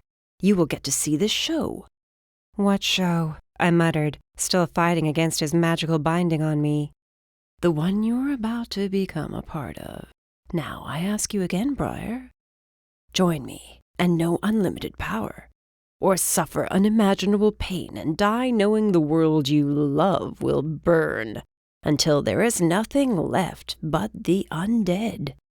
My lip lifted in disgust, and as I went into a tirade, cursing him out and calling him every bad name I could think of, I reached out for Zack's mind. "What are you thinking? He's going to kill you." "I'm not going to let you die alone, Shroud." "Great, real heroic of you." Excruciating pain exploded inside my skull. At the same moment, Zack bellowed. I waited for death to come and be done with it. But then the pain was gone, and I was left gasping for air. "None of that," Xylon sighed. "You think I would notice you two chit-chatting inside your heads?" I opened my mouth to curse him out some more, but the binds around my body squeezed, and several ribs broke before they loosened again. I slumped over. Bastard. Yes, I know. I am the worst person in the world. "Your insults mean nothing to me," he whispered as he crouched before me and grabbed my chin. Sphinx hissed at me from the ground, and I glowered at the feline. "All that matters is your answer to my question, and the longer you make me wait, the more you will watch those you care about die." His breath smelled like roadkill. My gaze flicked to Zack, but he was busy inching his way toward Hook and the other professors. Being careful to show no reaction whatsoever on my face, I glanced at him again until our gazes locked and he mouthed one word. Time. He needed time. His brothers were here. I knew it. "Shall we try this again?" Xylon held out his hand to the crowd of students and professors once more. "Who do you care for amongst this crowd?" I yanked my head back and bit his hand. He backhanded me, sent me flying. I hit the ground hard and began to spit grass and dirt. He pulled me up by my hair and hit me again. I cackled loudly in his face. His eyes narrowed. I kept on laughing. "You are unhinged, my dear," he said between hits. I shrugged and glared at Bethany, who stood behind him. You can thank my sister for that. She messed me up a bit on the inside. Bethany's eyes flared, but she stayed where she was. Too bad. I was looking forward to a rematch and ensuring this time that I did kill her, so she stayed dead. Xylon tugged at my hair harder, drawing a yelp from me as I was pulled to my feet. He shook me like a damned doll, and I spit in his face. With a glare, he wiped it away and punched me hard enough to send me flying backward, the air knocked out of my lungs. If this is the way you want to play, then fine. You will suffer for everyone here. Is that what you want? You think they care if you live or die for them? I never had a chance to yell a comeback. Zack roared, and the lawn erupted in chaos. A blast of fire slammed into Xylon, and the binds around me loosened, then shattered completely. I scrambled to get to my feet, then attacked the nearest necromancer. Whatever Xylon had done to me had messed up my summoning, and when the man charged me with a silver dagger, I had to resort to hand-to-hand combat. Luckily, I managed to take him down and add one more dead bad guy to the count. Through the fighting, I spotted Zack urging the students to run. I assumed they were heading for the main entrance, but it was blocked off. Unless they cleared it? Actually, now the question occurred to me, how had he gotten in here? The students weren't running for the main road. They headed toward the waterfall. "What are you doing?" I asked him, despite the echoing pain talking to him in my head caused me. But he didn't reply. Instead, he sprinted through the crowd toward me and kissed me hard and fast, whispering, "Tunnel behind the waterfall." "Seriously?" I asked, surprised despite the severity of our current situation. "Seriously." "Your brothers?" "Taking care of something else. They need time shroud, and we need to let as many escape as we can." He shoved me to the ground when a blast of fire shot over my head. And then we were back in the fray. Fire sparked to life at my fingertips, and I blasted a charging necromancer. Yes! Finally! I had my power back. I surrounded us in a flaming circle and pushed it out farther and farther. Not sure what his brothers were up to, but if they needed time, I would buy them as much as I could. The students charging the waterfall were being attacked, and the talons that Xylon had not killed were doing their best to fight them off. But it was a losing fight. I changed tactics, shooting out flames shielded by spirit on a path directly to the cave. "Move!" I yelled at them. And the students and staff took off at a sprint. I wouldn't be able to keep the fires up for long. Zack fought back to back with me, but we were outnumbered, heavily. I glared at Xylon through the flames. Sphinx sat on his shoulder, her eyes flaring red.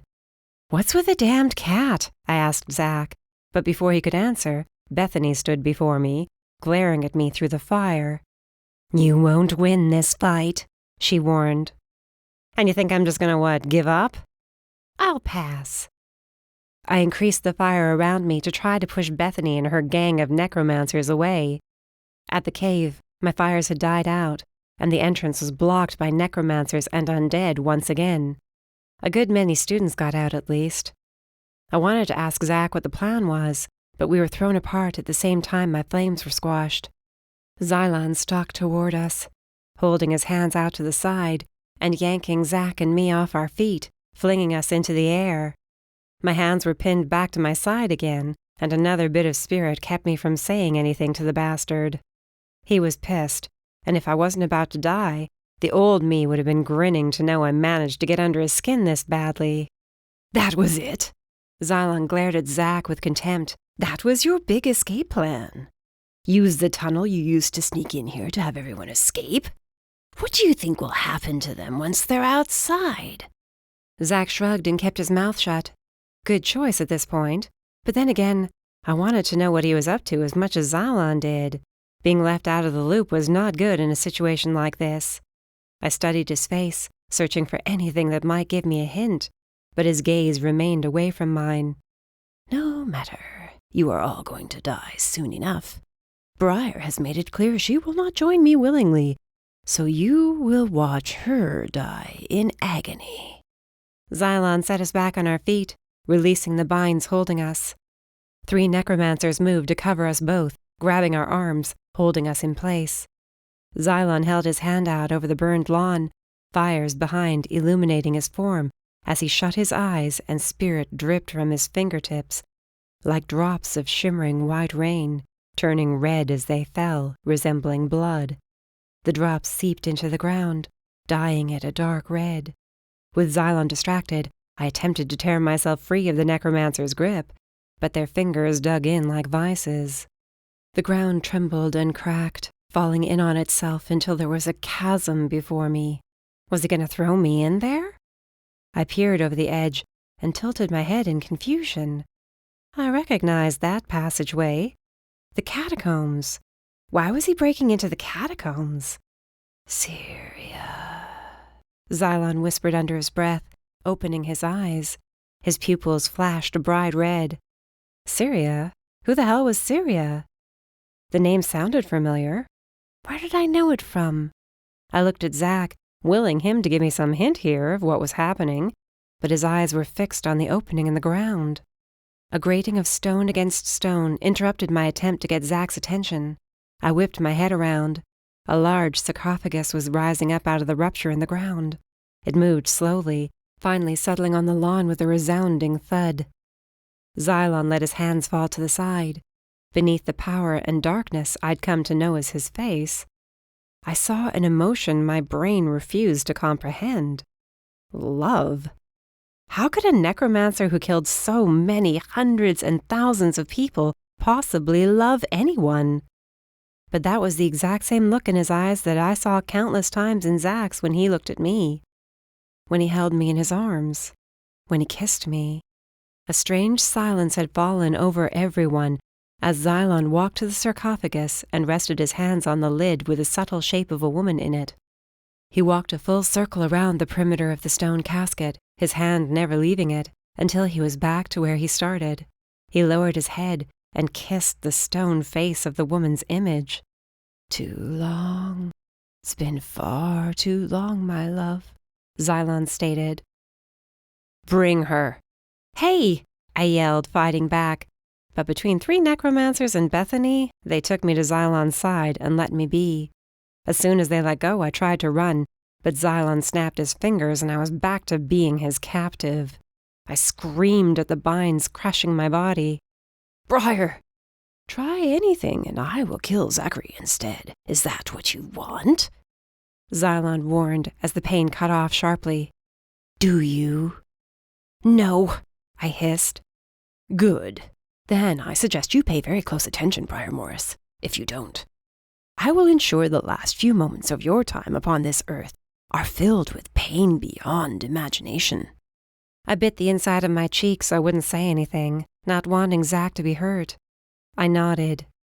Take a look at what is before you. Wincing from the residual pain of his attack, I straightened and crept to the edge of the tomb, staring at the lid and the woman on it. I'd seen this before, in a dream. I dreamt I was in the catacombs and saw this tomb and a cat. My gaze narrowed on Sphinx. Her. I saw them both. Together. I wanted to look at Zach and ask him what I was missing when I caught the scent of something burning. I blurted out the first thing that came to mind. So much for having a filter. Neat, probably a dead body in there, I said without thinking. Xylon snapped his fingers. Zach doubled over with a grunt of pain. Stop it! I screamed at the bastard. Keep your mouth shut then, Xylon warned, releasing Zach. This tomb holds the body of Syria, and you are going to bring her back to me. Yeah, I can't raise the dead, I reminded him. Not exactly my thing. You will not be raising her from the dead, he muttered, and the cat was back on his shoulders, purring as she rubbed her head against his neck. Her physical form needs time and magic to heal, to be brought back to her full glory.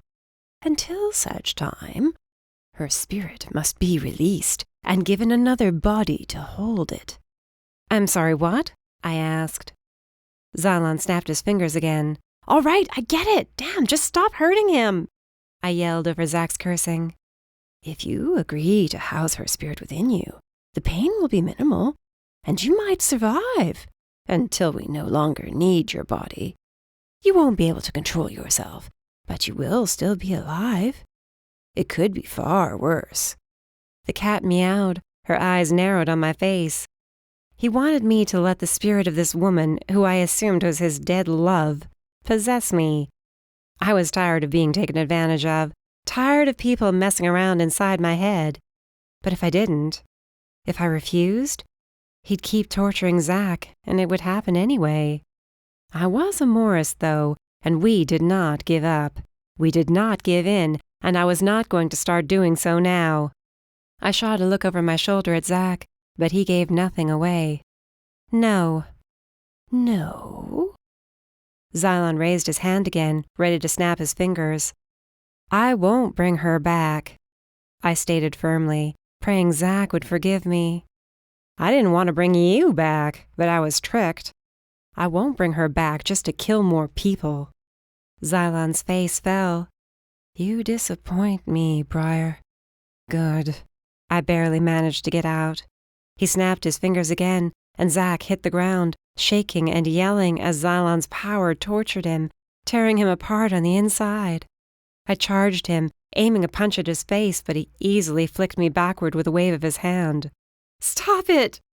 This is what happens when silly girls don't do as they're told, Xylon snapped. Zach's yell went up another octave as his back arched off the ground. I rushed to get to Zach, but was dragged right back by Xylon. I looked around in a panic, but there was no one here to help. Nothing else I could do. Swearing to myself I would not let some dead being's soul push me out of my own body, I yelled I would do it. The cat threw herself at me. The force of her shouldn't have knocked me down, but it did, and her claws dug into my upper chest. I winced as her gaze locked onto mine, and I felt myself falling through those irises. Zach's cries of pain faded away, and then Xylon was there beside me, his hand covering mine, his other hand reaching out to Sphinx's head. Odd words rolled off his tongue, and a sharp jolt rushed through me. I blinked, and the image of a cat disappeared, as a woman with black hair flowing wildly around her face sneered back at me. She rested her hands to my temple. I tossed up a shield to stop her from getting into my head. Another jolt of power struck me to my very bones, but I thought of Zach, of Morris, of Nyala and Hunter, of Zach's brothers who were now my family. I was not going to let this creature take control of me. It was never going to happen. She frowned in anger. I grinned, letting her know without words that I was going to destroy her for good. She would never come back to life. Never. She screamed as I pushed back even harder. Suddenly, Syria was sucked back into the cat's body. The feline flew backward like a limp rag. I slowly opened one eye to find Xylon watching me intently. Hope in the depths of those malice-filled eyes. Syria, my love, he whispered roughly, you have returned to me. My right hand tingled from where his power combined with mine, but other than that, nothing had changed. I spotted Sphinx lying a few yards away, her small furry body unmoving. I wanted so badly to grin and start laughing, but from the way Xylon acted, he hadn't realized yet, and I wondered how much time this would garner us. I might have stopped his love from coming back, but he was still powerful. Plus, he had an army that currently surrounded us. He pulled me to my feet, and I staggered back a few steps, playing it up that I was fighting against Syria's control in my head. Wondering what her voice might have sounded like, I made mine a bit deeper as I replied, Xylon? His hand took a hold of mine, but I pushed him back. Syria, it's me. No, she's fighting me. Can't control it.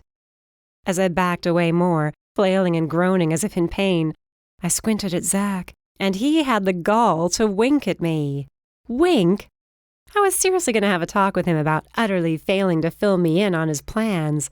And how could he have known I'd be able to keep her from possessing me? I hadn't even known that.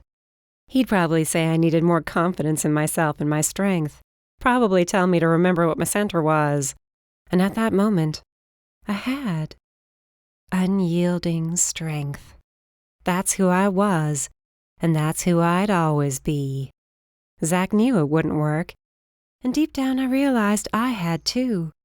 I shuddered again, needing to keep up the act as long as possible, wondering if Xylon would notice now that he thought I was Syria. I reached out carefully towards Zach's mind. His thoughts were guarded, but he let me see just enough, and it was all I needed to understand what was about to happen. The students and professors who hadn't escaped were huddled together a few yards away. Once they were out of the way, we could have the fight that would end Xylon for good. At least I hoped it would. I pulled back from Zach's mind and was lost in the images from my nightmares, where Zach always wound up dead. But this wasn't a nightmare. This was reality, and I was not going to let him die. Xylon. I had the strength to kill him as long as Zach and I fought together. That's what the dream had to be telling us. Apart, we failed, but standing together, fighting as one, we would destroy him. Syria? Xylon was only a yard away now, and I stopped my shaking and lifted my head slowly to look into his glowing red eyes. They narrowed on my face as I gently reached out, cringing on the inside, but knowing how much this would throw him off balance, I pushed past my discomfort. My hand cupped Xylon's cheek, and I stepped closer, resting my left palm on his chest. Spirit and fire coiled within me like a whip, building and building until it was ready to burst from my center. My game was distraction until the innocents were out, and I was quite good at distractions. I smiled softly, my hand pressing firmer against his chest. Fire waited just below the surface. A few seconds more. Boo, I whispered as Xylon leaned in closer. He flinched backward, but I had a solid grip on the front of his robes. Yeah, about your dead wife. I'm afraid she's not coming back. Ever. It's not possible, he muttered. You are not stronger than her. Don't you remember a little chat we had? I sighed. Nothing, and I mean nothing, is going to take control of me again. Your love? Yeah, pretty sure she went poof. Later, I might have admitted I went too far, but seeing his face scrunch up in sheer agony was worth it. His power weighed heavily on me as he made ready to strike, but I was faster. I pointed at the sarcophagus. By the way, smells like something's burning in there. His face turned from anger to confusion as I unleashed my power at his chest, slamming into him like a truck. He flew backward over the stone tomb, and I brought whips of fire and spirit around and lashed out at those guarding Zach. They collapsed from the power of my attacks until he was loose and running to my side. Plan? I asked. And you're going to have to catch me up here, I added, quite annoyed. But his gaze was locked on Xylon as the necromancer rose to his feet, standing before the tomb. Burning? With his hands on the edge of the stone lid, Xylon shoved hard. A puff of dust and dirt exploded outward as the lid crashed to the ground and cracked into pieces. I stood on my toes, curious to see what was inside. Black smoke rose, followed immediately by flames that had destroyed whatever was left inside. No, Xylon whispered, horrified, reaching through the fire and sifting through the ashes. The bones were brittle from being sealed with so much heat, and they crumbled in his hands. Whatever had remained of Syria's body was gone forever. You will pay for this! We need to go, Zach muttered, trying to push me away from Xylon. The necromancer pointed at Sphinx. We paused. What is he doing? I frowned. What was that damned maniac up to? Her spirit, it's still in there, Zach whispered. Red lightning shot out from Xylon's hand and latched on to the cat. This is far from over. I will have my revenge, he bellowed. The cat's body grew and morphed into a monstrous beast that was bigger than a tiger. Oh, come on, I yelled as its feet touched the ground and a set of red eyes glared at me. Seriously, a giant cat? Why can't this ever be easy? Just run, Shroud, Zach yelled, but then he was torn away by Xylon's power. And that damned overgrown cat focused its stare on me. There were students, surrounded by necromancers and undead ready to tear them apart, who needed an escape. I had to get them out, but the cat was stalking toward me. I searched around for a way to take care of both problems, but was interrupted mid-thought when the ground rumbled again. Another chasm in the ground. Staff and students were sucked in. They disappeared with panicked yells into the ground as another hunk of earth rose up with Nick, Luke, Hunter, and the rest of their team charging right into the fight. An explosion sounded from the main entrance to Academy, and from the way Nick winked at me, Adam and the rest of the army were on their way. Right then, maybe not so bad, I started to tell myself when the monster cat lunged for my throat. I threw up a shield, but the beast cracked it in half, and then the damn thing was on me. I rolled out from under its paws and claws, punching what I could as shield and fire encased my hands, but my flames only pissed it off more. I scurried out from under the cat and tried to get back to my feet, but she sunk her canines into my leg. I let out a scream, blood warming my calf. "Briar!" Zack yelled. He punched Xylon in the face, then knocked him backward with a burst of spirit. Xylon was stronger, and red lightning shot out, striking Zack in the chest. He hovered off the ground, his limbs extended as he was shocked over and over again. "No!" I roared, blasting the cat in the face. It rolled over a few times, but was right back up again. Limping, I hurried toward Zack, ready to throw everything I had at Xylon, when the cat latched onto my back and took me down again. Claws raked my flesh, and my shriek turned into a battle cry as I dug my hands into the ground, scrambling to pull myself free. It swiped its claws again, and when I yelled this time, fire and spirit exploded from my center. The cat was gone from my back, but I was weak as blood oozed from all my wounds. My vision spun, and I saw that damned beast getting ready to charge at me again. All around me was chaos as the fighting continued. It was never going to end. Never. I was going to die here, just like Zack saw in his nightmare. The beast snarled and sprinted for me, ready to tear out my throat. Another body threw itself in front of me, taking the hit. A scream struck my ears as the beast tore at the woman's throat.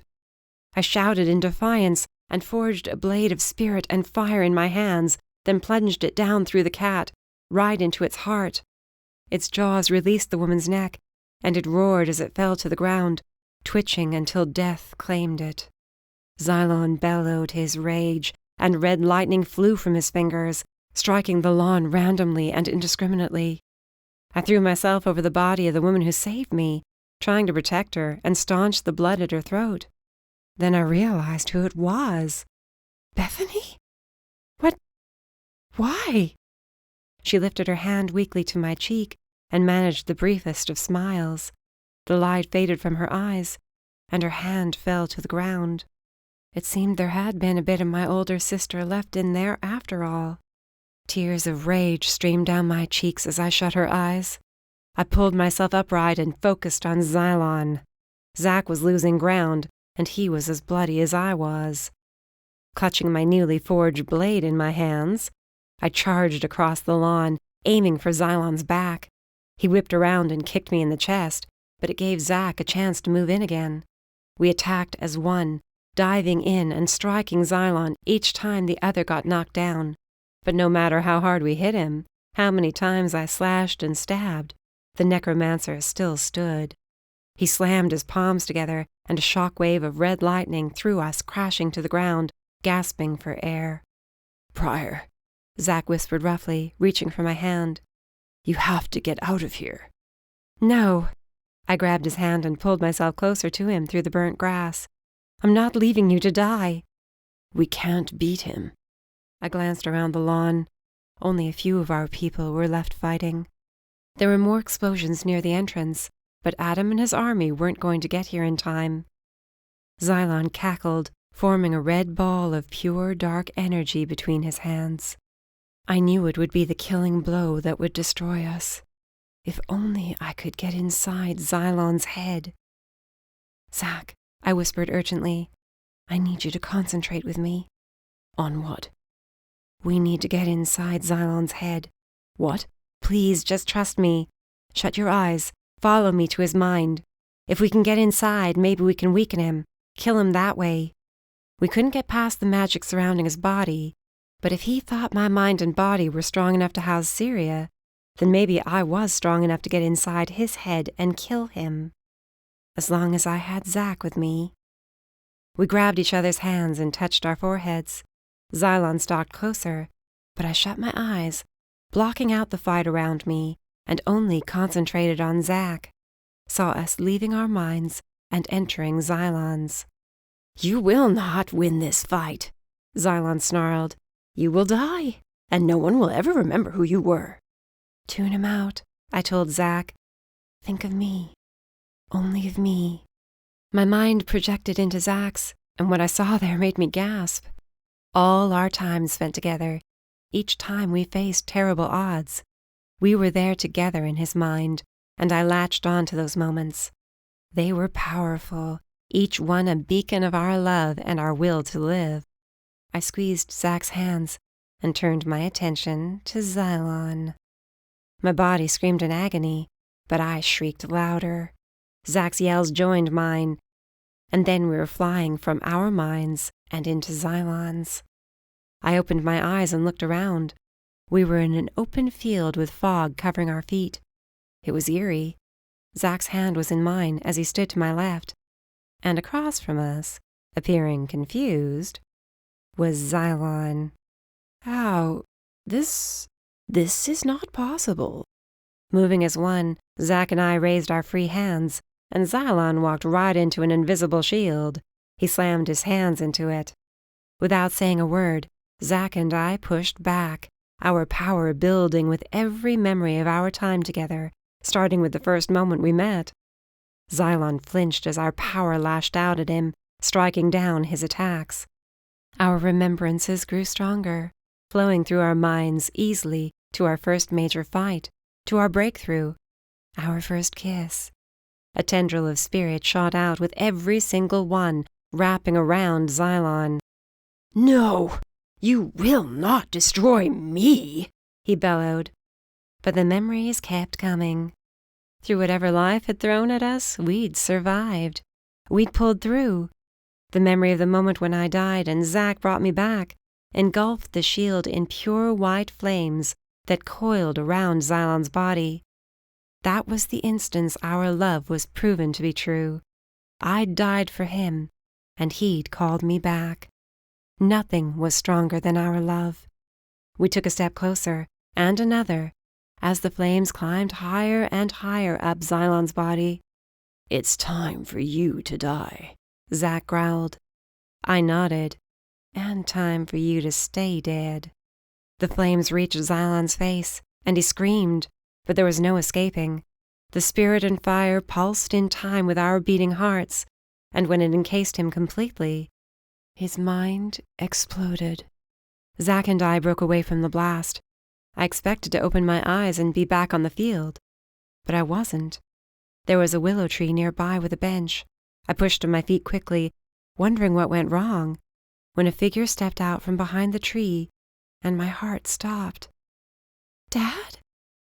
"Hey, kid." Morris spread his arms. I ran right into them, and he hugged me close. "I am so proud of you. So damned proud." "But you're dead." I leaned back. "I let you get killed." "No, you saved everyone else, and that is a pretty impressive feat." "It's not fair." He laughed warmly. "Life is never fair, but we do our best." "Am I dead?" I wondered if that was why I was seeing him. "No. You'll be unconscious for a few days, probably, after the stunt you and Zack pulled." "He's alive too?" I asked urgently. "He is. You two did it. You destroyed that bastard. Forever." He cupped my cheek and sighed. "Now you can have the life you want. Get married. Be happy." "And you won't be there to see it." "I'll be watching. Me, your mom, your sister," he said slowly and glanced over his shoulder. 2 more figures stepped out from behind the tree, and I was wrapped in their arms a second later. Mom and Bethany. Tears poured down my cheeks, Me not even trying to hold them back anymore. As I finally got to be held by my mom after all this time. She kissed my forehead and squeezed me tight. Bethany did the same. The Bethany I should have been able to meet and have as an older sister. I'm sorry, I whispered. I couldn't save you. I was lost a long time ago, Briar. Saving you was my chance to make up for all the wrong I've done. I wasn't as strong as you. I don't want to leave you all, I said suddenly, wishing I could bring them back with me. We'll always be watching you, Mom promised. You have a life to live, a life filled with love and joy. Go and live it, Briar. Live it for all of us. They were fading away, and I hugged them all one more time. I had no idea if this was real or in my head, and at that moment I didn't care. I had my family, alive or dead. I had them with me, always. Then they were gone, and I was falling. My eyes fluttered open. There was a dim light by my side. The memories of what happened took a few minutes to come back, and when I finally remembered, the pain slammed into me and I groaned, attempting and failing to sit up. Easy, easy, a familiar voice said. Adam? At least one of you is awake, he muttered, helping me to sit upright. You remember what happened? I took a deep breath in and let it out. I remember being in Xylon's head. Then there was an explosion. I think I saw my family. You've been out for 3 days, he told me. And you're damn lucky to be alive. Zach? I asked in panic. Where is he? Still out, right beside you. He stepped aside. Zach's face was bruised and his arms were covered in bandages. His chest rose and fell. I started to shove back the blankets. Adam protested, but I glared at him, and he helped me hobble my way to Zach's bed and then up next to him. What about Academy? I asked him as I smoothed Zach's hair back from his face. Hook and the others? We lost a few students, 10 Talons, and Professor Woods and Flick. Hook has been severely wounded, but he should pull through. And Xylon? Dead, he confirmed. He's dead, and so is his army. Dijon? Bastard was guarding the main entrance. I took care of him, don't worry. I let out a breath of relief and rested my head next to Zach's on the pillow. Good. That's good. I shut my eyes, hearing him say something else, but none of that mattered right then. Zach opening his eyes so I could see that he was, in fact, alive. That's all I cared about. After a while, Adam finally let us be, and I took Zach's hand in mine. I squeezed it, letting him know I was right there beside him. My eyes closed and I started to drift away again when his hand squeezed mine back. His eyes didn't open, but he was here with me. We'd survived after all. Chapter 19. Zach. Nice to see Academy getting a facelift, Hunter said from beside me as we watched as the charred remains of the main building were torn down. Yeah, too bad it took an army attacking to get one, I commented. Hook doesn't seem too upset about it anymore. He was promised a new state-of-the-art facility. He's got nothing to be upset about. I nudged Hunter, and we walked away from the main drive over the scorched fields where the battle had raged a few weeks ago. Classes had been cancelled, obviously, until Academy could be repaired. Hook and all the others injured, including myself and Briar, were still recovering. All the funerals had taken place. Professors Woods and Flick were buried a few yards away from where they'd fallen during the fight. The catacombs were being relocated, and Kira swore there were no more secrets at Academy. You really gonna do it then? Hunter asked when we finally made it to a bench beneath the willows that would need some time to heal also. Yeah, think I am. Can't believe it. You're leaving me with your brothers. And Trisha, since she's now becoming a Talon officially. He sighed. I know, but you and I, we kick ass together. And you're gonna give that up? The wounds I sustained during the fight against Xylon were beyond physical. I no longer wanted to be the person called on to save the world. After I'd woken up with Briar beside me, after we'd clung to each other and thanked whatever God was watching over us that we'd lived, we both decided we were going to follow through with our plan to come back to Academy and teach. After taking a year or so off just to live our lives, of course. There was a ton of work to be done at the estate, and Briar was throwing herself into it wholeheartedly.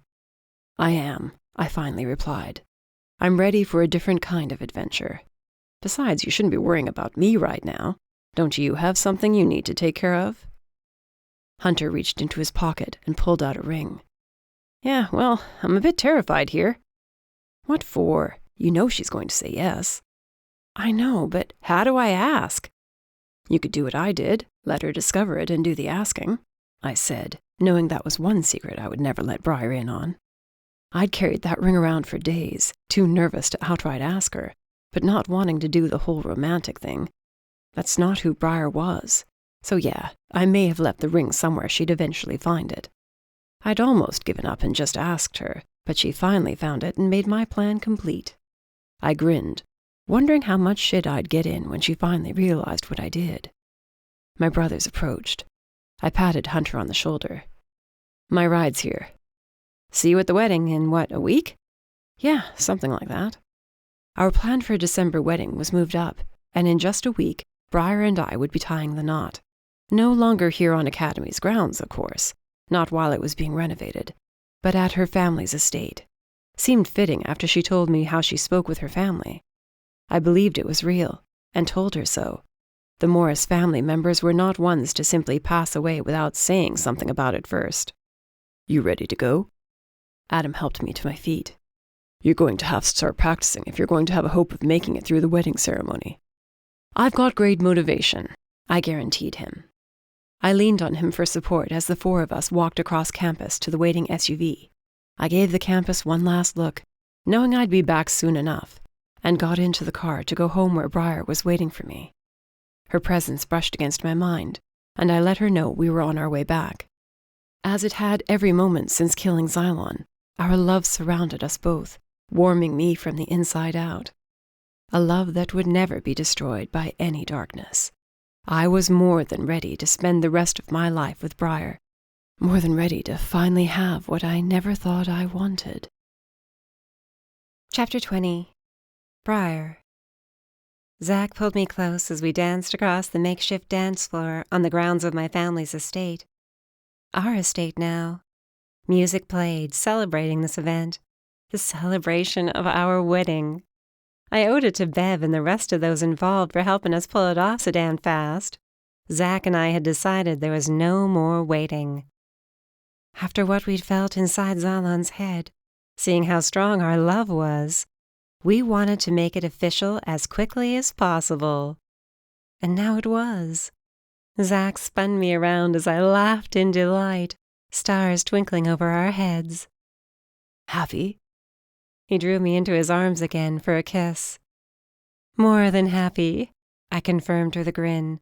I can't believe it finally happened. Have I told you how amazing you look tonight? A few times, but once more doesn't hurt. We danced for hours until the celebration was finally coming to an end.